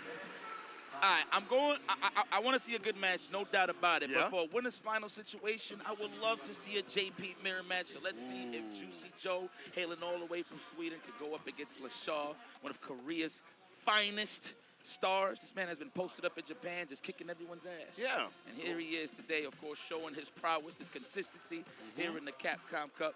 So I just want to talk to you, not even match specific. Do we actually get to do this match with Angry Bird and Tokido? Yeah, we do. Oh, yes. Oh, yeah. Come on now. Come on now. Yes, and you know, I'm from the bodega, so I know a little thing about Cannon too. You know what I'm saying? I've been playing a little Kuma, so it's going to be perfect for us. But before we get to that, gotta go to the Lashar Juicy Joe, which will still be a fantastic battle. We won't really get to typically see the JP versus Ed, even though it happens. It should happen a lot in Japan. I don't get to really watch on the CFN that much. You know, some JP players are coming back, like Kakaru. A few other ones still exist out there. There's like a young one, his name's Taki, I think. But I don't get to see them run into the Eds. And there are still Eds out there, as we mentioned, Fudo, Lashar, who's been taking residence in Japan for Street Fighter League. The Golden Finger himself for the skies. And Juicy Joe out here on the JP, fully well-rounded with that character. Took down Angry Bird. Very significant win for him to be out here.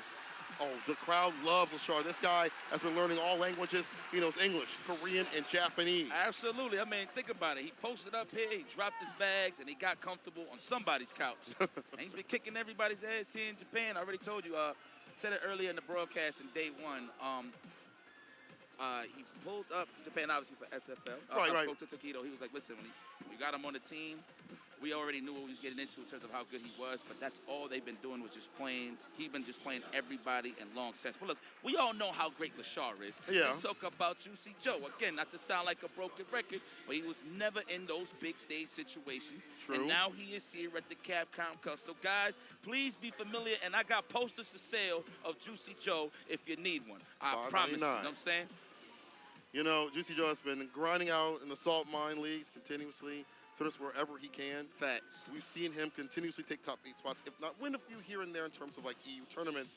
and he did a lot of good work over in Street Fighter League EU. This guy is clean with his character. I feel like he puts his points everywhere. His defense is good. His offense is good. He doesn't really overextend too often with his buttons.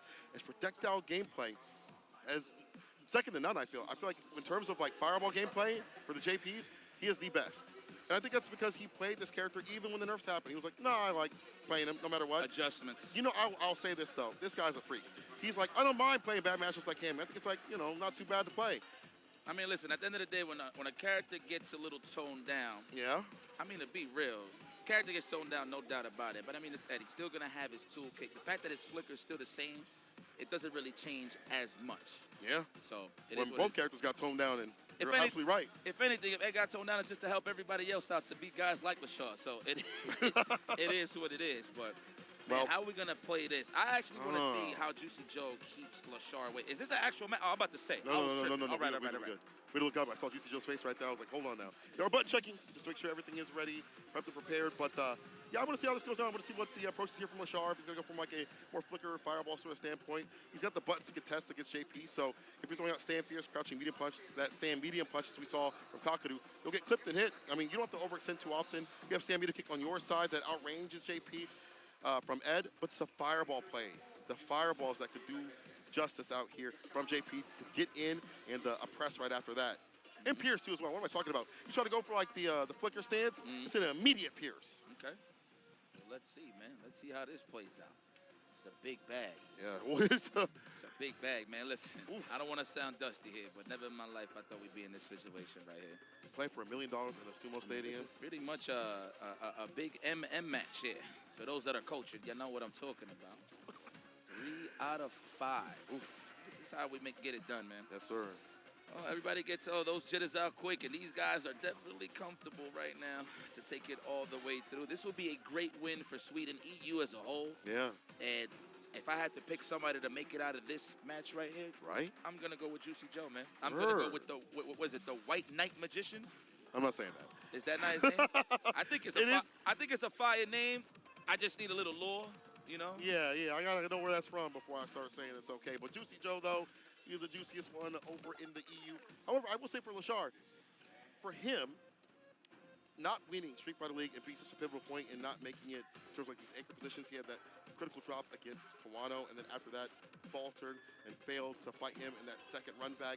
I think that's going to embolden him to come out here stronger. That's why he's in the winner's side.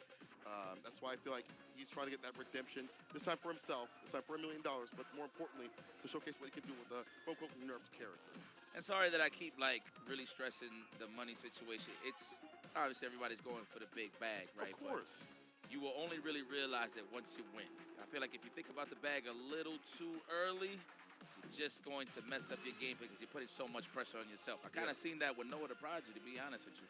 So it is what it is, man. Just don't focus at what's ahead because you're not even there yet. Right. So let's get to the winners final slowly but surely. Focus one on the game combat at a time. And so obviously I've been on the heavy competitive side of things. Yeah. I've never been in this situation. I think the most I've ever won was like $10,000 for Caesar's beating. Shout out to Fuji. The Marvel vs. Capcom 2 side of things. I wonder what's going on in the mind of Juicy Joe. LaShaw, I can't even tell. He's a machine. Yeah. He's golfing. He's literally on WASD. It's kind of nuts that he's playing on a stick. Like, I never thought I'd see the day where we're using that preference as an actual tool to play fighting games. But it is what it is. I've seen people use accordions. What? I mean, it is. Yeah, I've seen it all. Accordions. I've seen wheels. I've seen freaking guitars. That's crazy. Yeah, and they still cook. I actually seen a saxophone.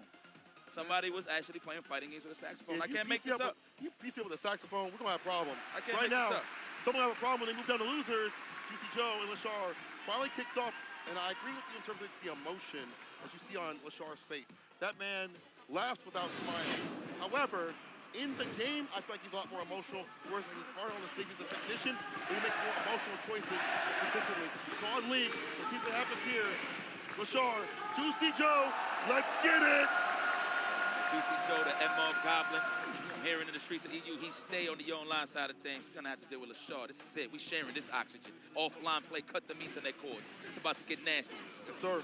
Blood on the carpet, landed first right here from LaShaw. The throw already conditioning Juicy Joe. The perfect parry, that was nice on the flicker. That's a rarity too, right? Like perfect parrying flickers, it's kind of a difficult thing to do so continuously. And LaShaw, Put up in the corner, Juicy Joe able to switch positions, get that distance to put down projectiles to miasma of this plasma. Powerful now. There's that low, that crouching light kick opens him up. Departure set out every knockdown. That's what you're looking for. Okay. All right, Faint Ghost, we are trying to wail at the drive gauge, even if he's not landing no physical attacks. Lashar's not giving it to him. He's aware. Nice. We've seen the gaps. Okay, now we at that range where we're waiting for the stand medium punch or the stand fist. Lashar is doing an excellent job just smothering Juicy Joe with all of this offense. I thought he was going to hit him with the fadeaway. I think he did, and Juicy Joe clipped him on the way back, possibly. That good four frame, ready with it. Departure, lock him down. See the fake outs every so often, try to get him to waste the drive gauge. Okay, even if he's losing right now, all you need is one hit. At this point, no reaction with a parry, unfortunate. It's okay, it's okay. Confident, so walk him down, hit that drive impact. As you mentioned, one more hit to do it. OD to start things off, so against the projectiles, using OD flicker. I see Lashar in. B stand Pierce delays a little bit, allowing Juicy Joe try to get some pressure off on his side of things, or so I thought. Gave him a lot of looks right there early on. So we starting the match like that. Okay, Lashar. Delay lows. Defense of Joe is looking good. I'm pretty sure he's trying to find that space to hit that departure and just get out of harm's way. Is that going to be a backdoor? No, he wasn't even in range. However, we activate that level 2. And I like that. I agree spending that cash. He's going to get that back regardless. Yeah. Back on drive gauge right there. Departure. Stand Pierce, OD. Teleport. The anti-air is there. Cycle upper is such a good tool to do so. And chip him out as much as possible. Side switch drive reversal with Juicy Joe. He's in burnout looking hella ashy. Man said, ref, don't give me the tech. I snapped that thing. I love that song, by the way. Wow, whoa. I don't know what Lashar tried to do there, but definitely an input error. Pierce. Kick back and relax. He's just trying to eat his veggies again. Juicy Joe know what it is. Are you serious? Try brush DP as the anti-choice. Perfectly done against that neutral jump, which is hard to do for Ed. The same distance as like Ken. Loving the walk blocks right here from Juicy Joe. That's right. Don't do nothing. All that real estate. That is a lot of acres. That's a lot of carpet you got in your inventory right now. All right, there it is. He's able to hit. Target combo level 2. It's on the way. I'm pretty sure. Are we gonna do it? We're gonna close out the back dash, the proper read. And of course, Juicy Joe was trying to preserve that meter to take it to the next round, so he was confident in his approach to open him up. But I think he should have just let it rip, man. Yeah. Everything counts. Everything counts when you go up against Lashar, man. So it's all right. Don't gotta worry about it too much going into the next round when it comes to the meter side of things. But it's not looking too bad for Juicy Joe. It's not looking terrible. It's just the damage proportion right now is better here for Lashar. He's been more consistent landing what he needs. Juicy Joe has been only getting some errant hits like fireballs here and there. Starters have been mostly off the lights. We'll get the pickup off of this. Forward heavy kick's able to hit. Forward heavy kick again. That new buff helps out. Extended combo. And this is what you want. Looping the departure, the pressure. OEDP is able to reach you up. Surprise Juicy Joe. Didn't block that out. Kick on the ankles. On over here. All right, let's set. That should be enough. Level 1, hell yeah. Never on the first date you're holding on, but it was not enough to finish the job. Lashar is looking like a ghost walking right now. One touch scenario. No. Juicy Joe just needs one hit. Lashar has his character in burnout, one of the best in the burnout business. The flickers continuously, plus Rain City. Come here. Where you going? I'm not talking to you. That's Tipping him out to level 2. Psycho Candon. Are you kidding me?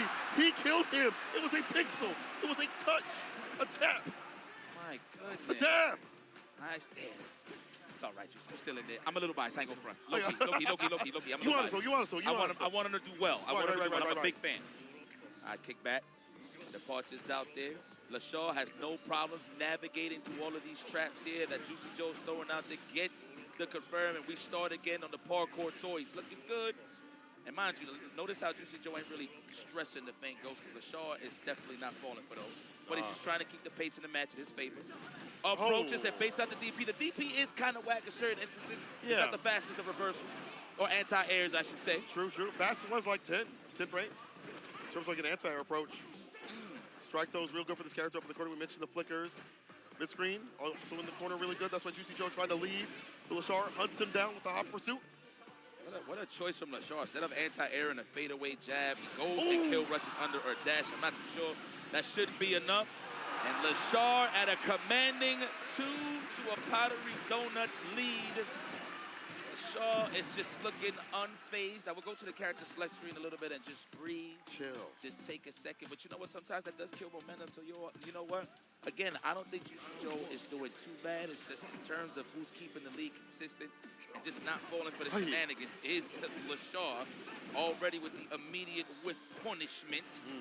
And we mentioned that, right? The stand medium, stand fierce, crushing medium punch, all these buttons can be with punish. LaShaw proving that right. Round start, leads Juicy Joe to the corner as a resounding lead right now. He's staggering, and now he's able to find that crouching medium punch, to find success. One more touch, one more hit. Significantly will seal it. There we go, Joe. It's your espacio. The departure's there. LaShaw's just going to back up. He's like, you know what? You can have it. Yeah. You can have a little bit of my life ball, but trust me, I'm coming back in with this green. With a vengeance. As he blocks it out, he gets the bar back even faster. Someone up in the corner. Can Juicy Joe make something of this? It is. Backdash overhead. Fireball. Whoa. No. He thought he had enough time to punish it. He thought the start was just enough. Drive by shaft. He's right back in. LaShaw. Aggressive. Active on set point. It's tough here for Juicy. I ain't even going to. This is a steep hill, but it's not impossible. Okay. They're setting the tone. Slowly but surely. Knocked that out of there. The flicker. Counteract the fireballs. Close range against Juicy Joe. Dash in. Stand medium. Oh, big run starter as well, and we have all the cash in the world. Next hit wins here for LaShaw.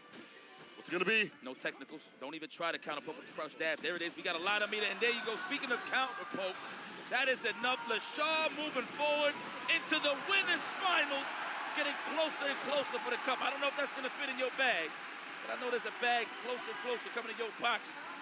And Joe falls into the loser's side. Oh, man, wow. What a performance from LaShaw. He just didn't give him no footing to get anything started. Again, when you fight a top-level player like Juicy Joe with JP, right? You know, he's going by your emotions. Man, I'm getting frustrated. What do I need to do? And it gives more Juicy Joe of an opportunity to just get his plays going from the departure, the anti-airs, and just holding down most of this real estate right here. But LaShaw was like, listen, man, I don't got to overextend nada. You know, I'm going to kick back, and I'm going to let you make these mistakes. I'm going to just wait for the proper opportunity to go for the opener. True. You know, it's going to sound kind of crazy, but honestly, you see a lot of level 2 come through from the side of Juicy Joe. A lot of bar usage at the bottom wasn't being utilized. On the reverse of things, though, LaShaw was doubling up that level 2 continuously on his side of things. And even the idea of having a level 1 put Juicy Joe off game. I also feel like, you know, the meter usage on the OD flickers, preventing the fireball game that you would typically expect here from Juicy Joe, eliminating what he is comfortable with, put him off his game. And typically, most Ed players wouldn't use that bar. They might, be in burnout, you don't want to use too much, and still might harass right after that. LaShaw going for that continuously was such a good idea. I do feel like, you know, LaShaw just so comfortable with the character at any point, any place in the screen. We saw that whip punch with the stand medium kick, some of these buttons, so Juicy Joe couldn't get a handle on what to do in the neutral overall. Yeah, man, shout out to that minion, man. I just thought about this watching. A word? Yeah, LaShaw played it out. That's it. It's that simple. Okay. He played out the matchup very well. I like that. You know, the scare, the threat of the flicker for sure, you would slow somebody down, right? So definitely getting out those ranges where you can actually just anticipate it will definitely give you a bit of an advantage. But that's here, no there. We're not going to talk about the past. Let's talk about the present. Yes, sir. My Habibi, Angry Bird, will be going up against the mother face, Taquito. And mind you, shout outs to the organic and authentic feel of knowing that you just made it through your groups. You saw the reaction from Taquito. He didn't even think he was going to make it. Yeah, so cheering in the crowd. This is what I like to call destiny. But unfortunately, these guys are teammates, you know what I mean? Freshly acquired Angry Bird, Big Bird. Shout out to the Reject Boys for picking that up. Those are some great picks, and they definitely never ride on the bench. I'll tell you that. Oh, yeah. So you're gonna see them in a lot of tournaments, but we're gonna have to throw that teamwork, enthusiasm out the window because somebody got to go home. Now I'm gonna have to pick somebody. Yeah, go ahead. What's your pick? Love Taquito, man. I feel like with I feel like I didn't pick this. I decided. My bad. I love. No, you good, brother. I love Taquito. Okay. Seen him for years, all the way from the third strike side of things. Started with Urian, and him taking this craft so seriously, moving forward. I'm so proud of this guy. To be honest with you, Hall of Famer Taquito. I can't count him out. I feel like the momentum of how he plays, the more comfortable he gets in hell. This crowd alone. It's just giving him all that he needs in terms of what he needs to represent. He's doing it in his backyard, and he's usually the one doing all the traveling when it comes to Capcom Cup. So it's kind of cool to see that he can actually kick back and receive that love from his people. But I'm going to have to go, and I'm going to say it. I'm going to put it on paper. I stand on it. The best Ken in the world, Angry Bird, is my personal pick. I know he has the Akuma in the back end, but I feel like for a 3 out of 5 setter, we're going to kick it off with the Ken Masters mirror match. Oh, word. This is going to be exciting. And mind you, these guys have played numerous sets. This isn't something that it's going to be like a first dance-off, a first date, none of that. They've been well acquainted. These acquainted. guys was definitely warming up in the back in the green room. So that's unfortunate because that's how it happens. You know what I'm saying? But that means that you have to have something in your back pocket to show at the grand stage, right? I think both players will do so. Tokido is such a good player about breaking you down as a player-to-player sort of aspect. We've seen the Jin Rise kind of leading the drive gauge. In a similar fashion, Angry Bird does that as well. More activity, more aggression. I'm expecting more optimability in terms of combos from Angry Bird. But in terms of optimability, in terms of taking you to the corner, putting your drive gauge, or putting some doubts in your mind from Tokido. So to pick who's going to win this, I would like to give an edge to Angry Bird.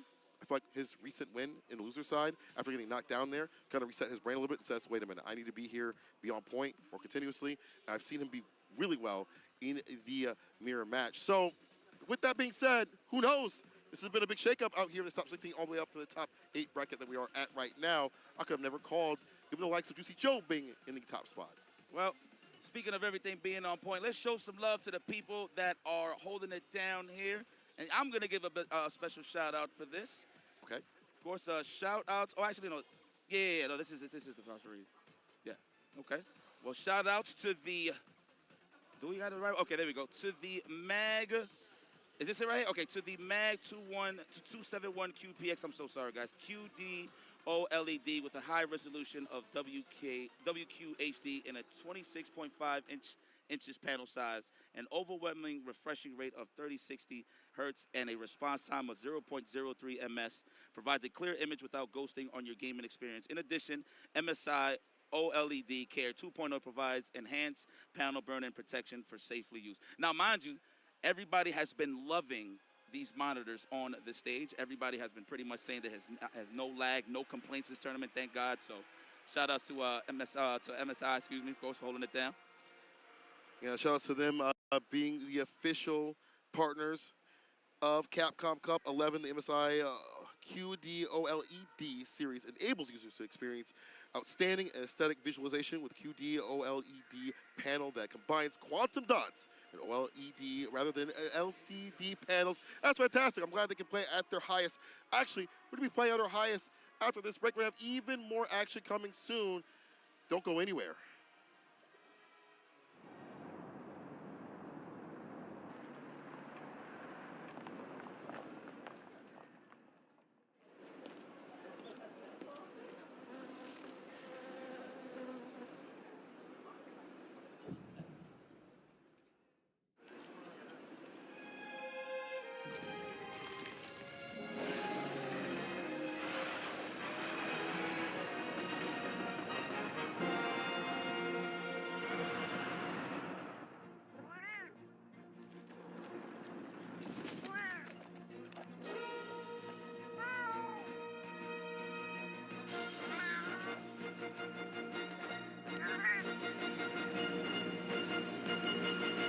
Where dreams become reality.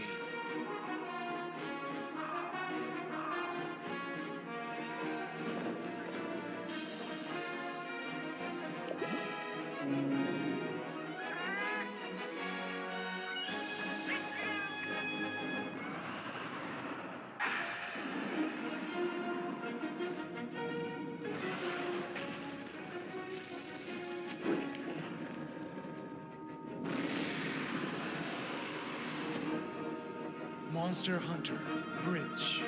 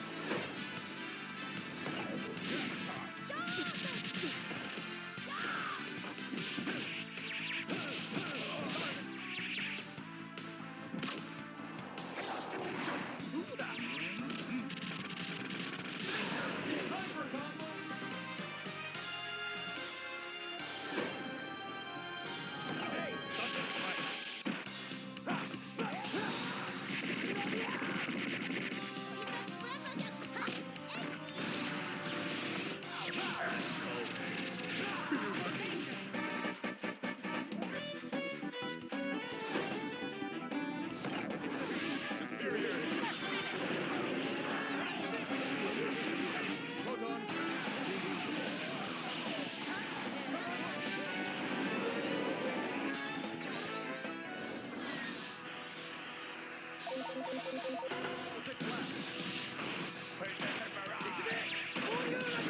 challenger.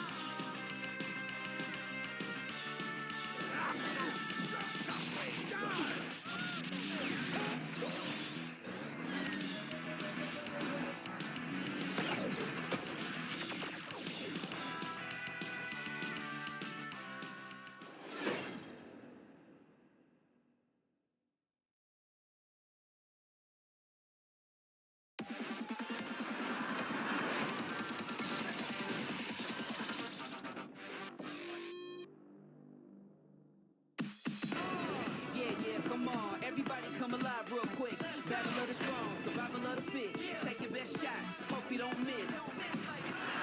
Yeah, come on, everybody come alive.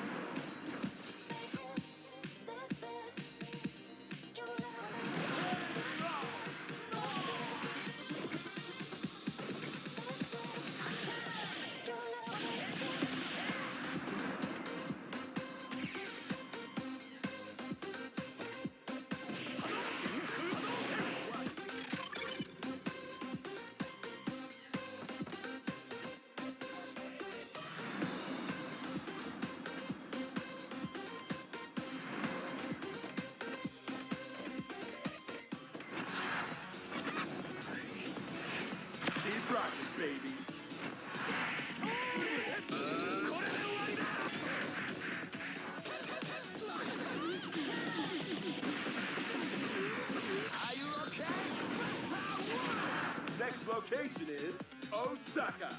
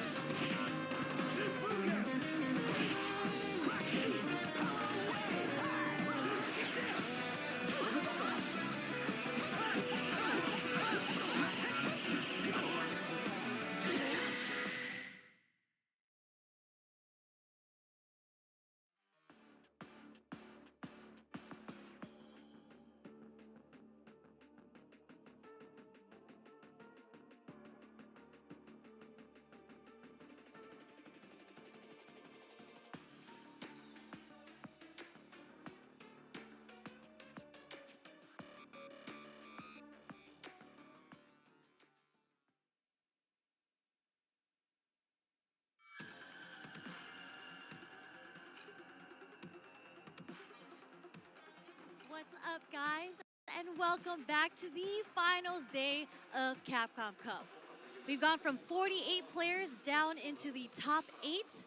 And before we get into the action, I am joined here by none other than St. Cola. How you feeling, sis? I'm great. I have been watching from the sidelines if I haven't been commentating, and the matches have been incredible. Very unique, just non-stop, back-to-back, amazing Street Fighter 6 action. It's not going to stop at all. As you mentioned, we're in that top 8 spot. It's been super hot. And look at what we get on the menu being served up right now. Angry Bird versus Tokido. After that's going to be Blas versus Shuto. Bro, the whole crowd in front of us looked at me when I said it like that, but I cannot contain my elation, my excitement for such I mean, this crowd understands. This is the hypest crowd I have ever commentated in front of. Like, the Japanese fans are amazing. They're loud. We have this entire filled-out arena from the first floor to the third floor, and they're all looking down upon us. I see you, and I see with you, the and signs, I see you. Hey, you know what what's I'm up? saying? Hey, hi, hey, what's going on, y'all? Yeah, let's go. All right, but Angry Bird and Tokido are going to be on What's Up Next. You hear the cheers already. Favorite players, but also brothers in arms. One of them has to go down and out, unfortunately, because this is with that million.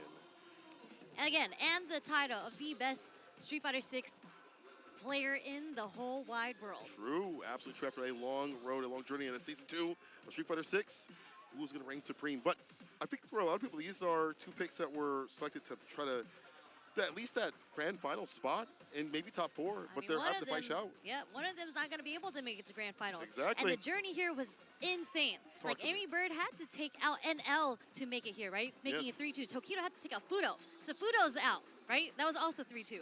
And later on, right after this, we're going to see Blas versus Shuto. Blas had to sweep. He swept CN 3-0. Literally It made it look like CN never played the game before. Oh, insane. How do you do that at 15 years old? Yeah, really.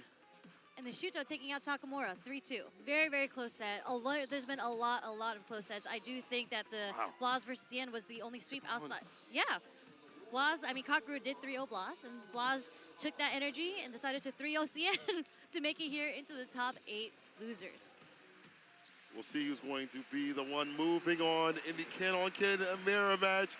This is something that the Yipes had prefaced that expected to see. It's going to be Ken-on-Ken. I do believe we're still going through with the tech check because I do hear people eliminate their original, cheers. the original nickname for Tokido, if y'all didn't know, it is the Murder Face. I don't know what the FG Scout is. That sounds very PG, but that is who I know as the Murder Face. Thank you. Tokido. I like that. Go back to the old you. You're gonna have to do so to be an absolute killer out here. There's no filler. It's all coming down to this. There we go, the handshakes. Now it's official. Now it's time for combat. Shake. Real gentleman shake. These guys have been competitors for a long time. They played each other many, many times. Oh, yeah. All the way from Street Fighter 5, all the way to Street Fighter 6. And now we're moving on. They're going to have to play each other to move on in the brackets throughout top 8. And if it is Angry Bird who takes it over Tokido in this mirror match, he's going to have to play against Juicy Joe, who is the one who sent him into losers. So he wants that revenge. He's going to want that revenge, and I think he's coming back with a vengeance. Not only, unfortunately, Tokido might have to feel the wrath, but I don't know. He's been playing pretty hot. Yeah, he has been. I mean, he's so good. He knows how to play against somebody where he studied them so much. He's like an FGC Batman. He'll mention Daigo, but I think Tokido's up there in terms of dismantling people. I used to call him, for Street Fighter League Japan, the Dissector, because he would dissect your options, take away what you could do. But Angry Bird is a different beast when it comes to optimization. We'll see what happens in this loser situation. Let's get it. Tried to sweep a little too far. Tokido's the one who's going to get the whiff punish on that. Okay, Angry Bird trying to fight his way out the corner.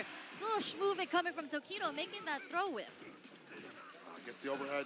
The throw right after, maybe not meeting enough to get a button, so Tokido commits to the throw. That immediate reversal crouch strong after blocking the jab from Angry Bird, and Tokido takes it just like that. Almost, that is a perfect for the first round. Some decision making, I think, to stop drive rush, that sweep, I believe, but it's not working out. Tokido just using it as a whip punish tool and corner carry, entry, jab, and then with the DP, drive rush for the throw. Angry Bird walks away from danger, now gets his own back throw. Putting Tokido in the corner. Okay, that's the medium kick going so far. Same range as Stan Roundhouse. No, don't you dare whiff on me, Tokido says. He's going to take him into the corner with his Tatsu. Backdash is clutch here. Back to mid-screen. Angry Bird answering with his own Tatsu. What a jump back catch is a drive rush. Walk up throw, the tap off the jabs. Thought it was going to be another button, maybe a stand fierce or whatever it may be. Overhead lands. Throw. Yeah, there we go. So one more touch scenario. He breaks the throw. Will be an OD on either side to try to leave the corner or keep them in the corner. We drive rush, utilize off the crouching medium kick. Hits him with the heavy, ends it with the level 3. I'm sorry, it's going to be CA. You know what time it is, people. Sit down and shut up. Yep, caught. Tokido trying to walk forward on him, flipped him with the low forward, burns himself out for this. Tokido's just like, I'll burn myself out because you're going to run into my fireball anyways. Unfortunate. I mean, I get it. You want to spend all your bars to kind of get that last one decision, but it puts you on the back foot.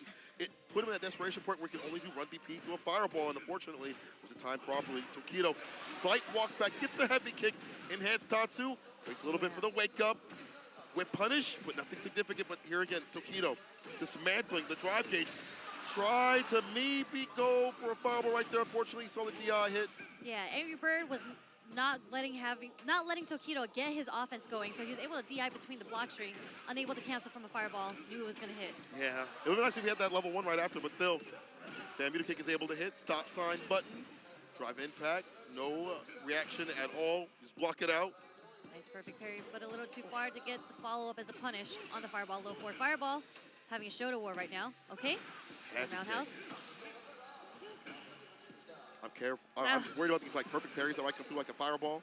Possibly throw one out, perfect parry, drive rush jab, if close enough.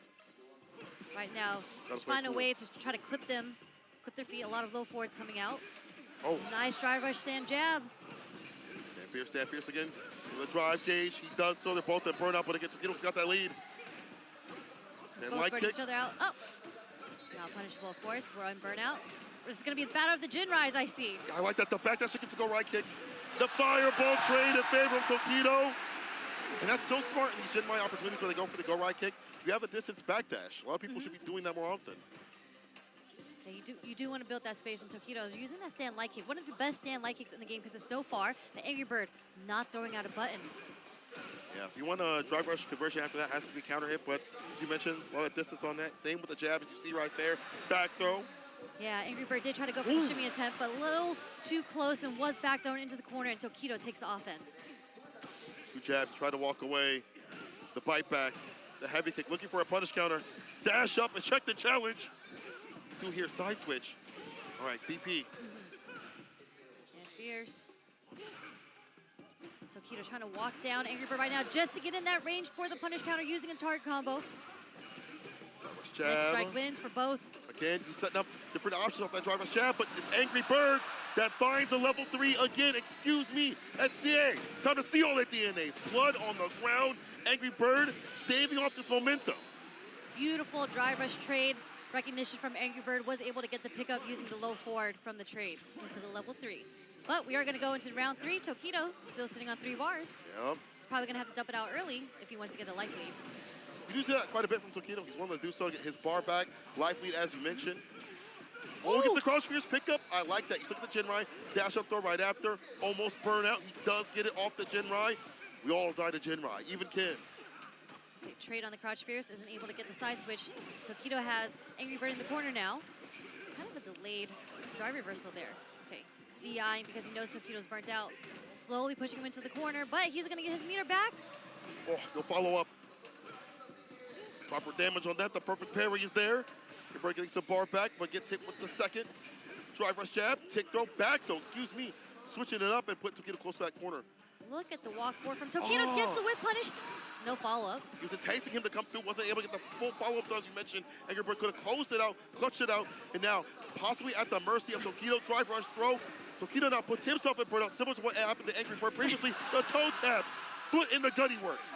That was indeed a foot into the gut. I think Tokido was going for the Hail Mary there, the full gamble, all in on the overhead. I think he was just going to cancel into the level 3 there. Yes, yes. It's a typical thing for Ken players to do, you know. We've seen him demonstrate it at Evo, right, and it did connect there, but Angry Bird, active on the defense, was able to stick his foot out, preventing Tokido from getting that off. Back to the character select screen. Tokido does not have any other characters. He is mainlining Ken. People have asked him, begged him to play Akuma, but he is with this character. Angry Bird, I mean, same with him. There's a whole bunch of Ken players that are in top 8, and Ken just has more vitality than Akuma, right? So oh yeah, in we a can game, show them. Yeah, in a game where you have combos that do 60-50%, you kind of want a character with more health. I think it's also like the stylistic difference that they'd like to have in terms of like when you play with Akuma and Ken, how you attack the drive gauge, which is actually what both plan to do, just different methods. For Angry sure. Bird. Did he press? He does. Crouching meter kick in the Jinrai, puts him up in the corner. One cancel, waits. The jump out, gets the DP. The drive rush stand fierce. OD off the Jinrai. Ton of damage taken away here from Tokido. Perfect parry, doesn't get the punish. Oh, he's a back dash and a sweep. Yeah, he's schmoovin'. Angry Bird is schmoovin' on Tokido right now. A little forward, little backdash just to make sure he whiffs. Yeah, the enticement is like, do it, I dare you. I want you to do it. He was like sweep continuously, which has been a problem for him. He sticks to that game plan. Okay, 6 up fierce. Okay, Tokido answering with his own crouch strong, catching up the startup frames of Angry Bird's normals. Gonna go for the walk up back though. Did not happen at all. Perfect parries, the fireball. Okay. He inches his way forward, but as he do so, you're not down bad for the down back. You're getting opened up low. Crouch meter kick is continuous here for Angry Bird. Nice last minute crouch block on the low forward from Angry Bird. Does get clipped this time by Tokido. Throw, we break. Don't touch me. Can't afford this chain. Backdash to make the Jinrai with. Nice spacing. Go the fake out. He breaks a little bit to get that crouch meter kick. The hit that was so smart. There's the throws. Throw number 2. Nice jab. Hey, a third would have worked. Wow, stand like it in the drive. Impact gets the splat. The Level 3. Angry Bird get special. The normal into the DI when you're least expecting it. That is the Angry Bird special and is able to close it out with the level 3, making it 2-1 against Tokido. I love the way that Angry Bird plays around Tokido's expectations. He did the drive rush jab, holds the brakes, waits for that button. See a lot of stop sign buttons here from Tokido every so often. Crouching medium punch, crouching medium kick, of course, or even jab, or whatever it may be. But the Angry Bird's playing around that idea, that intention. It's working out for him. He's up a game right now. We'll see what Tokido does to switch up in terms of, not a character, obviously, they're at here just to kind of calm down, but in terms of like a game plan. Yeah. What's your next step here? They've played so much that they've obviously learned about every other habit that they have, their favorite color, what they like to eat, what they don't like, things like that. So again, show something different. Angry Bird, perfect parry. Dragon Lash round start. You know, it is the last game. You start introducing new mechanics that you haven't used before, right? And it doesn't look like Tokido is on the offense. This is kind of, you know, straightforward from this point. What's the offense here? Throw, strike, who knows? It was a strike this time, right? Yeah. Go back throw this time. Go for the Jinrai, Ender. As he does so, he kills the drive gauge. Stand fierce, Jinrai. I like that follow-up. Drive impact. Tokido holds back on pressing buttons, does not want to get hit and opened up. Nice target combo confirmed coming from Tokido. This is going to take him to the corner. He is good life lead, though. With the level 1, Angry Bird's going to have to sneak in some throws. Maybe a DP up. Nice. Just to make sure if he gets a stun, this next one, if he gets a stun, she'll kill. Oh, too raw. The back throw is there. Tokido's back with bar. Drive rush jab. Quick with it. Angry Bird with the drive rush jab. It is Shifu. Jinrai! Angry Bird on set point. And even these scenarios where they're a little bit scrambling, it's like, wait a minute, if I have bar, drive rush jab a little bit quicker, decision making faster. Angry Bird on set point. Yep, you really have to have a lot ready to be in order to check a drive rush jab, right? So good stuff there, Angry Bird getting out on top from that scramble. And it's Tatsu in the corner. What? A cross-up. I think he was walking forward, if I'm not mistaken. It's the back throw. Drive impact against that heavy kick. We see that to kill the drive gauge in that corner, looking for a butt possibly, and Angry Bird calls it out. Yeah, Properly done. Yeah, Angry Bird just knew at that range, at that setup, you can't really get Oki, so it was very high chance that he was going to go for the stand roundhouse. And there it is again, the Angry Bird special, the cancel into the DI. Tokido wasn't ready. But he is going to get the punish into the counter, into the critical art, my bad. Oh, I mean, this is a big counter right here. Tokido has a lot of bar to work with after the CA. Angry Bird still frozen. Drive gauge, not going to come back for a while. Might The be defense willing. like, can he find an opening? He's got the level 2. I mean, if he finds level 2, he can find success here. He's going to send it out right now, but the ODDP against the super. Are you kidding me? Tokido does not have none of that. Staying alive, Tokido. Okay, try to walk forward. Little inches way forward for the throw. What an elimination of the info. That was so sick. Now Tokido riding the momentum. Enhanced Tatsu, excuse me. Trying to go for the throw. He breaks though. Now we're in range. Okay, that was a punish counter with the stand roundhouse too. Cross-cut DP. Go Huge back throw life from lead on either side. Angry Bird right now. Angry And Bird. the slight lay on that stand fierce. He finds a second one. Finds success. Blocked on the overhead. Okay. The low forward is going to get the punish on the Jinrai. And he wants Tensions game are right high. now. Tensions are high. The low Should forward be is taking going a to no fireball. cancel there. The whip punish with the heavy OD Jinrai. And the Shippu Jinrai. Angry Bird takes down Tokido 3-1. Incredible. That stare down to see who was going to flinch. And it was Tokido who flinched and got whiff punished by the stand roundhouse. You just really, really had to figure out what button you had to guess which button the other player wanted to press. And that is such a dangerous button. We already saw that BTI previously. That's a risk, but the reward is found here for Angry Bird getting that punish counter against that crouching medium kick. Crouching medium kick is a good anti-shimmy tool. We see it from all the Shotos. You know, some other characters that aren't Shotos, these lows kind of catch you trying to walk back. Obviously, Ken has a lot of reward, but we see Angry Bird play around that idea. A lot of things that were happening early in the game, Angry Bird would do like drive rush sweep and things like that, grip the stuff, and it was kind of getting clapped continuously by drive rush jab from Tokido. You just wait for him to whiff a bunch of times and get his hits off.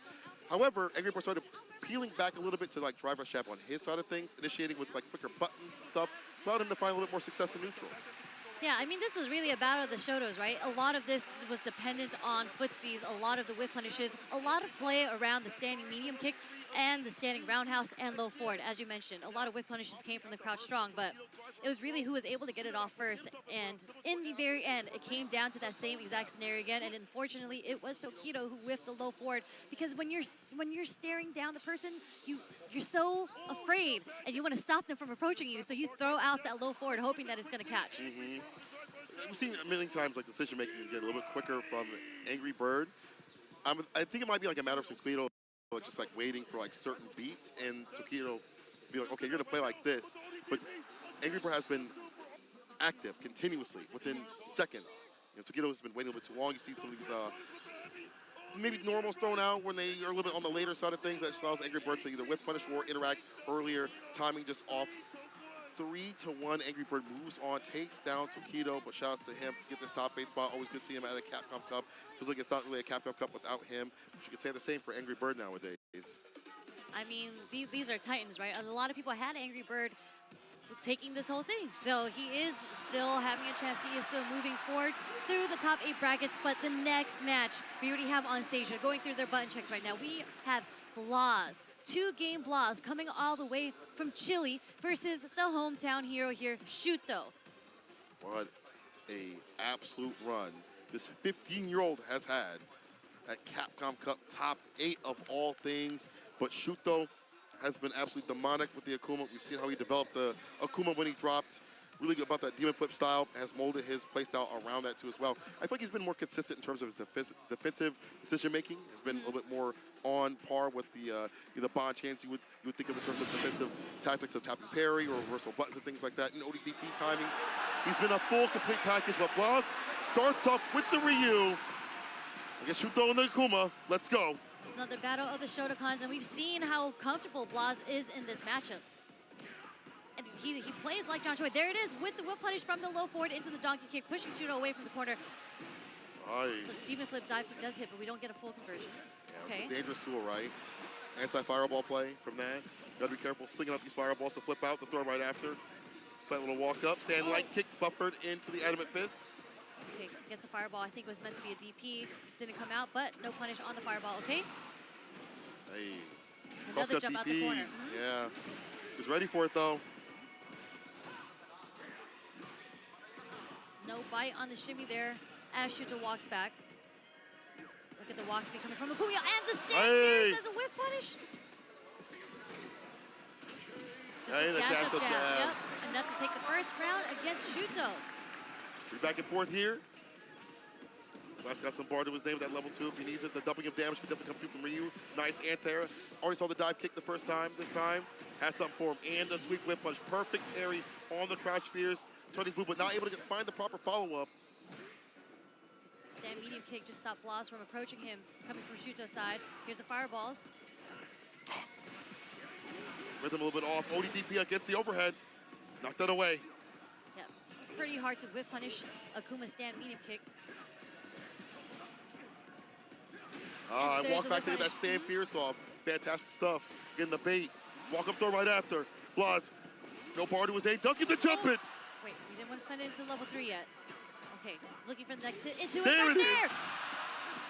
Something that we've seen Shuto do so consistently is a DP into the super, right? And Blaz does it himself, letting Shuto know you have to be careful if you want to jump on me, even if you're playing Akuma with your different aerial approaches. I will be ready with that DP. To be honest, the fact that Akuma has so many different aerial approaches makes Blaz anti-airing so consistently that much better. The fact that we've seen so much variance from Shuto on the ground too as well. A lot of mental noise, but Blaz able to clear that all out. Oh no, the stand fierce able to find its mark overhead off the reset. No big deal though. Take off the stand short. Blaz looking for perfect parries here. I like the way that Shuto like walks back. He's always like tapping down a little bit to you know flash duck to maybe avoid like a sweep or a crouching medium kick. Again, there's that delayed DP from Blaz for the anti-airs, but Shuto is able to get the pick off the forward fierce. Okay, blocked on the overhead, gets sweep, whip punish again. Tatsu out of the corner, such classic Street Fighter play. It's high reward too as well. The OD fireball, drive rush, the break. Looking to catch a throw possibly with that forward heavy kick. Now just walks on in, Shuto on the back foot. Let's let ODDP rip. Go Shoryuken. Shuto trying to build his space with the fireballs, using his pokes again. Dash into a stand light kick, the bumper with the drive rush. Imperium's in. That's the end of your hell. Bow. Yep, jumping to level 2. One of definitely the best stand shorts in the game. Does clip Blaz. Such a good stop sign, as you said, to approach as a whip punish and to stop people from walking forward on you. Yeah, drive rush right after. A lot of cool players have been developing that. Bonchan started it off, and Shuto using it very well. Stocks it with the digit after that knockdown is Blaz. Starting with the DP, but luckily, we're okay. We're all right. No punish there. It is a light DP, so there is fast recovery there. True. Okay. Nice backdash from Shuto to evade the throw, getting the punish. Combo. -4, but the pushback's too much on that fireball to do nothing about it. Yeah, I think Shuto was trying to DI preemptively a fireball there. No bite from Blaza, was able to parry it. The whiff punish again with the low forward. Starting with the media Hoshokeki, it was not even a problem at all. The ODDP stops the guessing game from happening with Shuto. Still lacking in health. Maybe a perfect parry and drive rush button after this could get him in trouble. Or drive rush jab off the backboard. Force knockdown, a level 1 to finish it. Can we talk about that juggle off the demon flip though? That conversion from the juggle. Some people, you know, we see a lot of drive rush anti-air with DPs, but he was able to anti-air with the stand jab into the juggle from the donkey kick into super. Right. Beautiful situational awareness from Blaz to close out the round. Getting better and better about dealing with the options that are presented from Shuto with these aerial approaches. But here Shuto looks like that ODDP rip again. Saw some movement, let it rip. Level 2 now as his response. First an ODDP now. 2 bars spin, you get the follow-up right after this. What are we going for? Level 2 fireball, perfect parry. We try to go for the throw, 2-4 out and Shuto. Whip punish, DP, not enough to kill. It's not enough. It's not enough. Beautiful awareness from Shuto on that punish though. That short was the only thing he was able to get because he was burnt out. All right, Okay. toss continuously. Donkey kick. bar coming back, but it doesn't matter. Too close, the donkey kick to be not punishable. He's spaced out. He's got to be careful. He's walking too much, and I feel like it's not Ross's fault that this is becoming a punishable problem. The donkey kicks, it's that Shuto has been walking and making it difficult for him to space him out properly. And walk speed's a problem. I mean, he had just gotten his bar back too, so he just had gotten out of burnout. Wasn't sure if Blas recognized that immediately. Yeah. Okay, Shuto, again, responding with the ODDP just to get the pressure off of him that Blas has been so consistently applying. Perfect parry in the dog kick. You switch it up a little bit, Solar Shuto. plexus, counter hit, that's gonna hurt. Bring up the throw, level 1, and saves the OD gauge for that reversal. Can he find some perfect parries, some OD fireballs possibly? Driver's conversions, tried to charge up in front of his face. Yep. Interruption is there. Get out of here. Yep, low forward did clip it. He didn't follow up through with it though. There's a lot of range on that. Low forward. Here's the whip punch. Damn! Well, it's like, let me show you. Got his ass. Level 2. Incredible whiff punish. Spends all his meters. They're pretty much even at this point though. Both of them sitting on what Yipes calls it, a dusty donut, powdered donuts. No super on each side. Stop, you're making me hungry. Okay. Back to the parry game. Crouch Yumi to kick and shoot though, still very well. Up in the corner especially. Frank kill strike off the throw. Was able to tech though. I think the next knockdown will definitely be another guessing game where he might go for a button right after. Shuto can switch it up a little bit. Has room to give. And the fireballs too as well. It's hard to go band for band with the fireballs. Perfect parry. Denies the overhead from happening. Tatsu. Okay, meaty jabs too. Caught Shuto not wanting to block there. Gets a counter hit with the wake-up jab. Parrying the OD fireball right after now. So we see a switch up after the perfect parry. Boss running expensive bar right after. Drive rush DP. Interruption on the follow-up. Shuto ready with that 6 frame. Going insane for trying to deal with that man and that button at that range. There's a disjoint on that button. You have to be very careful. Trying to dash up or drive rush. Yeah, I mean, Shuto was very well aware that the meaty wasn't happening from that situation, so good stuff on him for waking up with the crouch draw and getting the counter hit. Perfect parries the fireball. Drive rush medium. Race or throw. Did it work? Oh, he OD DPs. Invuln again, dealing with that super. So smart on Blas. I mean, Shuto has already demonstrated that he's ready to react to anything with the super. Blas is able to cancel his drive rush in the ODDP. Very smart stuff Not right there. committing to something there. Amazing, smart stuff. I call that the boost. That's the boost right there. That is a boost. I've seen the clips. Next time it's going to be a drive rush super if it's a boost. True. Uh-oh. Big throw. Up in the corner. Hashokeki. Staggers a little bit. Okay. Keeping Shuto got the counter hit, no follow-up, but he spends all his drive meter to keep the pressure on. The delayed jab connects, gets the counter hit. Blas making it 2-1 against Shuto. Man, the layers that he has on offense is insane. Jab pressure switched up. The throw pressure, the fireball's close range too as well. His defense, we've seen the perfect parries come through in the clutch for him. Get that momentum, but right now Shuto's running the train the other side of the screen, the West Coast. Bates off the only DP for free. Adamant fist starter is a dumping of damage. You not want to be here when he's able to do so. Yep, into the heavy Tatsu. Oh! That's it. Didn't get the full first conversion, but he does end it with the second. It's where you show your stuff, is when you're about to clutch out the game. When you have 2 games up here, Shuto only has 1. Can you route this back in a way, the momentum out of their hands and not overextend too often? True test here for Blas. Tatsu out the corner. Shuto perfect parry. Demon flips to get out, escaping from the corner. Whoa! Nice. Didn't have to spin no bar for that. That was smart. Falls on the fireball. Stocks up the digit when he got the distance. I like that. What? The perfect parry. It was a perfect parry situation there. Good stuff coming from Shuto. Able to recognize and get the punish counter using the crouch strong. Okay, Blas moving forward. Oh, execution error. That's going to give him the game. That is so unfortunate. As you mentioned, the execution error. Blas had been playing so up to that point. We saw him walk underneath the demon flip. We saw stages of that when he's playing Xian. But in the end, you cannot have these mistakes against the one like Shuto.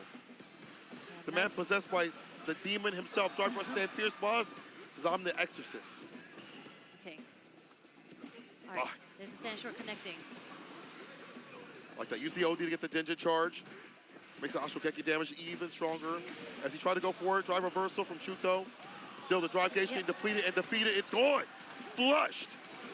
He's gonna have to take this pressure, take the trade, but okay. It's a no bait. Punish. Oh, let's go for it again. Could find the air to air. Like guillotine hitting. No punish though, of course. That's -1 only. But he's gonna have to take this pressure, but enough to get his bar back, not enough chip coming from Blazer. Forward Fierce trying to find an entry point. Any button. It's again the Forward Fierce.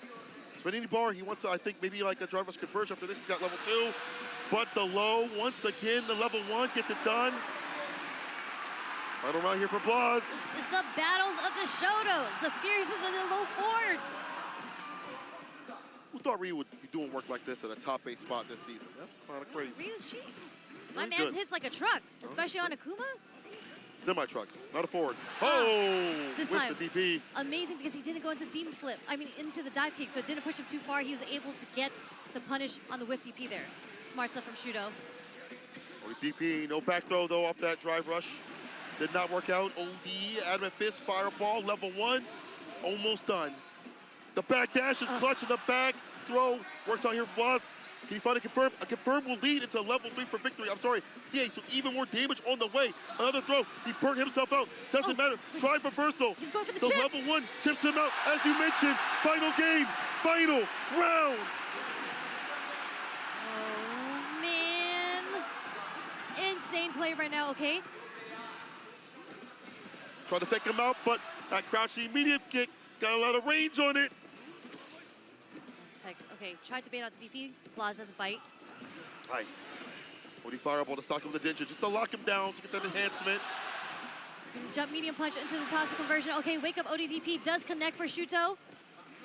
So have to get that drive rush. Was about to tapping get burnt parry. out. No, this is it. This is it. Blaz 3-2 over Shuto. The Noryuken. Incredible. He had to do the wake up super there because he was going to get burnt regardless. So it's a guess now or is it a guess later on when are you going to use your super bar? And just like that, Blaz, so patient, was able to parry that and take the win over Shuto. Last game, last round. Insane play. On the big stage at 15 years old, has not traveled so continuously like other players that are out here on that stage too as well. He has no nerves. When you play with as confidently as he has been playing, you pull out wins like this. Let me get some of that. Against some of the best players in the world, and this is, I mean, I think he's earned the title of being one of the best players in the world. Oh, 100%. Here, right? He had done so when he qualified through the group stage. He had done so at the group stage, and he continues to do so out here as he moves on over Shuto. Again, his defensive decisions are really good. I like the way he uses OD Fireball. We mentioned that as like a poke tool, but also it's a lockdown tool, so I can get Dinjin, so I can stock up, so that if I hit you with Hashugeki, it's going to hurt. Yeah, funny enough, like Blaz didn't use too many fireballs at like the range that Shuto was using it, right? Yeah. I feel like Blaz was looking more for parries in that situation, but again, this conversion, it was just so sick. That's all I had to call out about that. It was just so sick. It's godlike. Yeah, godlike. That's it. But he spent so much time looking for the low fours, looking for the fierces, and just peppering in his normals to burn out Shuto, causing Shuto to want to get antsy, having to do a lot of these OD reversals, right? OD supers. And it was until the very end that Blaz was just like, I will block this next reversal that you plan on doing. Yeah. Even with the mistakes, look at that. He made some critical mistakes in this round, and it led to the game-to-game sort of scenario to happen. For most people, they would crumble. They'd be like, damn, I made that mistake. I could have had that. Think about that the entire time while the opponent, the op, takes him down.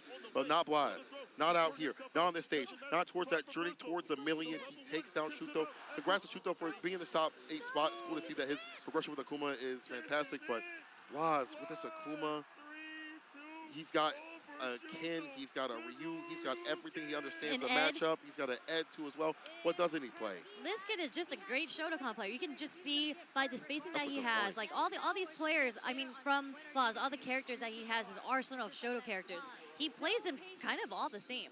Like we saw his Akuma come out earlier, and it wasn't something that he did that was like specific to Akuma. He was just using the move and speed, the walk back. Again, with the fierces, with the low fours, just something that he's just really good at doing. What's really good is this next match here. Juicy Joe versus Angry Bird. It's the run back, the clap back. And Juicy Joe had taken down Angry Bird. It felt like he couldn't get anything started. the defense was there, but the offense wasn't overall. Juicy Joe, this man's got the juice. I feel like his stats are filled out in every sort of direction in terms of defense, aggression, optimization with the character, projectile play. I think he's the best when it comes to putting down the miasma in class with the fireballs continuously. But Angry Bird has had time to grind and think about what he should do, going for the Akuma, which is the worst matchup, as many JP players have told me. Really? Yeah. I mean, something that's very, very special to Juicy Joe is his use of teleportation through the portals. Yeah. He has consistently, the way that he times it, most players so far that I've seen play against him have not found an answer to it. Like, we saw him play against, who was it, the Ed player earlier. It was just difficult for them to anti-air, right? Like, but we might not have to worry about that. That was something that Angry Bird had to fix in that round 2 when he did try to anti-air against the teleportations. But again, we're playing Akuma now.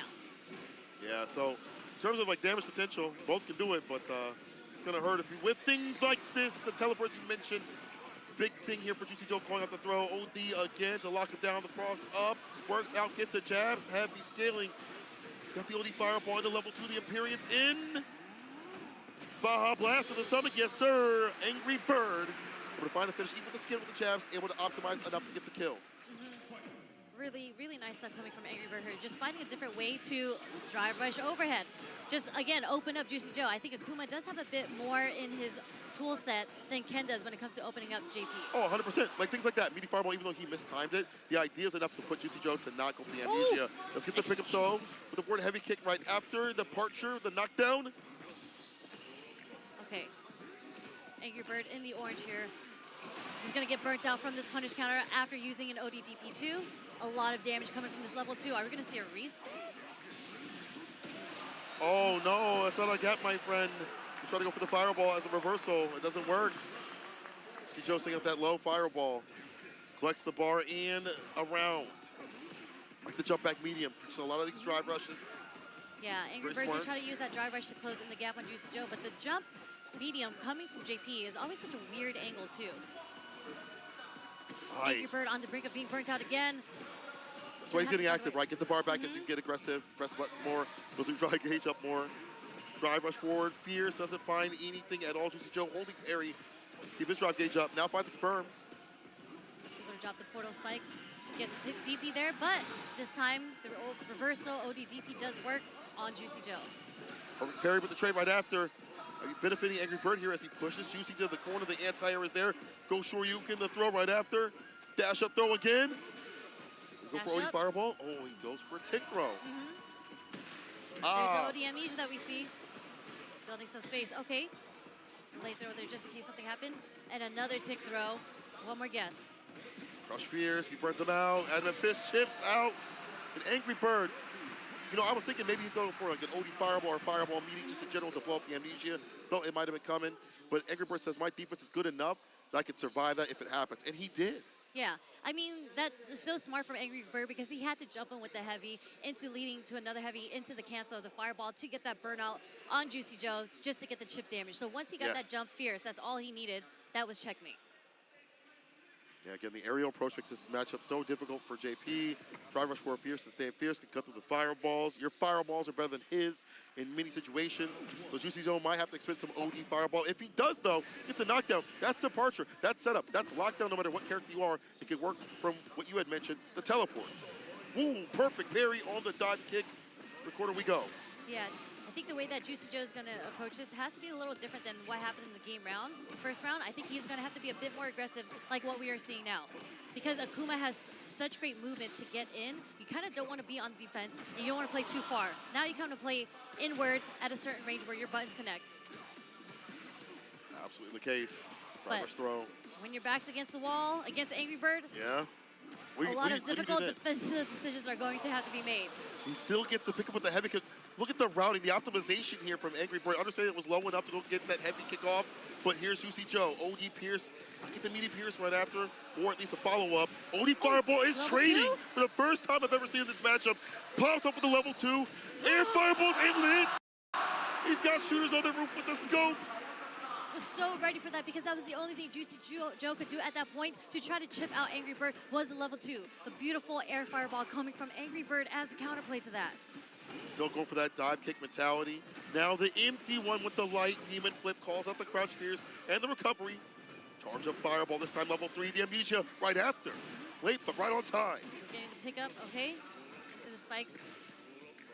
Drop the portal. Angry Bird waiting to see if Juicy Joe's gonna throw out a ghost.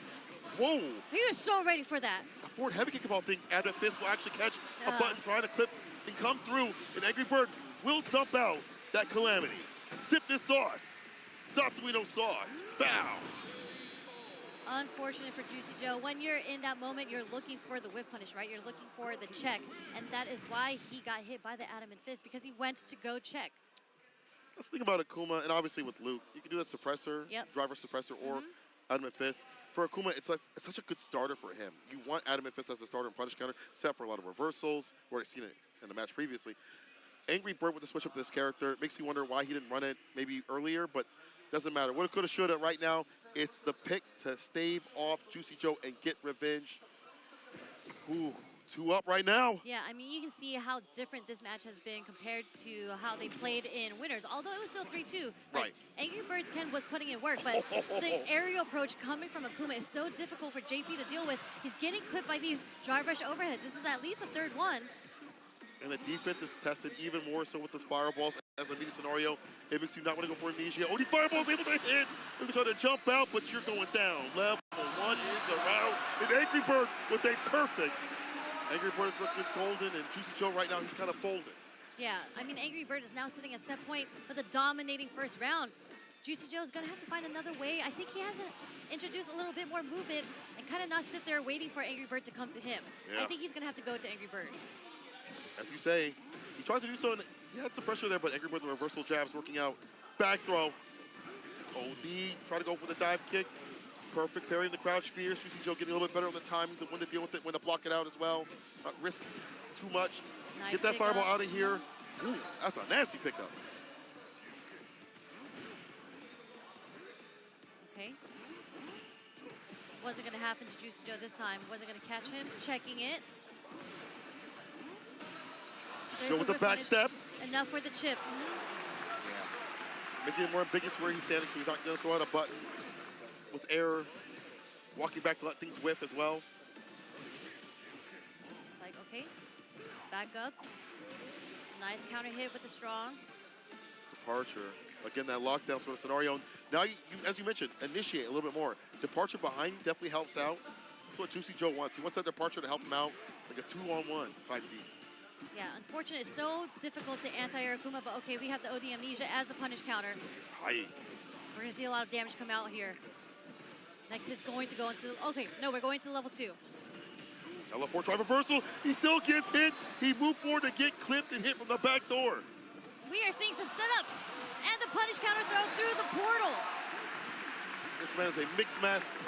Juicy Joe is fighting back. Okay, going back to the character select screen, taking a breather. But this is what I mean. Juicy Joe is starting to feel a lot more active in how he's approaching the neutral. He's not letting Angry Bird get a chance to make him guess on how to anti-air Angry Bird. Is he going to do a demon flip? Is he going to jump fierce? We're not sure yet. But instead of waiting for that guess to happen, Juicy Joe is approaching him.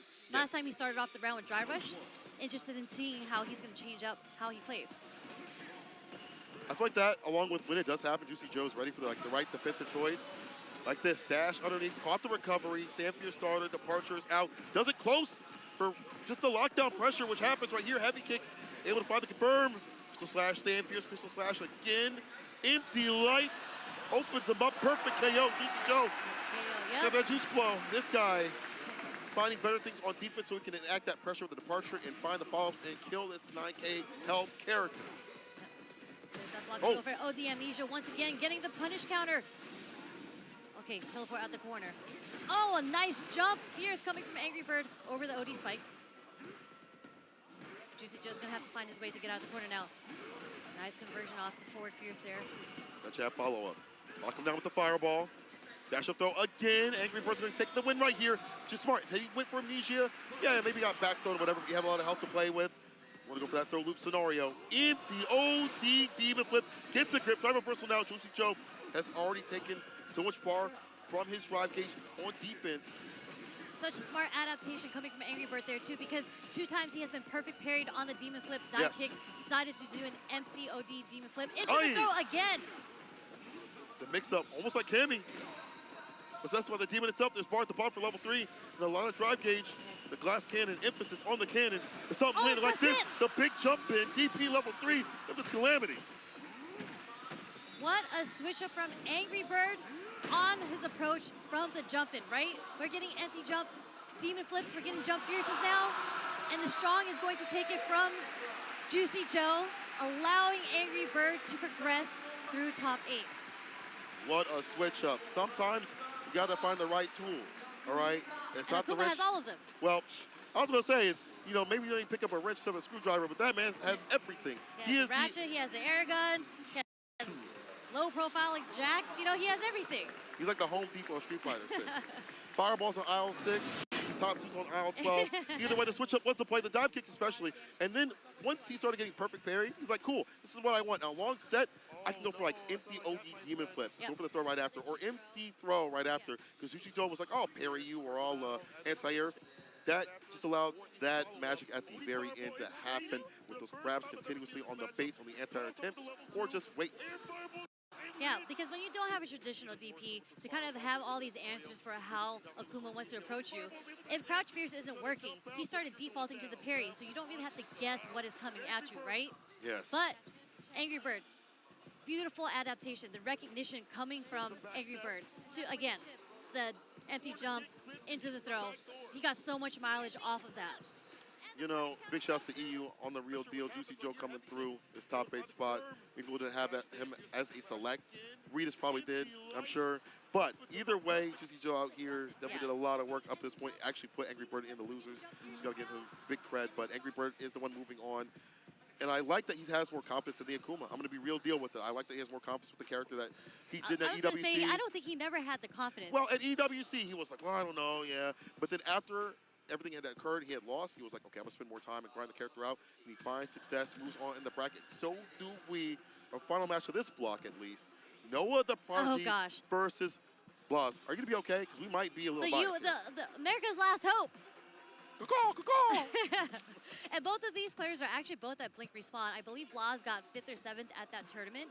I don't know if they had a chance to play against each other, but this is very, very interesting because this is kind of a battle of the Shotos, although Luke isn't a traditional Shoto. But on top of that, Noah is not your traditional Luke player. You know, I hear the Eagles in the background as the last hope of America stands to fight Blas, who has been Chile's absolute diamond. Not even in the rough. This guy has been shiny. He is polished. Oh, yes. This kid is refined Ryu player, indeed. Battle. Okay, throw, just to see what Blas wanted to do there. Fierce in the OD now, delays a little bit. The donkey gets able to hit. He clipped the fireball before it came out. Step back, nice perfect parry on the sandblast, okay. Tried to get the pickup off of that, but he is going to get the stand fierce as a whip punish on the throw. Yeah, see. Delayed jab does catch the backdash from Noah. It is so good. Blas structures so much of his pressure up in the corner around those jabs. Delay, the quick jab. Just so good about figuring out what you want to do and using that jab to cut through. The switch up, yeah. Try to tap parry there. You know, it still gets in, but the ODTP is there from Blas. The bust out. Here comes the sandblast pressure. Blas just slowly walking up to him with the donkey kicks. Trying to chip away at his drive meter right here. The counter hit with the fierce. Jab and Hashokeki. Waits a little bit. Interrupts the suppressor. He thought a throw was coming through. Couldn't rear back ball run up. A Shin Shoryuken is what you get. Such strong play from Blas. You know, we didn't really get to see the Noah. Like, we didn't see the crouch strongs as the whiff punishes, or even like the perfect parries coming from Noah's end. But we did see this in winners, where the first game, Noah was kind of using it to feel out how he typically plays. And as the games progressed, he felt a bit more comfortable. We started seeing a lot more of that. True. So hoping that this happens for Noah, because that first game was rough. Oh, it's real rough. Real unfortunate. Don't let Blas get that momentum. Part of that is Blas being able to perfect parry just like this, goddamn. All right, man, prove me a truthful person out here. Blas being able to read the fireballs, but gets the read on the DI right back at him. Now you're ashy. Not the way you want it either. I mean, next sequence into the stun, Noah is buffering the level 1. Oh. Nice jump back roundhouse. Knowing Too that Boz obvious. is trying to get a little greedy with the DI, right? Yeah. Those definitely got those reactions. Back throw. Dash up, waits a little bit, stand fierce, drive rush throw. Okay. Lay him on the mat. No, this isn't gonna hit. The He's old holding the parry. parry, okay. No punish. Boss gets right back in with a stand fierce, ends it with the DP. Oh, he needs the DP. Yeah, Alpha gave it around. Unfortunately, he didn't get the drive rush cancel after the parry to get the punish of the level 2. Noah actually gets clipped for trying to walk anyways. Wow, trying to go for that donkey kick preemptively. I think it gets like the fireball or maybe even drive rush range. Noah's switching up his timings. Neutral jumps every so often. OD fireball's able to hit, stock with the digit. As we mentioned, that is Blaz's game plan. Okay, jump back. Just get to escape the throw pressure. Use some solar plexus. No trade, but Noah. No punish there too. Perfect parry. Okay. Both of them giving each other chances, not getting the punish off the supers. Okay. And he's. Are we gonna see it again? He went for the throw. Wake up, super knocks it away. Blaz 2 games up, younger than Noah, looking to take him out of the bracket and move on to this top 8 spot. Straight immediate rematch too. We are speed running through this. Noah doesn't want to break. Okay, what's next? Okay, ODDP to get the pressure off of himself. Blaz fighting himself out of the corner right now. Trying to go for that sweep from the walk up, and the block is there and the punish. DP. Taking those plus frames. Okay, walk up throw. Tried to see what was going to come out. Nothing comes from Blaz. The throw, catching the drive rush overhead. OD fireball, stand fierce, donkey kick, DP right after for the pickup. Dealing with the fireball pressure that Noah's presenting and finding follow-ups, finding damage, putting Noah in burnout when he doesn't want to be put in burnout. When it's not around his game plan. It's okay. We're walking away from the pressure right now. Oh, he Gets went for put the by the jump. feet again. Land. How many times have we seen Noah go for like a neutral jump, come down, and get clipped low now as Blaz inches his way forward, understands that's the game plan of Noah. Okay, no bite there. Both of them on the brink of burnout, okay. Catches him with a light short. No, too meaty. Was able to throw through the drive reversal there. Noah trying to find a way to get his level 3 off. I think if he keeps holding that, Blaz might react with the super next time. Yeah, you're right. Stand fierce, OD, does not get the follow-up. At least gets the jab, that's fine, it's fine, gets the jab. Okay. A little bit of damage. The counter hit, okay. Got the fierce. Okay, it's not so fun now. 3. Okay. Yeah. All right, What so do you level think? 3. You think he's going to go for the meaty here? I think the meaty is such a risky decision because we've seen Blaz wake up, and he is up 1 round. He wakes up crouching, medium punch, Blaz. Was able to find a confirm right after, though Noah is the one that gets it done instead. Yep. Nice usage of the stand short coming from Noah here. It is a huge hill for him to climb, though Blaz is sitting on set point with 3 bars, playing so solid too. Drive rush, crouching, medium, trying to find an opening. Notice he was trying to parry, was able to drive rush throw. Yeah. Okay. Stand fierce. Rough situation to be in right now. Real rough. He's gonna get burnt out. Is he gonna use the level 1 here? No! The only DP instead. You can't leave for free. It is jail, no bail, and Blaz moves on over Noah. Our hero for the U.S. has followed, but good gracious, Blaz, that play. I mean, you just when you're a player that kind of puts yourself in burnout, you want to be the oppressor, you want to be the aggressor. But Blaz, just taking advantage of how low he's able to get Noah's drive meter, right? And he's able to burn himself and just do that sequence on him, high pressure. Noah didn't find a chance to get his level 1 off. That's true, and there's 2 things for that. Noah put in burnout, not on his own terms, not the way he wants to play. 2, the way that Blaz plays around that pressure, when he's in burnout with the hostile kicks, the crouching meter kicks, catching you walking back, puts you on guard, makes you feel nervous and usual, and he just waits and is able to punish here and there. And I feel like also on this stage right here, Blaz operating at a magnificent level where it feels like, I don't want to say no stress, but just working around the stress. Running his game plan. We've seen him go for like the wake up buttons and sweeps and things like that. That's so present. He doesn't switch it up. He does what he knows works. Yes. And unfortunately, we didn't get to see like the classic Noah sequences. Like we didn't really, I don't think we've even seen one counter hit crouch strong come out from Noah here. True. So unfortunately, his back was against the wall the whole time against Blas. Just look at the sequence, look at the pressure. He had to jump. Like what else were you gonna do in that situation? Choose which way you die. Exactly. Choose your own adventure book, but unfortunately Blas is the one moving on. Noah, appreciate him for that top 8 spot. Definitely cooked up this competition. I mean, Blas, I think it's top 4 now. I think they all have made it into the top 4. Ooh, that's true, that's true. So Blas, top 4. Who could have thought? I know if you tell me that you would have said, oh yeah, this is my fantasy bracket, you a liar. Kakeru Lashar, okay? We have a winners finals match coming up next. And then, of course, Angry Bird and Blas are moving on to fight each other and losers semifinals.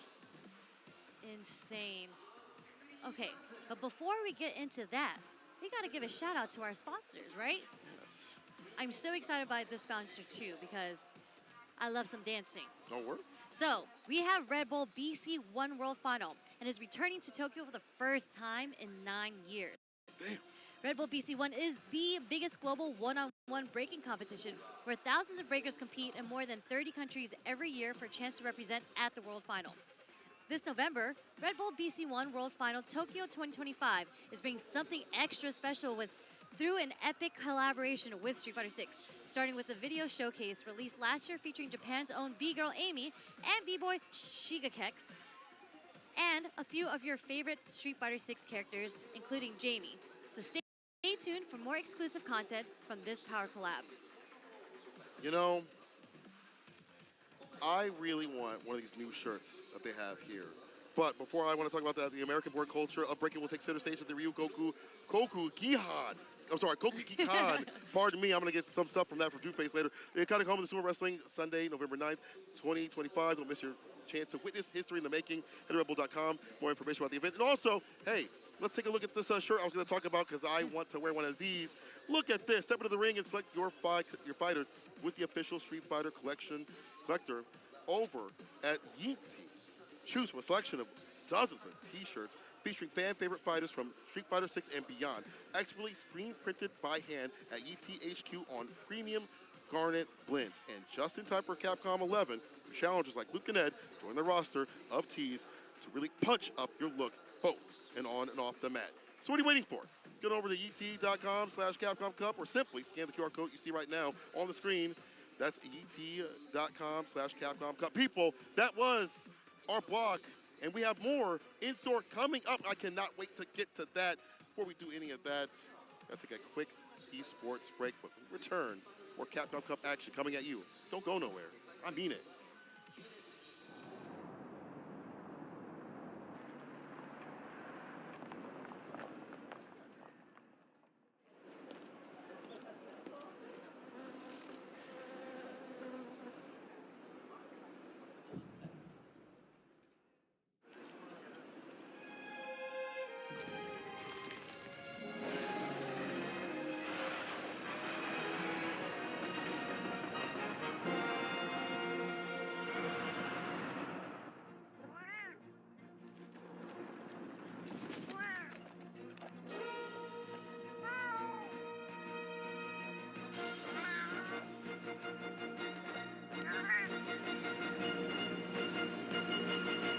Where dreams become reality.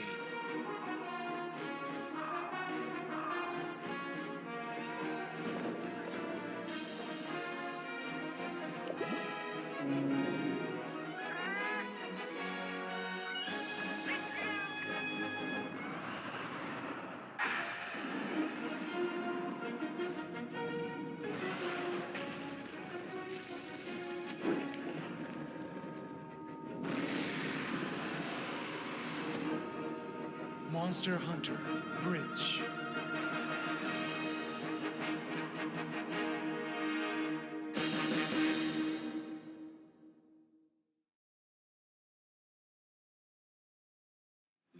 Show me what you have. What?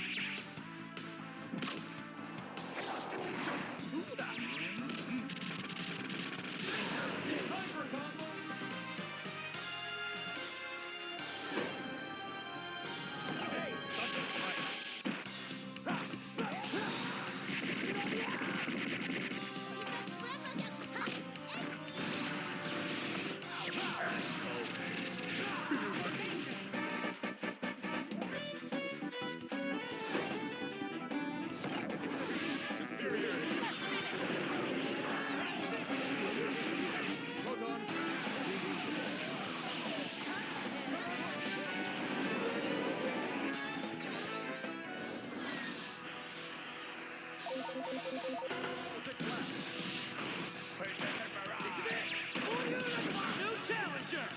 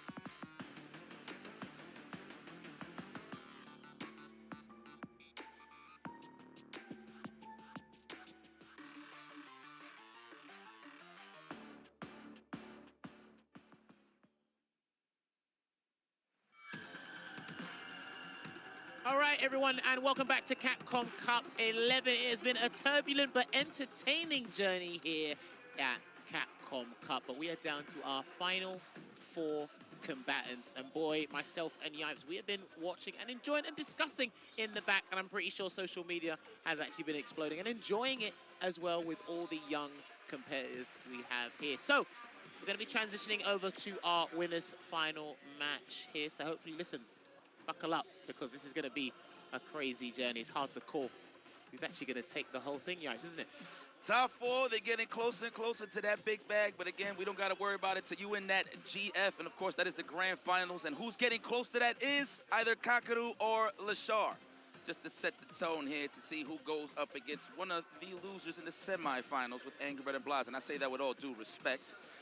This is going to be an epic match. Definitely both of these guys are familiar with their styles, but let's see who reigns supreme. The perfect parry Prince Kakaru versus the gold finger Lashar. I still got to figure out why he calls it. Hey, listen, man, these nicknames have actually been an absolute breath of fresh air. Now, I believe it is Kakaru who is the lone Japanese player to remain out of the 4 or 5 we started at the top of the hour with the top 16 here. So I imagine this crowd is going to turn from exuberant to rambunctious very, very soon here. But Lashar, listen, this guy has been going from strength to strength. The character journey from Chun-Li to Luke to Ed.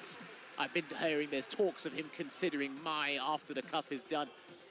But this guy, I love his knowledge. I love the energy that these guys exude. And again, it's like with Kakaru's energy, there's like a dark aura around it. It's like, yo, I'm about to run this joint. I'm the mafia boss here. That man is the wall. It's not like anybody opened it up. You know what I'm saying? Ain't nothing intimate over here. His defense has been phenomenal throughout this whole tournament.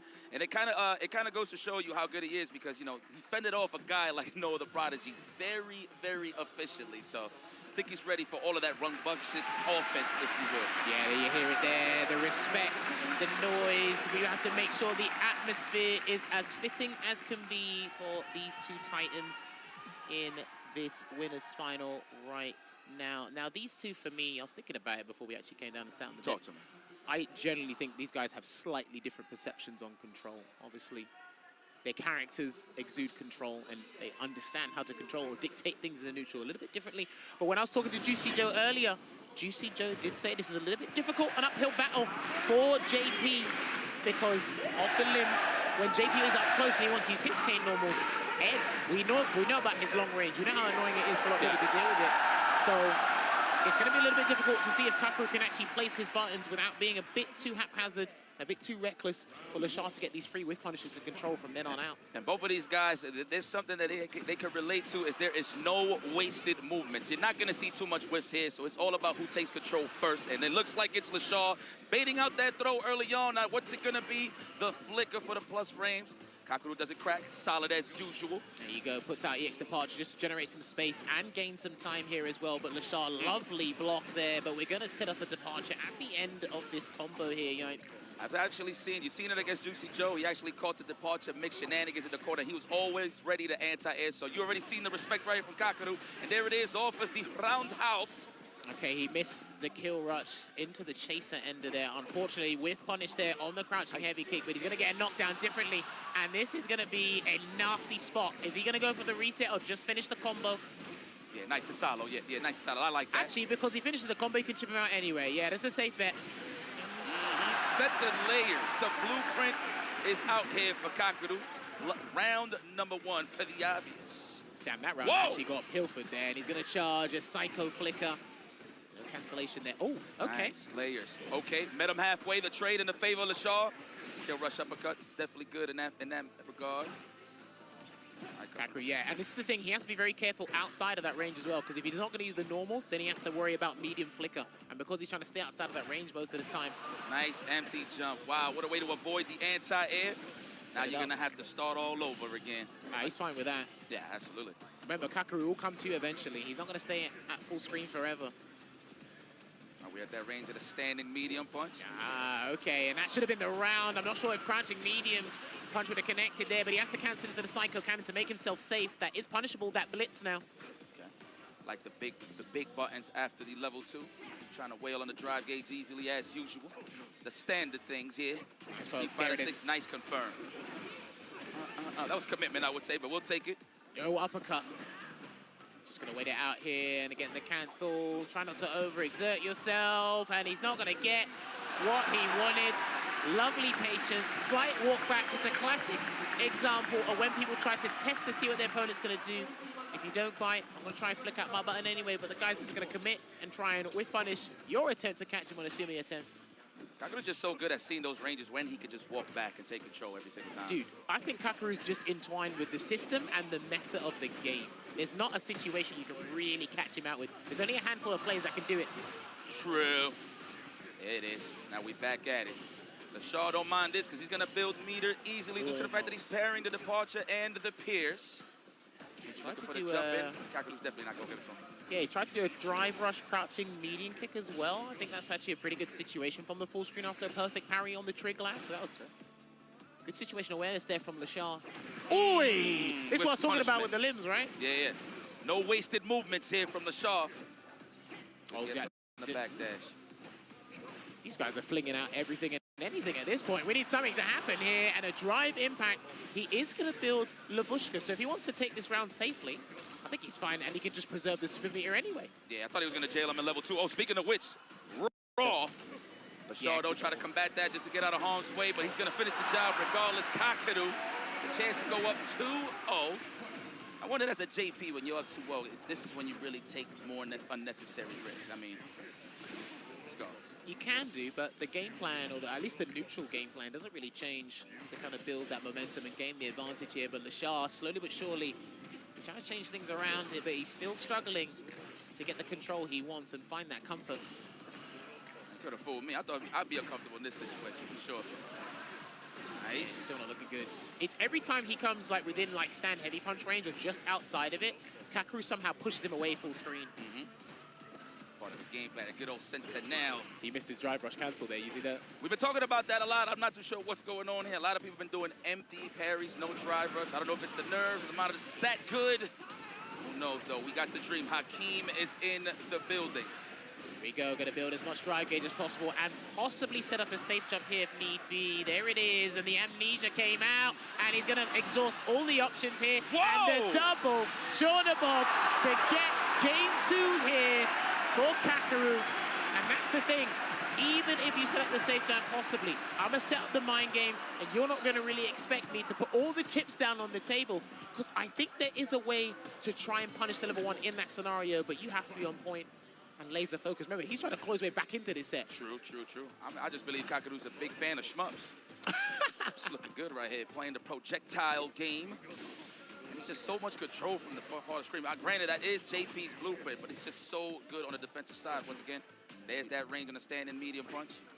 Out of flicker range, always. Speaking of blueprints, I think LaShaw's still trying to find a comfortable one in how he's going to approach this, but Kakeru's just shut him down in every aspect of this game. Finals though, so they got 2 chances at life. Wow, what a check there on the kill rush. Oh, nice. layers. That was beautiful. Absolutely sensational stuff there from Kakeru, and that's going to close out the round. Nice and easy. Kiss off the glass, and that puts him at set point. This is a total domination here, and if LaShaw has any hope of an adaptation, he needs to do it in this round and take it step by step, because this is looking extremely bleak. Absolutely. It's looking like a wash, I'm saying. Oh, no, this is LaShaw we talking about. Yes, clutch. That is the gold finger. No shimmy attempt here. Kakeru staying firm on the defensive side. Good for that counter hit. It's like, you know what, if I'm going to lose my turn, I might as well wail on No, the greenery. not like that. Gonna get an execution error there, get the blocked uppercut, and Kakeru is gonna get that dominance in the mid-range here. Still has a Labushka ready and waiting, but he's gonna set up a departure, and then he's gonna make him suffer. Baited, he's done. I actually think he's done, and the Labushka's there, and this should actually be able to close it out with any scaling needed. Definitely enough. Checkmate, and the crowd goes wild as the remaining Japanese representative moves forward to the grand finals. Wow! Talk about a big bag imminent, but again, it's not how you start, it's how you finish. Now he has that chance, of course, comfortable with a 2-set advantage. Rocks with that, there it is. People love, you know what I love about the crowd, man? I don't got nothing to do with the match. Ain't nobody biased for real in here. I can actually appreciate that they love the sportsmanship and just the camaraderie of all these players really just trying to step the game up and put on a show for everybody that's here. Well, we can safely say that he's got a minimum of 100,000 USD in the bank. But listen, he's not going for that. He's going for the big millie right there with Kakaru. And we're going to take a look back at the highlights of what happened here. Total domination, clinical performance, anything we put on this gameplay, there was little to no flaws at all. Lashar was starting to build on situations, but like I said, it's like as he got close to exactly what he needed to start gaining momentum and really build confidence in this matchup, it's like Kakaru just made it slip through his fingers or just took it away from him. Yo, just straight up, man, nobody can open up Kakaru. That's pretty much the name of the game here throughout the week for the boy Kakaru, for everybody that's trying to gain some ground playing the man. So good stuff, man. I appreciate that.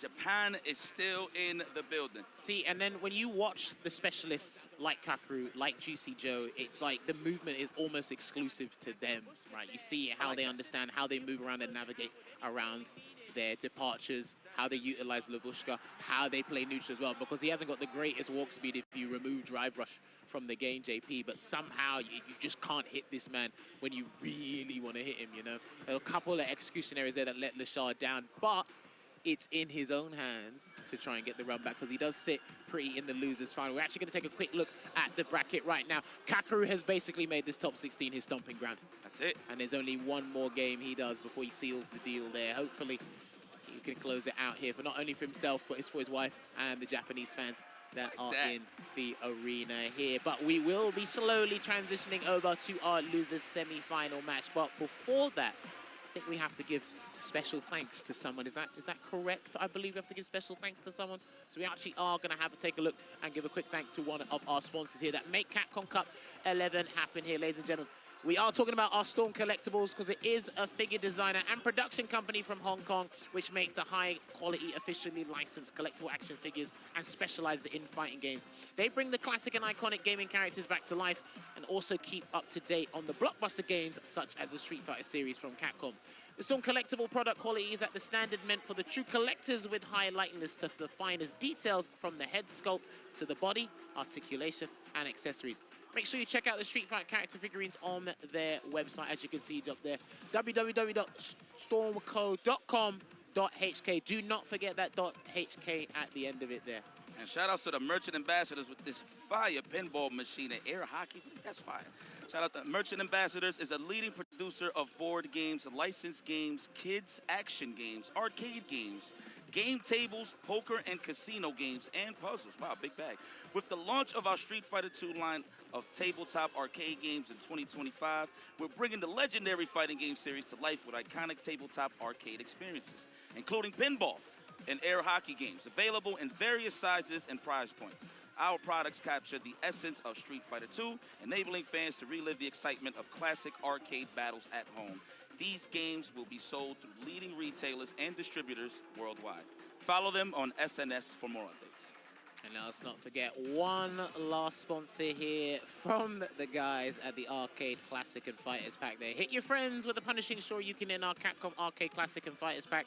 Dive into a robust collection of Street Fighter titles, including Street Fighter V Championship Edition and Street Fighter 30th Anniversary Collection, and the fantastic arcade titles like Mega Man and Final Fight.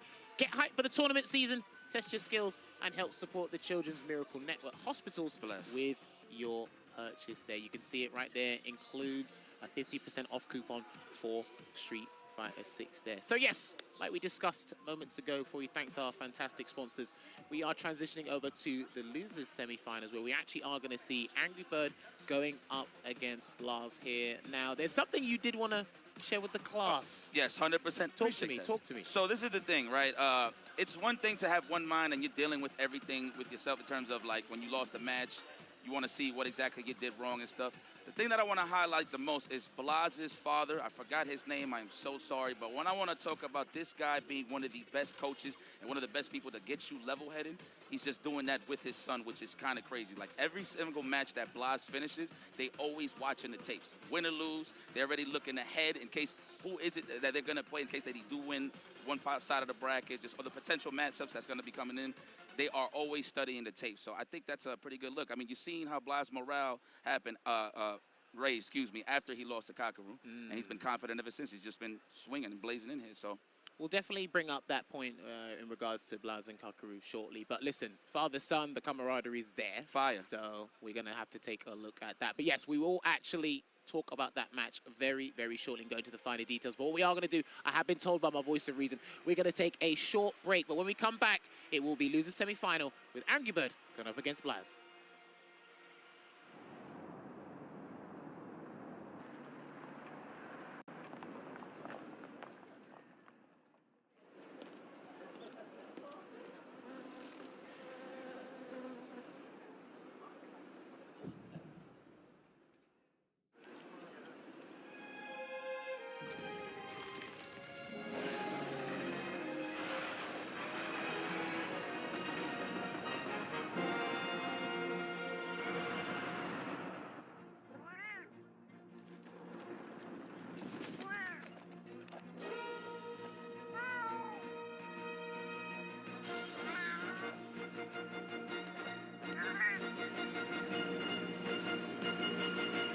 Where dreams become reality.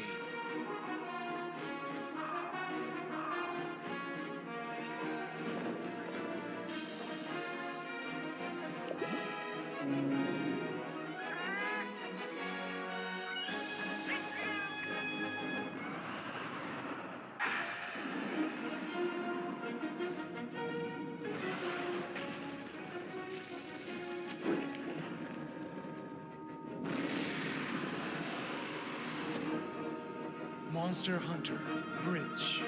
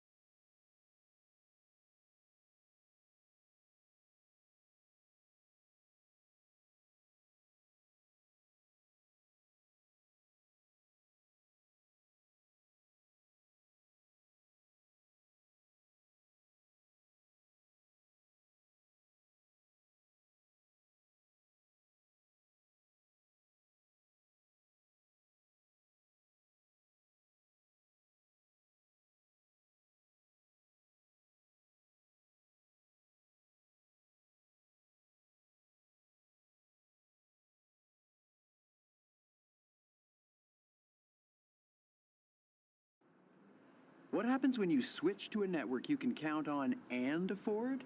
A whole lot of happy. Great network, super price, happy you. My name is Matthew Murdoch. I'm a lawyer. What kind of a lawyer are you? A really good one. Vigilantes are not heroes. Yeah. Daredevil, Born Again, only on Disney+. Oh,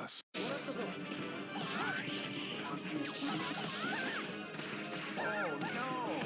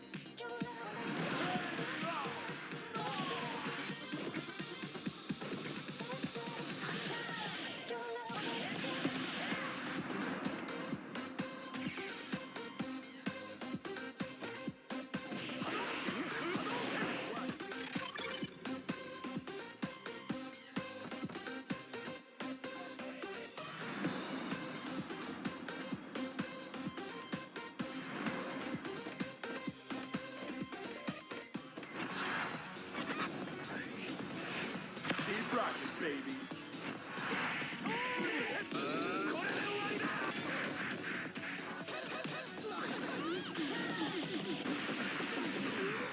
Are you okay? Next location is Osaka.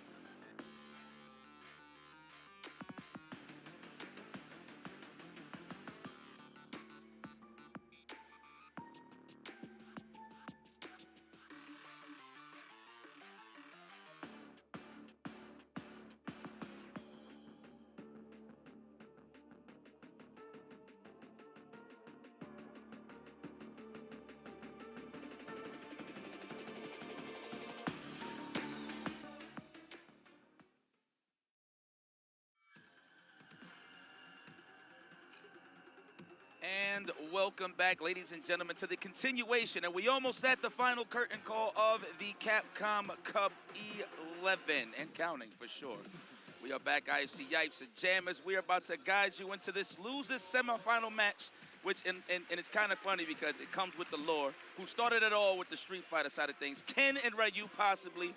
Angry Bird versus Blas. That's going to be a banger moving forward here to see who earns that right to go up into the losers finals against LaShawn. Well, there is going to be $1 million question regarding the Shotokan characters, but we'll get into that in a moment. Listen, ladies and gentlemen, thank you so much for sticking with us from start to finish, but I know you guys want to find out who that $1 million champion will be, so hey, stick it on out, ride it on out. I know some of the guys back at home in the European region, they're just starting to wake up and whatnot here, but this is what the bracket of the top 8 is looking like right now. We are at Angry Bird, gone up against Blas in that losers semi-final match. Both of these two, by the way, I believe they did lose their first top 16 winners match. Blas falling by the wayside to Kakaru, which you see in the grand final. And of course, Angry Bird losing to Juicy Joe before he had to fight tooth and nail to get that run back and switch it up with Kuma. Now, obviously, speaking of which, are we going to see the Ken? Are we going to see the Kuma? We've seen Blas's Ken. I didn't like the Jinrai strategy. Okay. But then I thought he should have swapped over to Ryu because he's brimming with confidence with Ryu. So I thought he should have given it a little go, see if he can change the result in that regard. But ever since then, he's been riding pretty high with these results. We was talking about it in the green room, how we feel like Ryu does beat all the Shotokans. In terms of the questionable matchup would be Akuma, but I mean, you saw how well he did against Shuto, so it looks like Angry Bird might take that bet and move forward to see how his Akuma kick things off against Blas. So, I mean, I don't know. How do you feel on the Ryu Akuma side of things? The thing is, Akuma's the Shoto. I'm not confident in saying, yeah, Ryu, I can see it or watch a couple of matches go, yeah, Ryu destroys the hell out of Akuma, right? Just because of the arsenal, the array of options he has. But then just how magnificent Blas has been throughout the tournament, throughout the group stages, and even throughout the knockout stages as well. He just seems to be super confident. And it's like a complete Ryu in any matchup you put him in. Because, again, you are playing a character matchup. And you can talk about this with a lot of the top players, right? It's almost as if it's 20-30% character matchup and it's 70% the player matchup. In Street Fighter 5, it was basically roles reversed. So if you are struggling in certain aspects, the drive system facilitates that. It will help you. In some regards, you just have to find a way. There's a little bit of legwork you still have to do. You can't be completely lazy. But regardless, we are back in the bodega and laundromat with this one. Man, my ancestors will be very happy and excited to see this goes down. We're getting closer and closer. But you know what? Hey, they got a little change. But again, it's not about the money. It's about the hype. And it looks like we will be going with the Akuma for Angry Bird. Goki, excuse me. I got to get nice.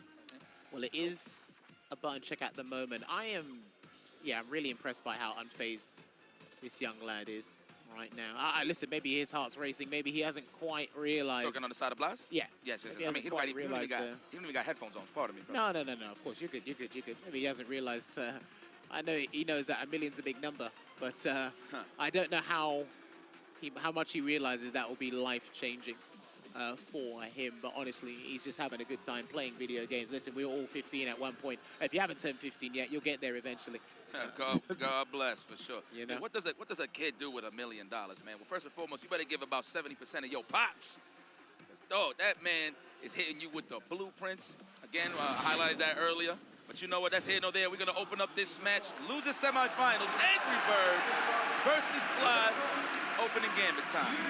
Now, I want to see how Blas is going to handle and withhold the storm of Angry Bird's pace. Because his Akuma is pretty damn quick when he wants it to be. But I like that Blas doesn't really over-rely on Hashigeki sometimes. Okay. He uses it in very specific situations. I like it on knockdown pressure. Love Angry Bird's defense. I mean, it's not showing here, but it is very well versed in terms of jumping away from throw attempts. Look at that damage already. That's like 35% there, Yipes. Absolutely. That is a glass cannon we're dealing with. Did not recover in time. I swear it looks like a head, but wow, I like that. Just get out of the corner. That was smart. So there is a combo Akuma can actually do, but it's very expensive for the side swap, so that's the safer one to do. Okay. Right on. Hell yeah, this is expensive decision making. A lot of write-offs here. Angry Bird is definitely in trouble trying to score that knockdown with the easy throw, but the trade on the dive kick with a stand fist, wise choice there, Blas. Do you know what it is for me when I watch Blas? Sure. It's kind of like this quiet confidence. when it's kind of like a dark gentleman. Okay, If that even makes any sense. No, but I got you. it's like he uses stand fist as a wall. It's like a special cancelable, but it's like if you can't get past this stand fist, you're going to struggle so much against me. Yeah, it's like a beautiful check, too, because Angry Bird's just not going to give up ground, so obviously he would look for a whiff punish on a low forward. Stand fist is definitely the standard here for Blas. There it is, looking for the technical or the stand jab. I'll take that bottom brick, police. See, and like we said before, Angry Bird never afraid to put himself out in burnout. He'll do that on his own volition there, and I think he can actually close out the round, and he will cancel the EX Adamant Flame into the Super Art 3, and we should be good. Oi, maybe not. No way. Oh, no way. Oh my God, this is Capcom Cut 10 all over again. Get the hell up out of here. Oh, he pressed Fuzzy, tried to challenge. I mean, he did have enough life, but if he confirmed that, I'm pretty sure he could have killed just spending all that cash. But at least he got the level 3 going into the next round. I think if Angry Bird did a double drive rush cancel combo, I think he would have actually taken the round there earlier, but he's good regardless. They're going to get the Demon Guillotine there and then throw Blas across the full screen, and we'll give him the benefit of the doubt. Like how he sized that up, too. At the highest of levels, Angry Bird. Okay, of course, again, we highlighted he's not scared of the burnout. Mid-screen as well, so ain't much to worry about. The dive kick to snipe out the plasma. Watch out now. Yeah, he tried to get a cancel into the Hashigeki, but the stand light kick did not connect there. And there's a Shoryuken. If he hits him now, he's done. If he hits him with a heavy, he's done. Man, hit the brakes with the Chocletas. Okay, there it is. One hit away for both of these guys. Who's going to take the lead? Good EX air fireball there, just to kind of halt his momentum. Landing on the ground here, but Blas is looking to take this one out. Oh! Yes! Hit him with the faster button, too, to make sure. But that's a common scenario in the corner when your opponent's on their last legs. You don't block, you don't neutral jump, you forward jump, and most people panic. And everybody holding back. It ain't going to cross up. Oh, yeah. Well, you can walk under and try and challenge it, but... For sure. That wasn't what Angry Bird was thinking about at the time there. What a perfect parry conversion into the heavy Tatsu there in the corner.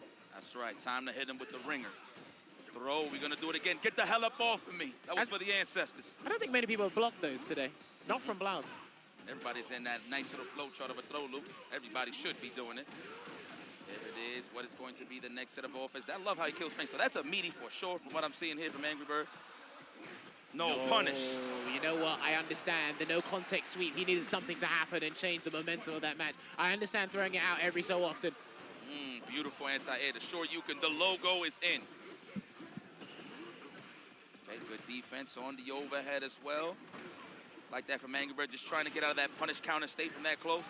There you go. EX Hashigeki again. Burns himself out, does Angry Bird. He's got a level 2 to help himself. It's very difficult to stun Angry Bird. Aye. And as soon as you speak, the birdies is out. No pun intended.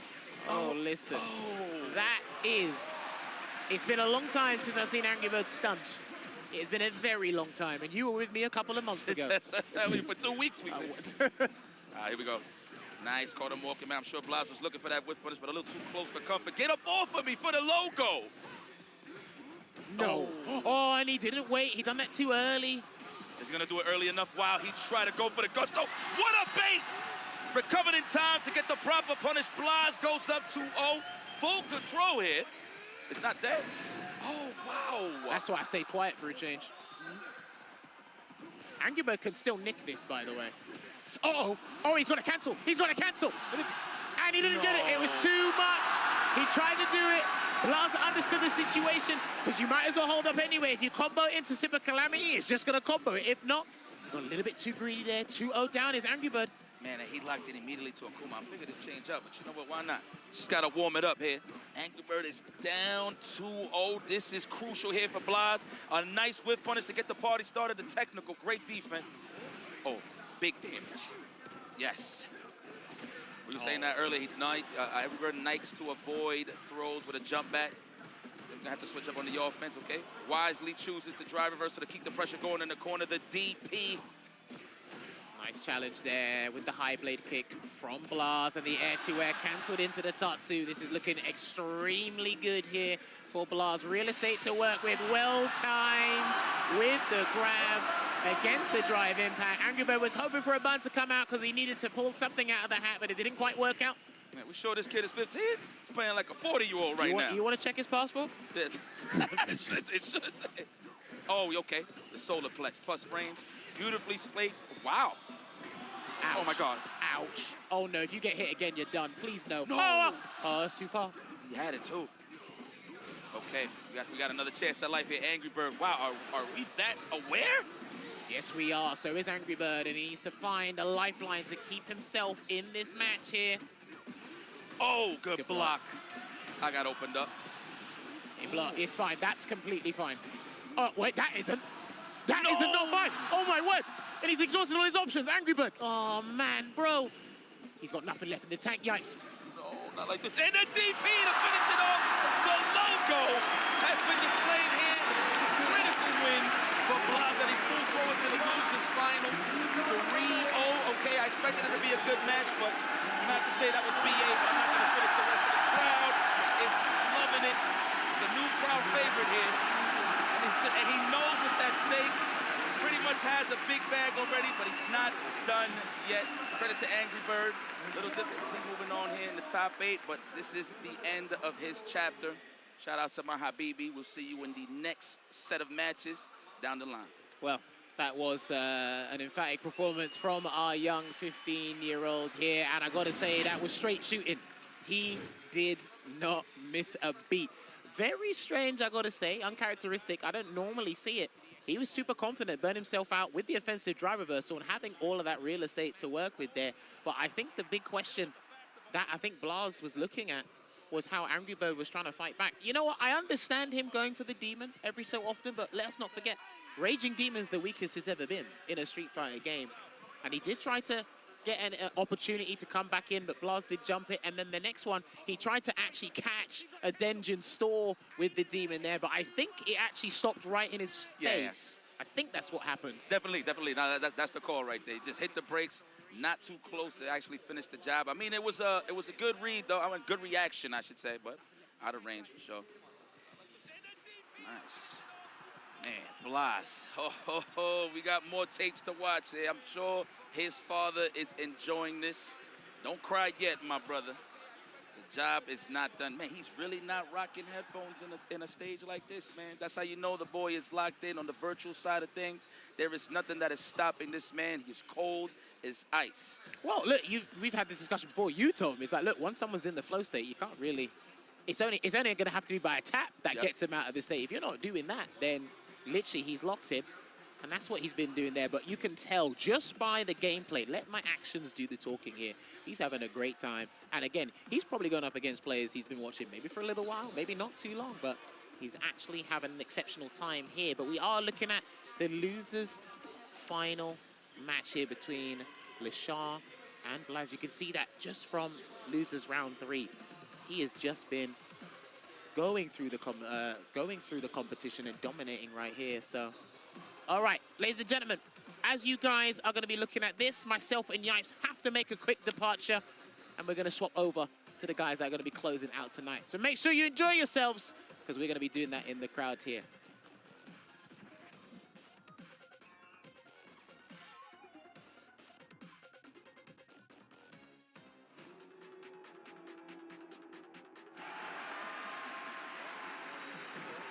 But we've heard your request. We don't want another ad. We want more games. Welcome back to the zone. It's Losers Finals.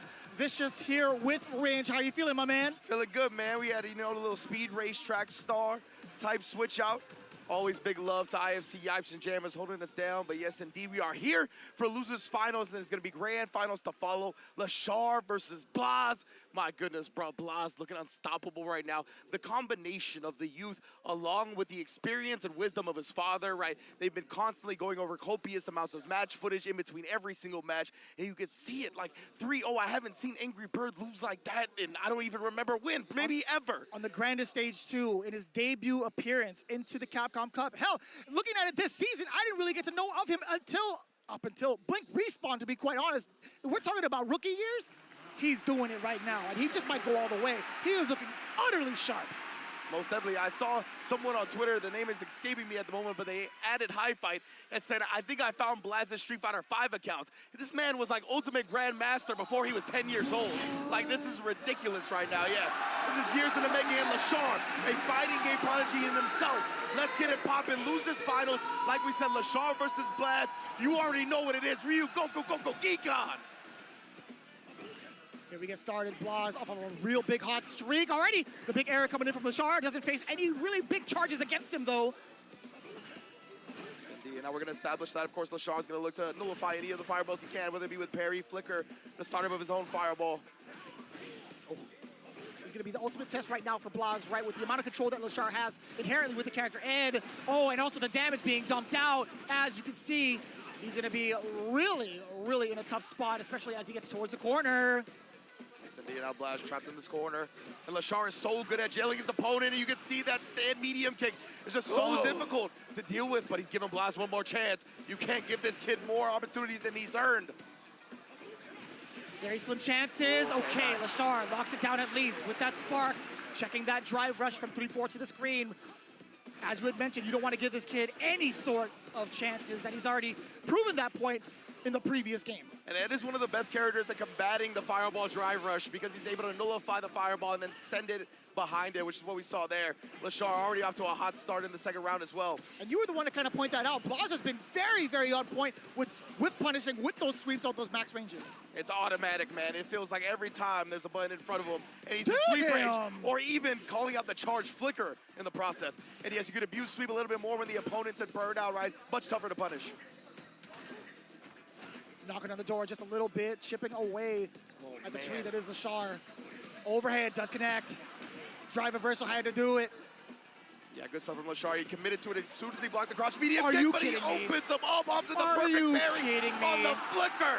This man, my goodness. How often have you seen a perfect parry on the flickers, even like all week, right? Not too often. Absolutely, there's so much variation to the timing that you can let go of flicker. Getting a perfect parry on that is nonsense.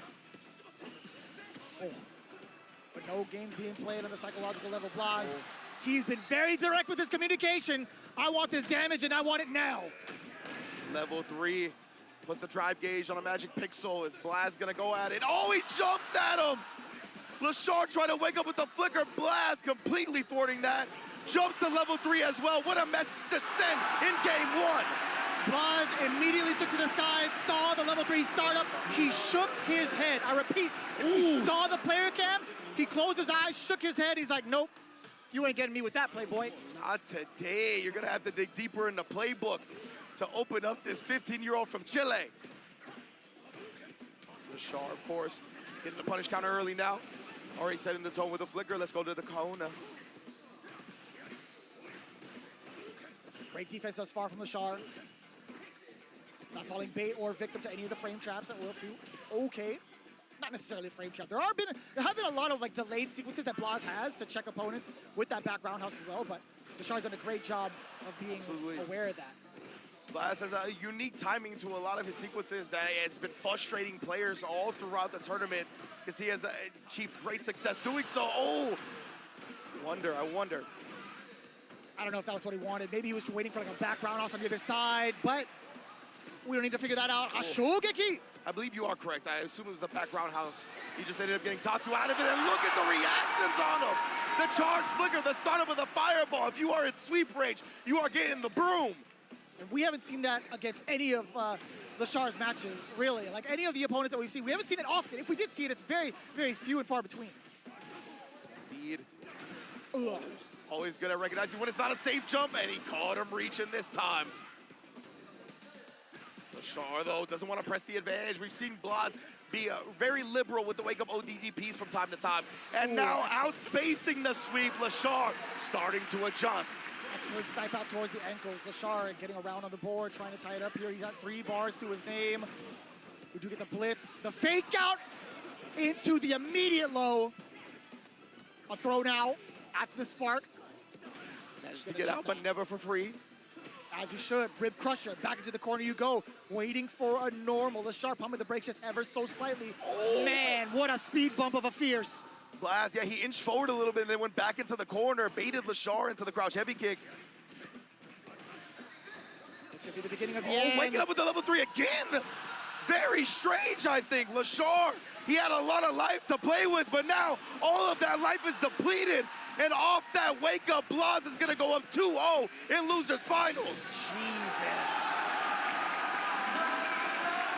A flawless 2, well, not necessarily flawless. Let me fix my face on that one. What a rebuttal. He has been making his rounds and calling Lashar's desperate attempts and trying to get these really, really big moments with his level 3s. Indeed, man. Lashar Already back against the ropes here in Losers Finals 2. Oh no, and the flicker is errant. Blaz here, he's got the corner control. Looking like the new kid on the block. This is truly the most Marlo Stanfield we'd ever have. This is insane. We got the hop kick over as well as a punish counter. That was a very, very deep jump in, fierce. Oh my, he is dead again, Vicious. Blaz somehow, some way is already on set point in the blink of an eye. Unbelievable. The emotions are so high in the crowd. The Golden Finger reacts with a drive impact of his own. Yeah, Lashar not committing to the full sequence on the fireball, right? Just the first part. Baited Blaz into DIing, and he got him back.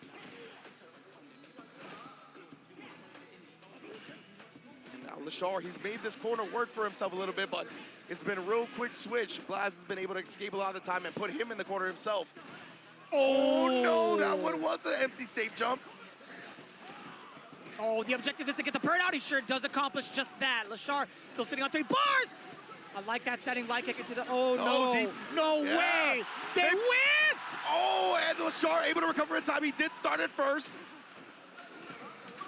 But still, well in burnout here. Blaz, no meter, but he still has access to a DI, and he's gonna hit it. And Blaz, just like that, charge up the Hashogeki, show him the door, because kid, you're in grand finals.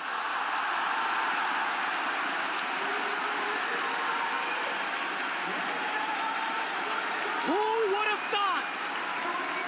We have the run back of the year coming up next. Blaz eliminating Lashar to claim redemption against the man who put him into losers in the first place.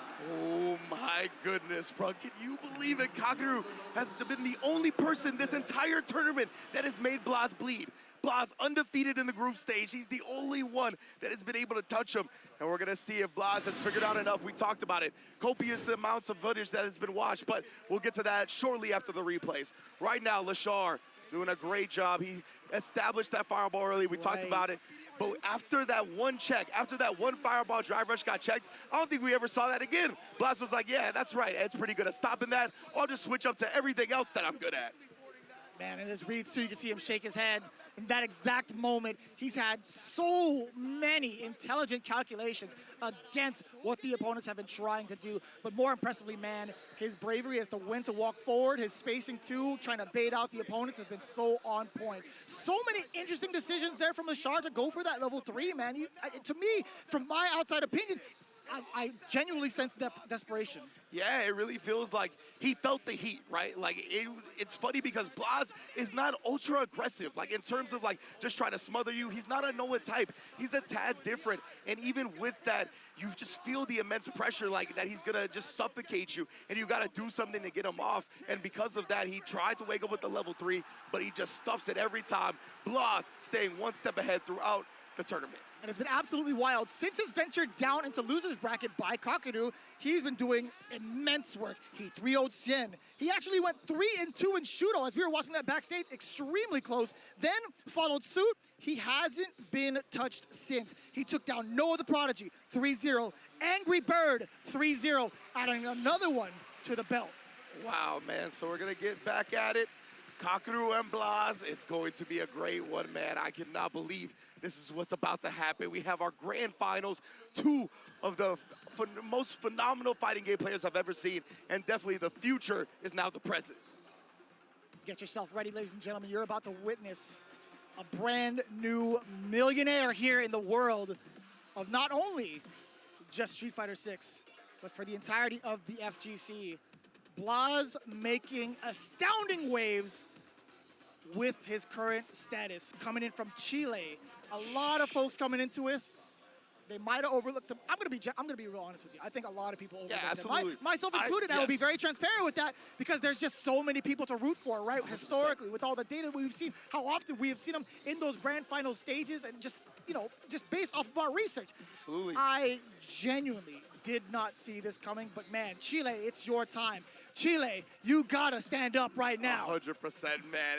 Put it on for Chile, to say the least. And Blaz, we've talked about it, right? Him and his father have been going over copious amounts of match footage constantly.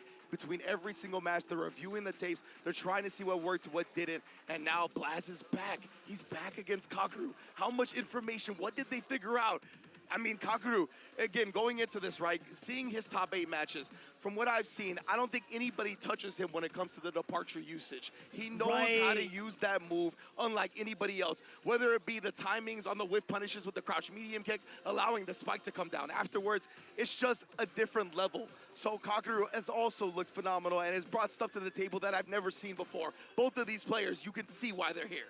If we take a little bit of a step back, when we take a look at the current character selection from the side of Blas, if you remember, that 3-0 from Kakaru on winner's side, we only saw the Ken, and Akuma. Not a single bit of Ryu, but since he went into loser's side, he's like, you know what? It's Ryu time. It's Ryu time. Do you think that's gonna play an important factor here? I think it is. I think the Ryu is gonna result, at the very least, in a reset bracket. I'm loving this. I really do enjoy this, man. I'm glad that he's doing it with this character specifically because the stock value is only gonna rise up, my man. I'll tell you what. But as it stands right now, we are getting ourselves ready to reintroduce ourselves to the top 2 players here in the grand finals.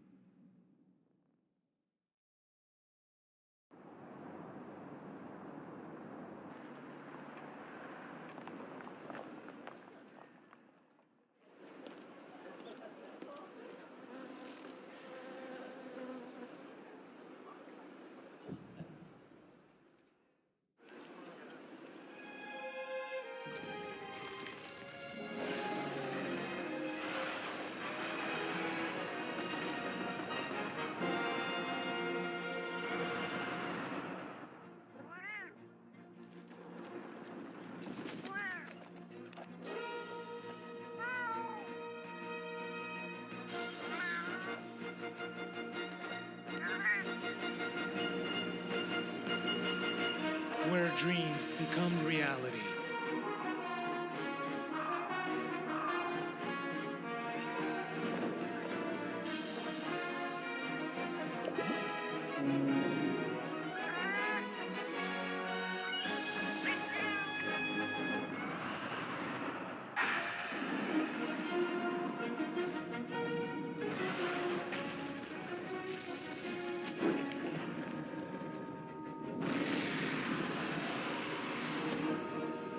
Monster Hunter Bridge.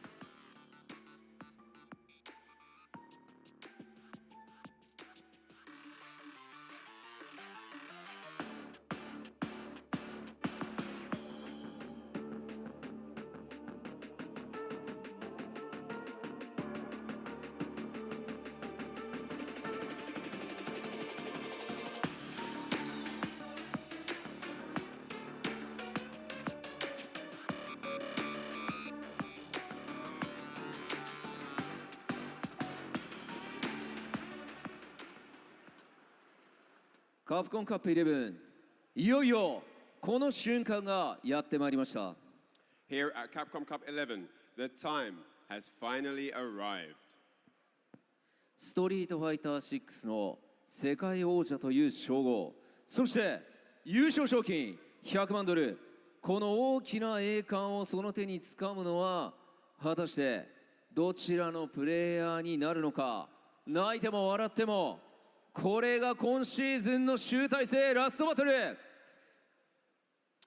This is where the world title of Street Fighter 6 champion will be decided, and of course that player will be taking home that juicy $1 million prize purse. Whether you laugh or cry, this is everything. The final battle that these two have worked the entire year for, and their moment of destiny has brought them to this place. それではこの4日間最も大きな声援を、今日一番の歓声をカプコンカップ11グランドファイナル選手入場です。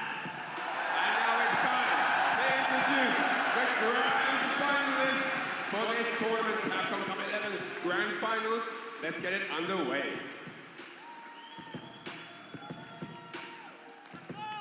ウィナーズサイドはパーフェクトバディプリンスカケル。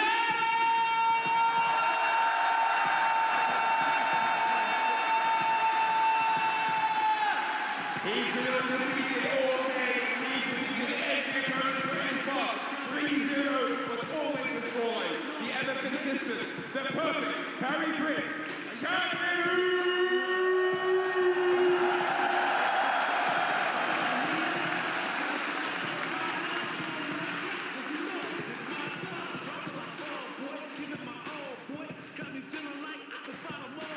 Losersサイドベストキッドフロムシーフレ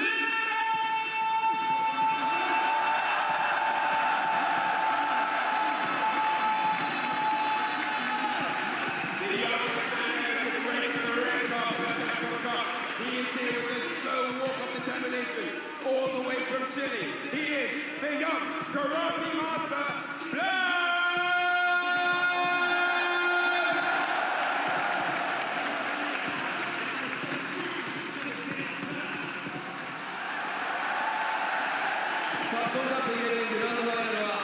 カケル選手対するはブラズ選手という一戦になりました。それでは両選手に改めて大きな拍手をお願いします。 And it's all come down to this, the final two members of this year's Capcom Cup, Kakeru or Blood. Who is going to take it? I have no idea, but get hyped because it's about to go off. それでは両プレイヤーはスタンバイをお願いいたします。 Alright, if we could have both players on standby, please. 最高の舞台で、最高の観客の前で、最高の視聴者の前で、最高のプレーをぜひお願いいたします。それではこちら実況席の皆さんにお返しいたします。よろしくお願いします。ブラス選手、優勝したい方、大きな拍手をお願いします。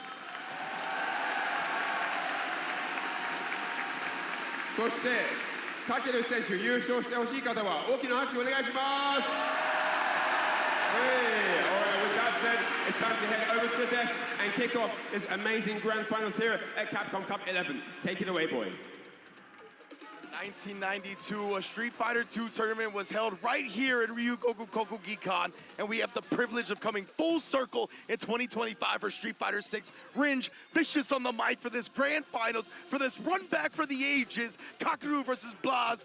I can't wait to get this started. And I can't wait to hear how the crowd is going to erupt once that champion is crowned. Again, a brand new champion, but at that, a new $1 million Street Fighter 6 champion. That is insane to say. And of course, we have Kakeru going up against Blaz. I'll tell you what, man, all the fantasy brackets, you could tell me one way or another that you maybe could have had Kakeru in there, right? Yeah. Definitely not a sleeper pick. I'm Sure. looking at you guys. But Blaz? Blaz, like you said, I mean, it was impossible to predict almost. I mean, I'm sure Chile is like, what are you talking about? Not impossible to predict. We were expecting this. But for so many of us else, self-included, I was overlooking this kid. I didn't think he was going to be in grand finals of Capcom Cup in one of his first major offline tournaments. Obviously, we saw him at Blink as well. But all things considered, this is his second offline major tournament, and he is out here vying for a chance at the $1 million. Man, it feels like reminiscent of season 1 when we saw Uma step up there for the grand finals going up against Chris Wong, right? Almost the similar stature. Chris Wong had such a dominating performance over in season 1, so seeing him up there made so much sense. Then out of nowhere, at least for some of us in the States, Uma stepping up to the plate. It feels like the exact same energy here. Kakadu versus Blas. You saw the characters on the screen. One tidbit that I do want to mention is that in fact, Kakadu was the one to send Blas into loser side, right? But with that in mind, when you look at that exact 3-0, the character selection for Blas was Ken 2 times over, then with the Kuma, not with the interaction of Ryu. Indeed, and then we're seeing the hovering right now. It looks like we're gonna get the Ryu, and I know that all the momentum is in Blas's corner right now, but we cannot overlook Kakadu. He's got the winner's side advantage. He uses departure unlike anybody else. He's brought JP to a new level, and he continues to do so. But let's hear Ryu Goku go in for a second.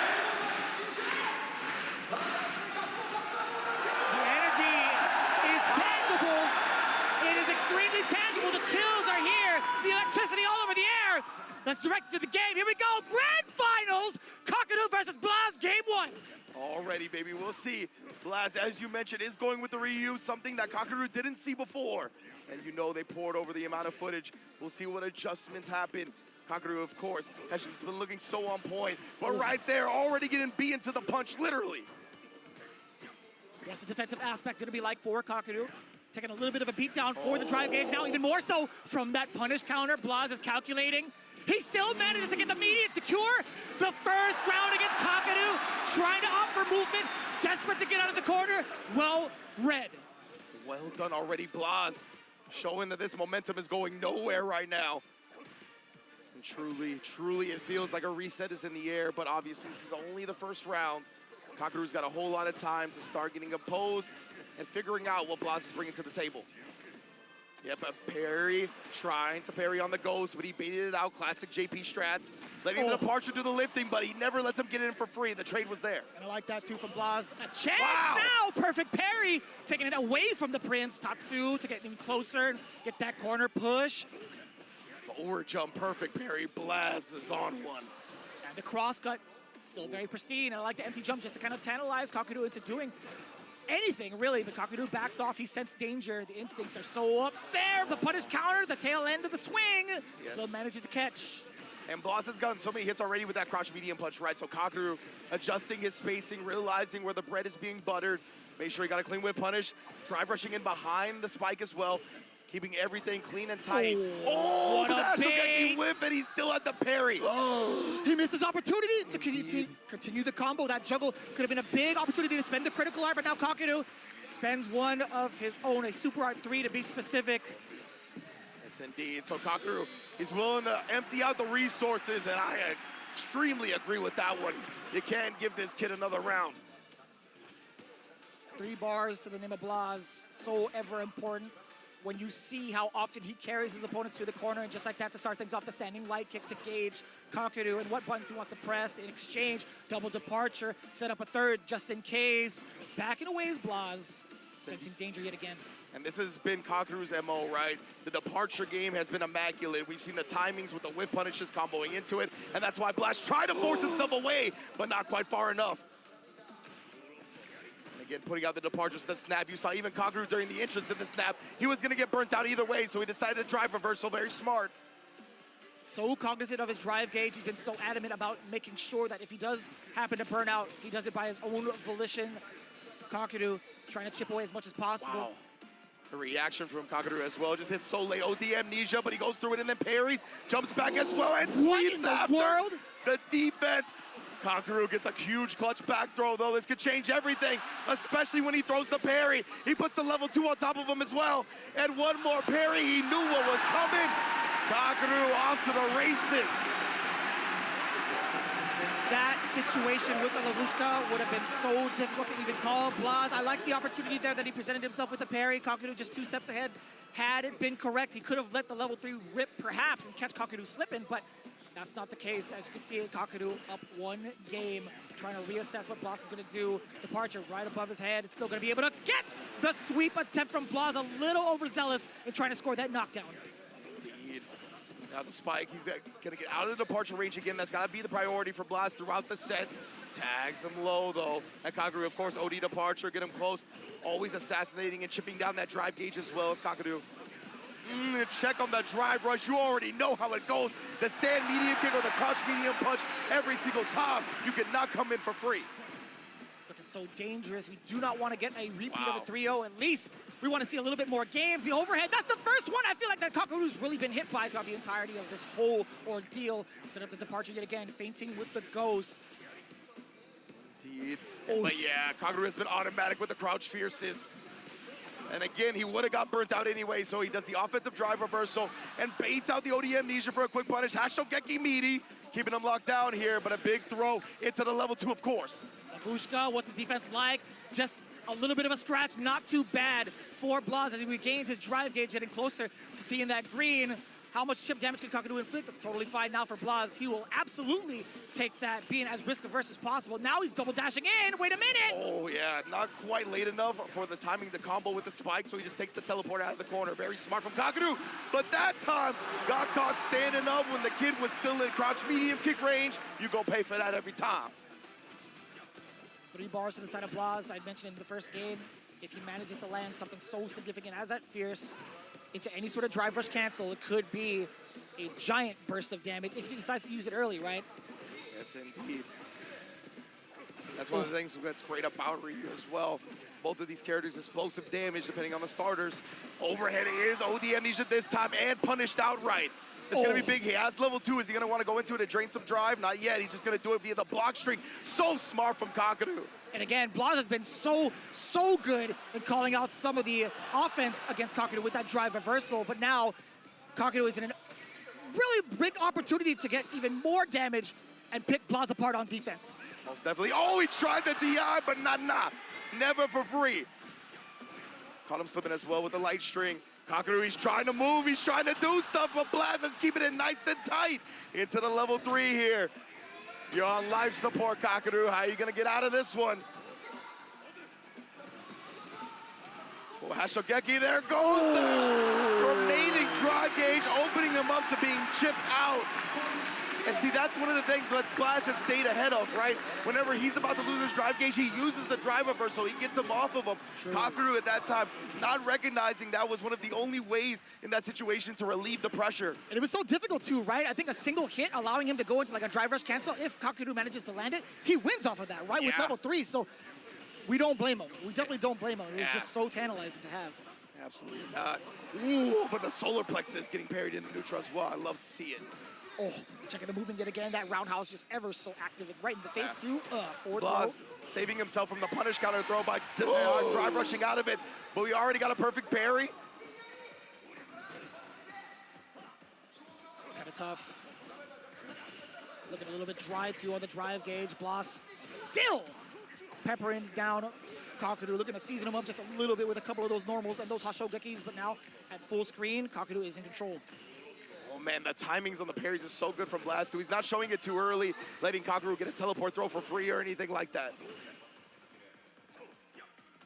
That's what, he tried one of those confident walk-up throws. Kakadu reacted in time. And there's what I'm talking about. The departure's out there, then he'll walk in and walk out of your crouch medium kick range to bait you into doing it, and that timing is so succinct, it's perfect to combo into the spike afterward. But he's not dead yet. Blaz also just needs one more hit. He could bring out the critical art. Oh, too scary. That's a jab. Drive reversal, golf swing. Indeed, and now Blaz has built up some drive meter. He's actually going to burn himself out. He got the hit, but he doesn't have the kill just yet.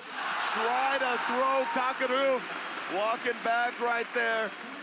That could have been dangerous, Blaz, if he had the hard read ready with the crouch medium kick. Who knows?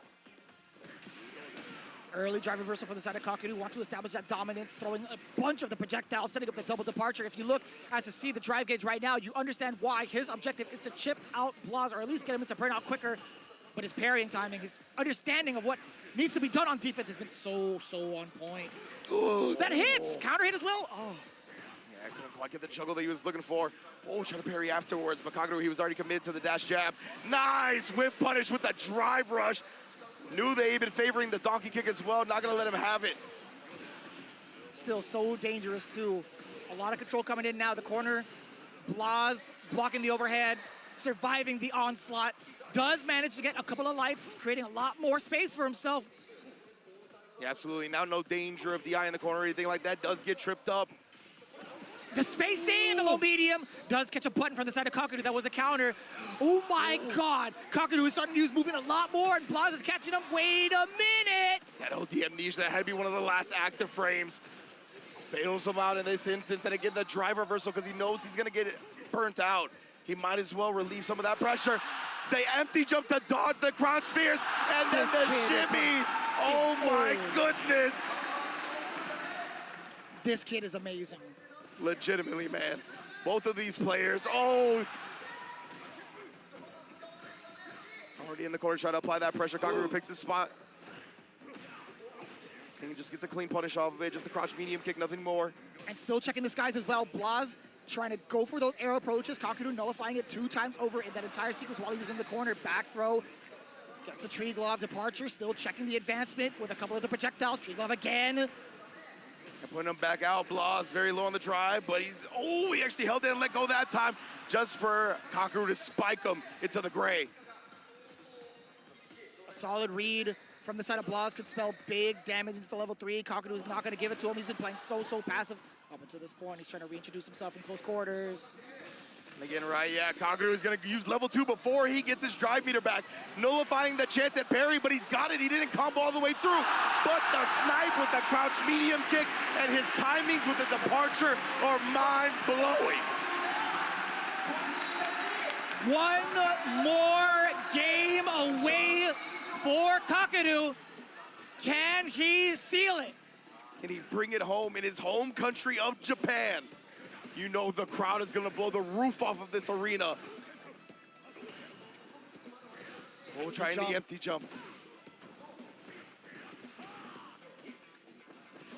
Oh, like this, now burning out the old man.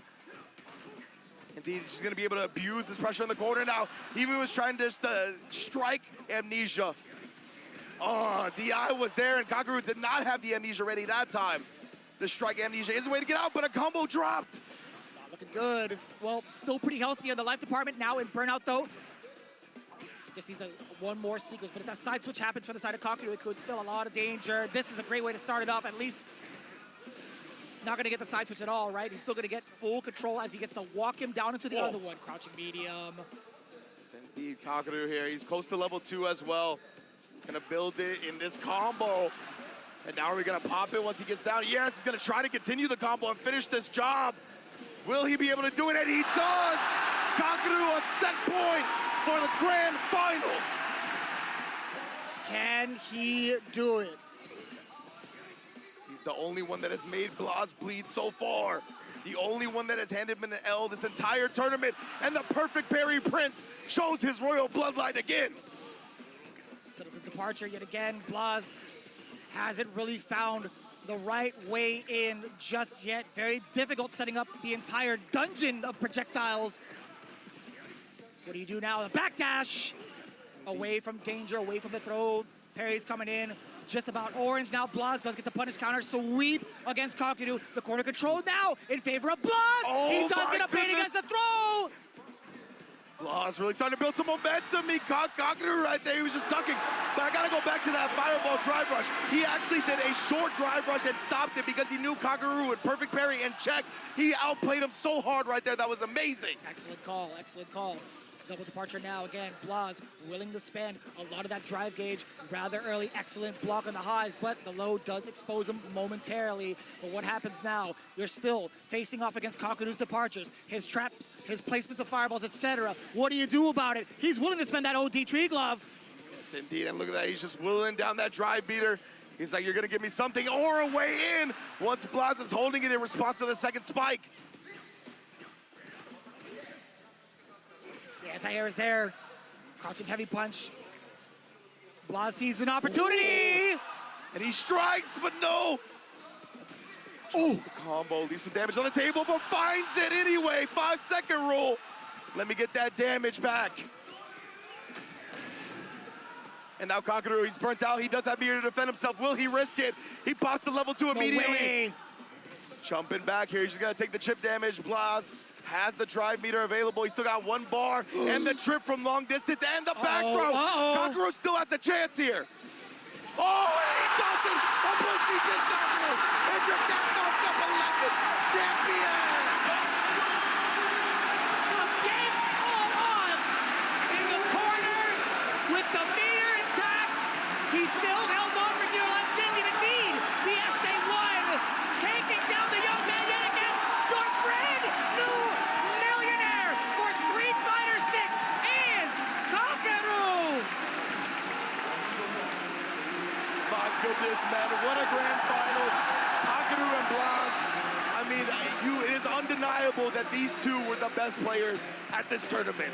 They consistently came through, showed new levels of Street Fighter 6, showed how to manipulate your opponent beyond the means we've ever seen before. Incredible play from both sides. I hope this becomes a classic for the next decade plus. I want to see these two go to war for as long as I'm alive. You can hear it in the crowd. The chants coming in hot. You hear it. You hear Ryu Goku Geekon has come alive in response to their countrymen taking home Capcom Cup 11 on home turf. You gotta love it, and the emotions running thick tonight. A full year of trials and tribulations for this man, bouncing between characters, getting revitalized with the most recent patch and improvements for JP, but that's not even exactly why he's taking it down. It's pure tenacity right there, going through the gauntlet of so many different players throughout the course of this season. One of the hardest seasons of Street Fighter, obviously. It just keeps getting harder and more difficult. But Kakaru, he withstood that test. The competition, man, that was amazing stuff. 100%. I'm speechless, honestly, right now. Kakaru, you can see the emotions. You can finally let them out, right? Once the games are over, once the tournament has concluded, you can feel everything. And it's just overwhelming at this moment, letting the tears flow as he deserves to do so.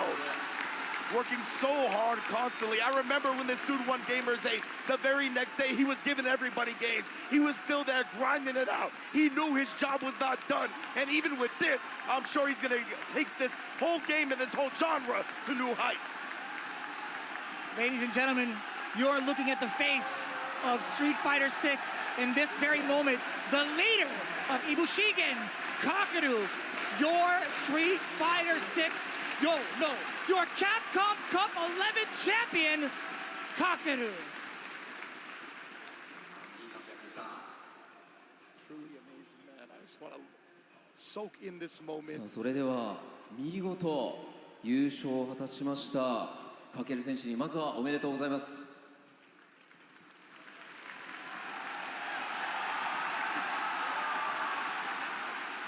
ありがとうございます。本当に万感の思いというのが伝わってきますが、今の率直な気持ち一言いただいてもいいですか。率直、いやー、めちゃくちゃ嬉しいですね。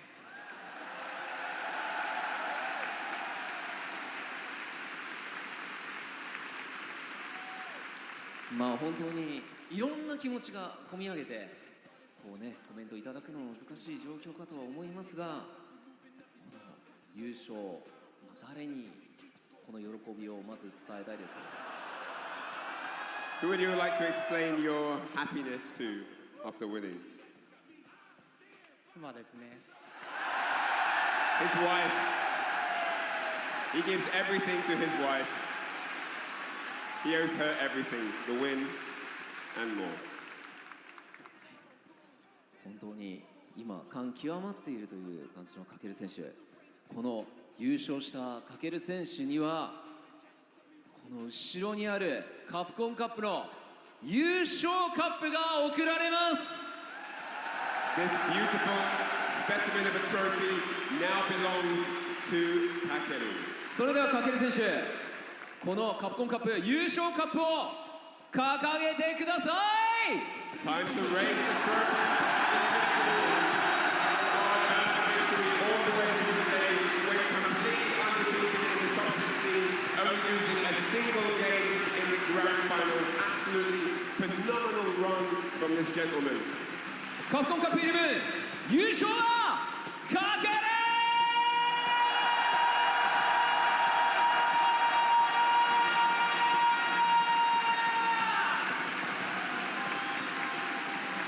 今日一番の完成度、そして拍手をお願いします。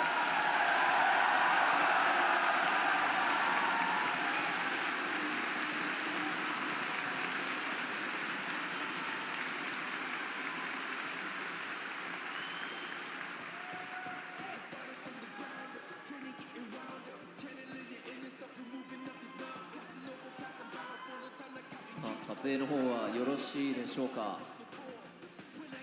こちら世界一に見事輝きましたタケル選手には優勝賞金100万ドル、そして来年開催するカプコンカップ12の出場権が贈呈されます。 So with the victory here, Takeru seals that $1 million prize purse and of course entry into next year's Capcom Cup.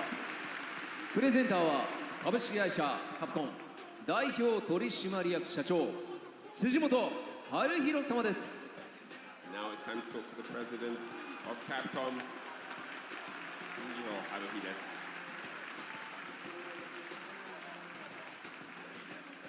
それでは辻本社長お願いいたします。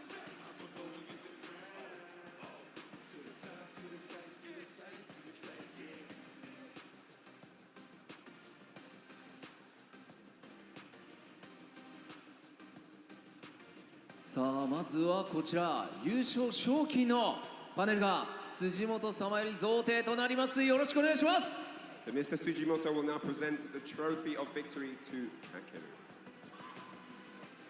That amazing, beautiful check of $1 million. 本当におめでとうございます。カプコンカップ11初めての日本開催でこの日本のプレイヤーかける選手が優勝するという、なかなかねありそうでないこの展開でしたよね。はい。So the first ever Capcom Cup in Japan at Ryogo Kokukan, sealed by a top Japanese player with an amazing, mind-blowing JP performance all the way through the group stages and of course today in the top 16. さあそして、こちら辻本様との記念撮影、こちらまだお時間大丈夫でしょうか。もう少しはいお時間ください。 So with Mr. Sujimoto, Takeru now having a little photo session.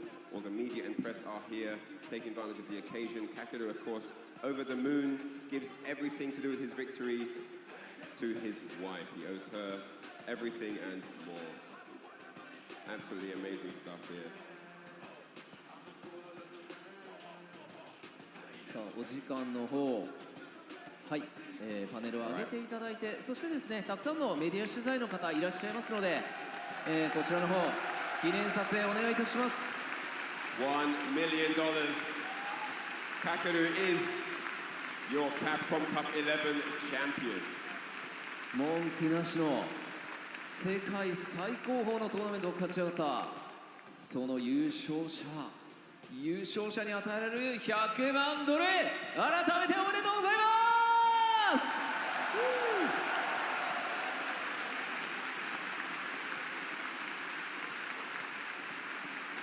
さあそしてこちら100万ドルのパネルは下げていただいて、改めて辻本様よりカプコンカップの優勝カップをかける選手の方にお渡しください。 Now Mr. Sujimoto will present Takeru with the Capcom Cup 11 trophy. さあ今辻本社長からカプコンカップが優勝者かける選手のもとに皆様大きな拍手をお願いします。激闘のカプコンカップ11、見事世界王者に輝いたのはいぶし銀かけら。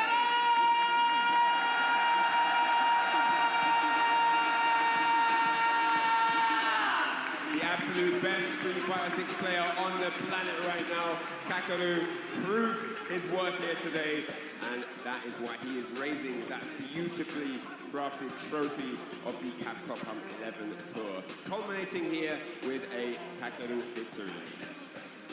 さあこちらまだカップと一緒にかける選手の写真撮影の方続いておりますので、お時間の許す限りというところですが、見ていただきました。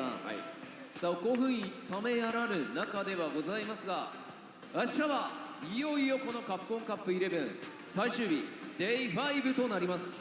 こちらはストリートファイターリーグワールドチャンピオンシップ2024世界最強のチームを決める戦いとなります。皆様お見逃しないように。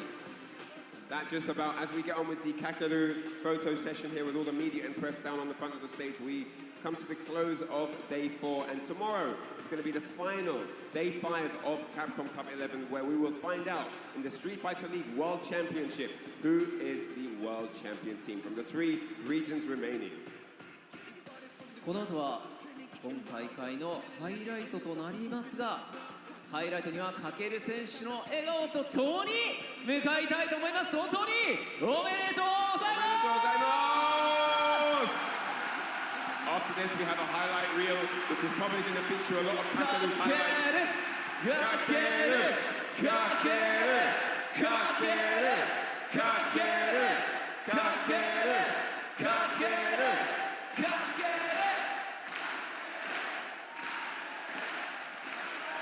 Woo!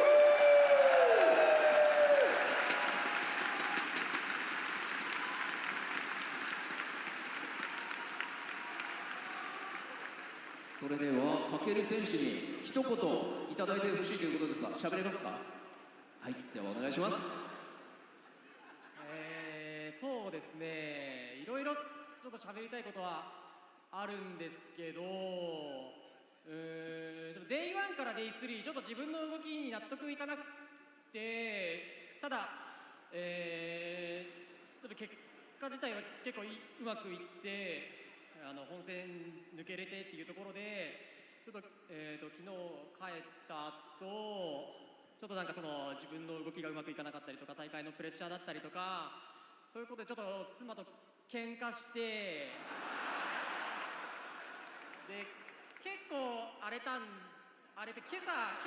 までちょっと続いてて、朝喧嘩して仲直りしてから来たんですけど、なんかそれでなんか動きが吹っ切れたなって自分の中で感じて。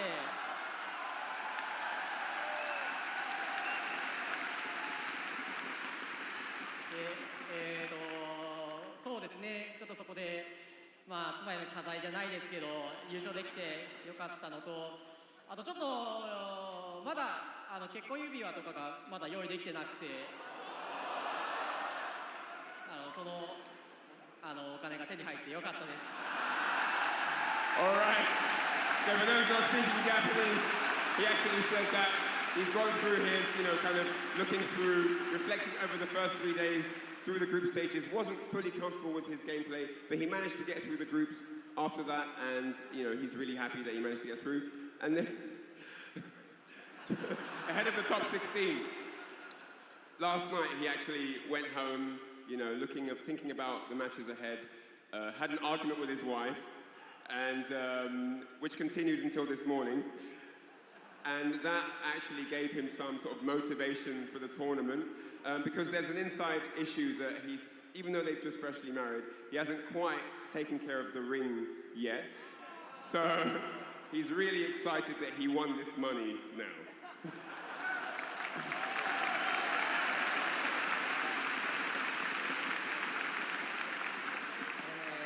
日本開催でのカプコンカップ優勝できて本当に嬉しいです。応援ありがとうございました。I'm really happy that I won Capcom Cup 11. Thank you everyone for supporting me.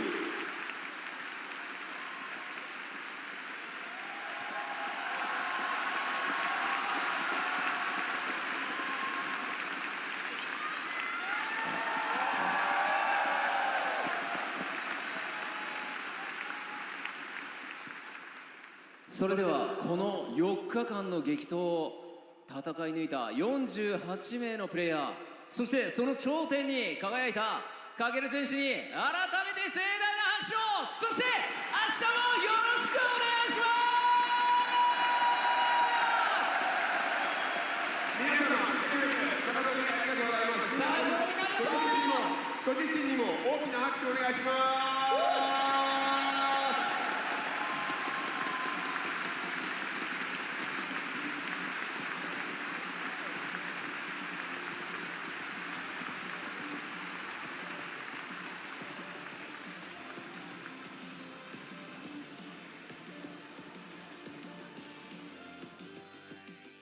Camera back. We're just gonna have to watch it. Nice throw onto the perfect parry attempt. Want it one more time. Had nothing ready for that. Nice block off of the plus frames, and Noah sending it to a round 3 and trying to get that parry. We talked about it before. Oh, and then Noah this time trying to pop off himself, but Takamura, he has to. It is the final round. He's got to protect himself. Oh, but instead Lashar plays a nice giant lead here. Oh, the backdash after that. He charged the flicker to bait him into DI and then go. But a check. Oh, Marisa into the DI, gets the wall splat. That is the Angry Bird special right there. Crouch medium kick into DI. Oh, and the OD Amnesia finally comes out. Thwarted. The target coming just throws him out of the parry attempt. He gets a full combo off that. Oh, and then dodges the wake up ODDP.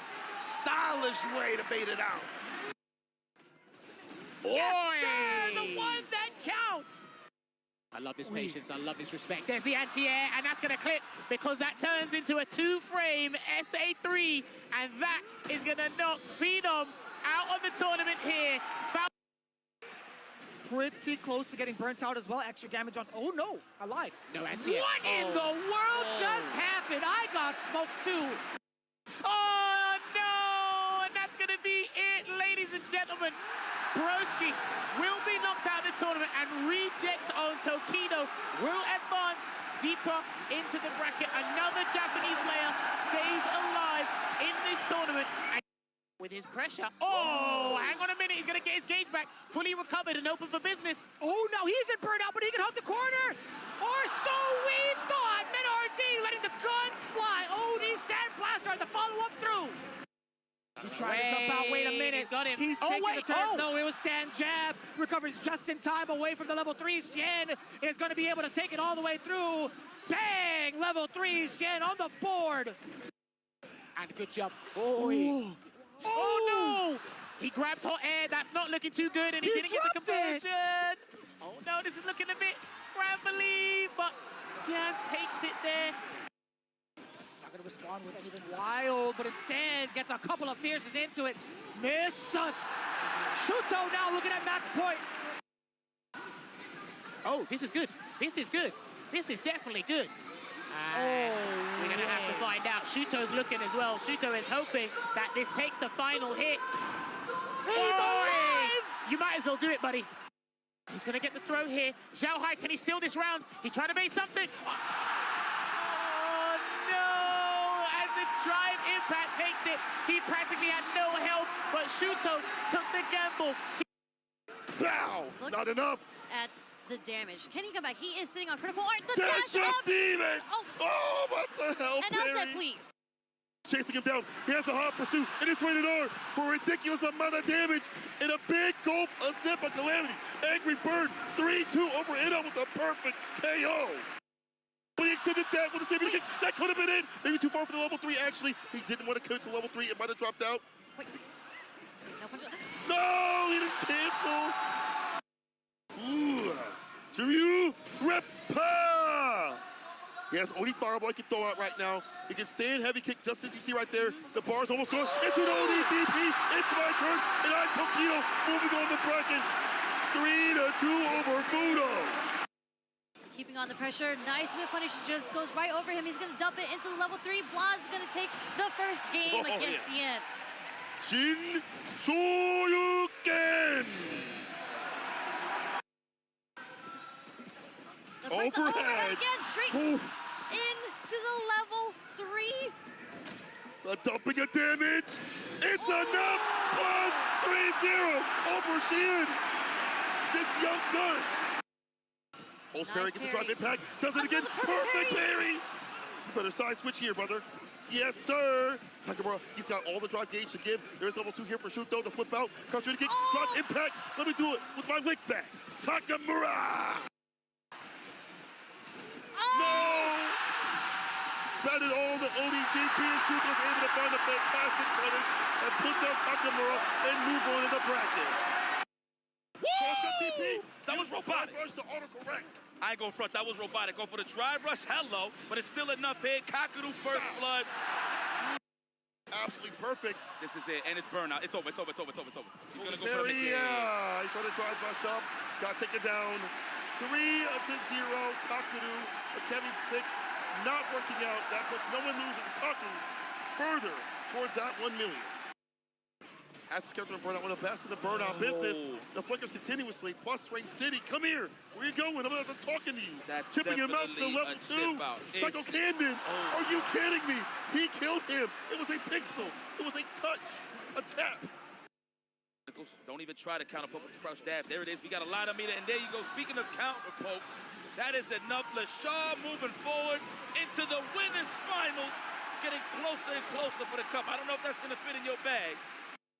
With the quick-witted Angry Bird with the drive rush jab into Shifu Jinrai! The whip punish with the heavy OD Jinrai into Shifu Jinrai. Angry Bird takes down Tokido 3-1. No, this is it! This is it! Plus 3-2 over Shuto. The Noryuken! The only DP instead. You can't leave for free. It is jail, no bail, and plus rules on over Noah.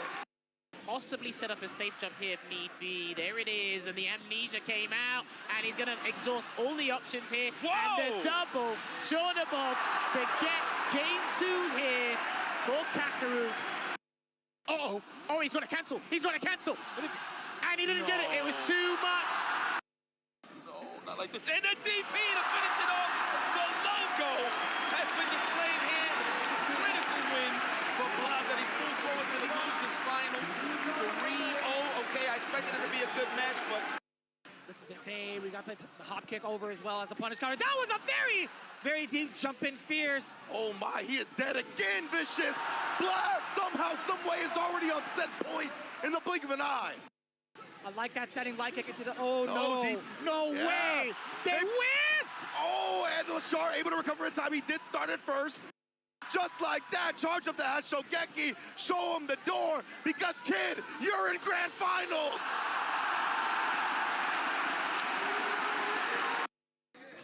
Again, right, yeah, Kagaru is gonna use level 2 before he gets his drive meter back, nullifying the chance at parry, but he's got it. He didn't combo all the way through. And the trip from long distance and the back throw. Kagaru still has the chance here. Oh, and he does it! Abuchi did Kagaru! And your Capcom Cup 11 champion! このカプコンカップ優勝カップを掲げてください Time to raise the trophy.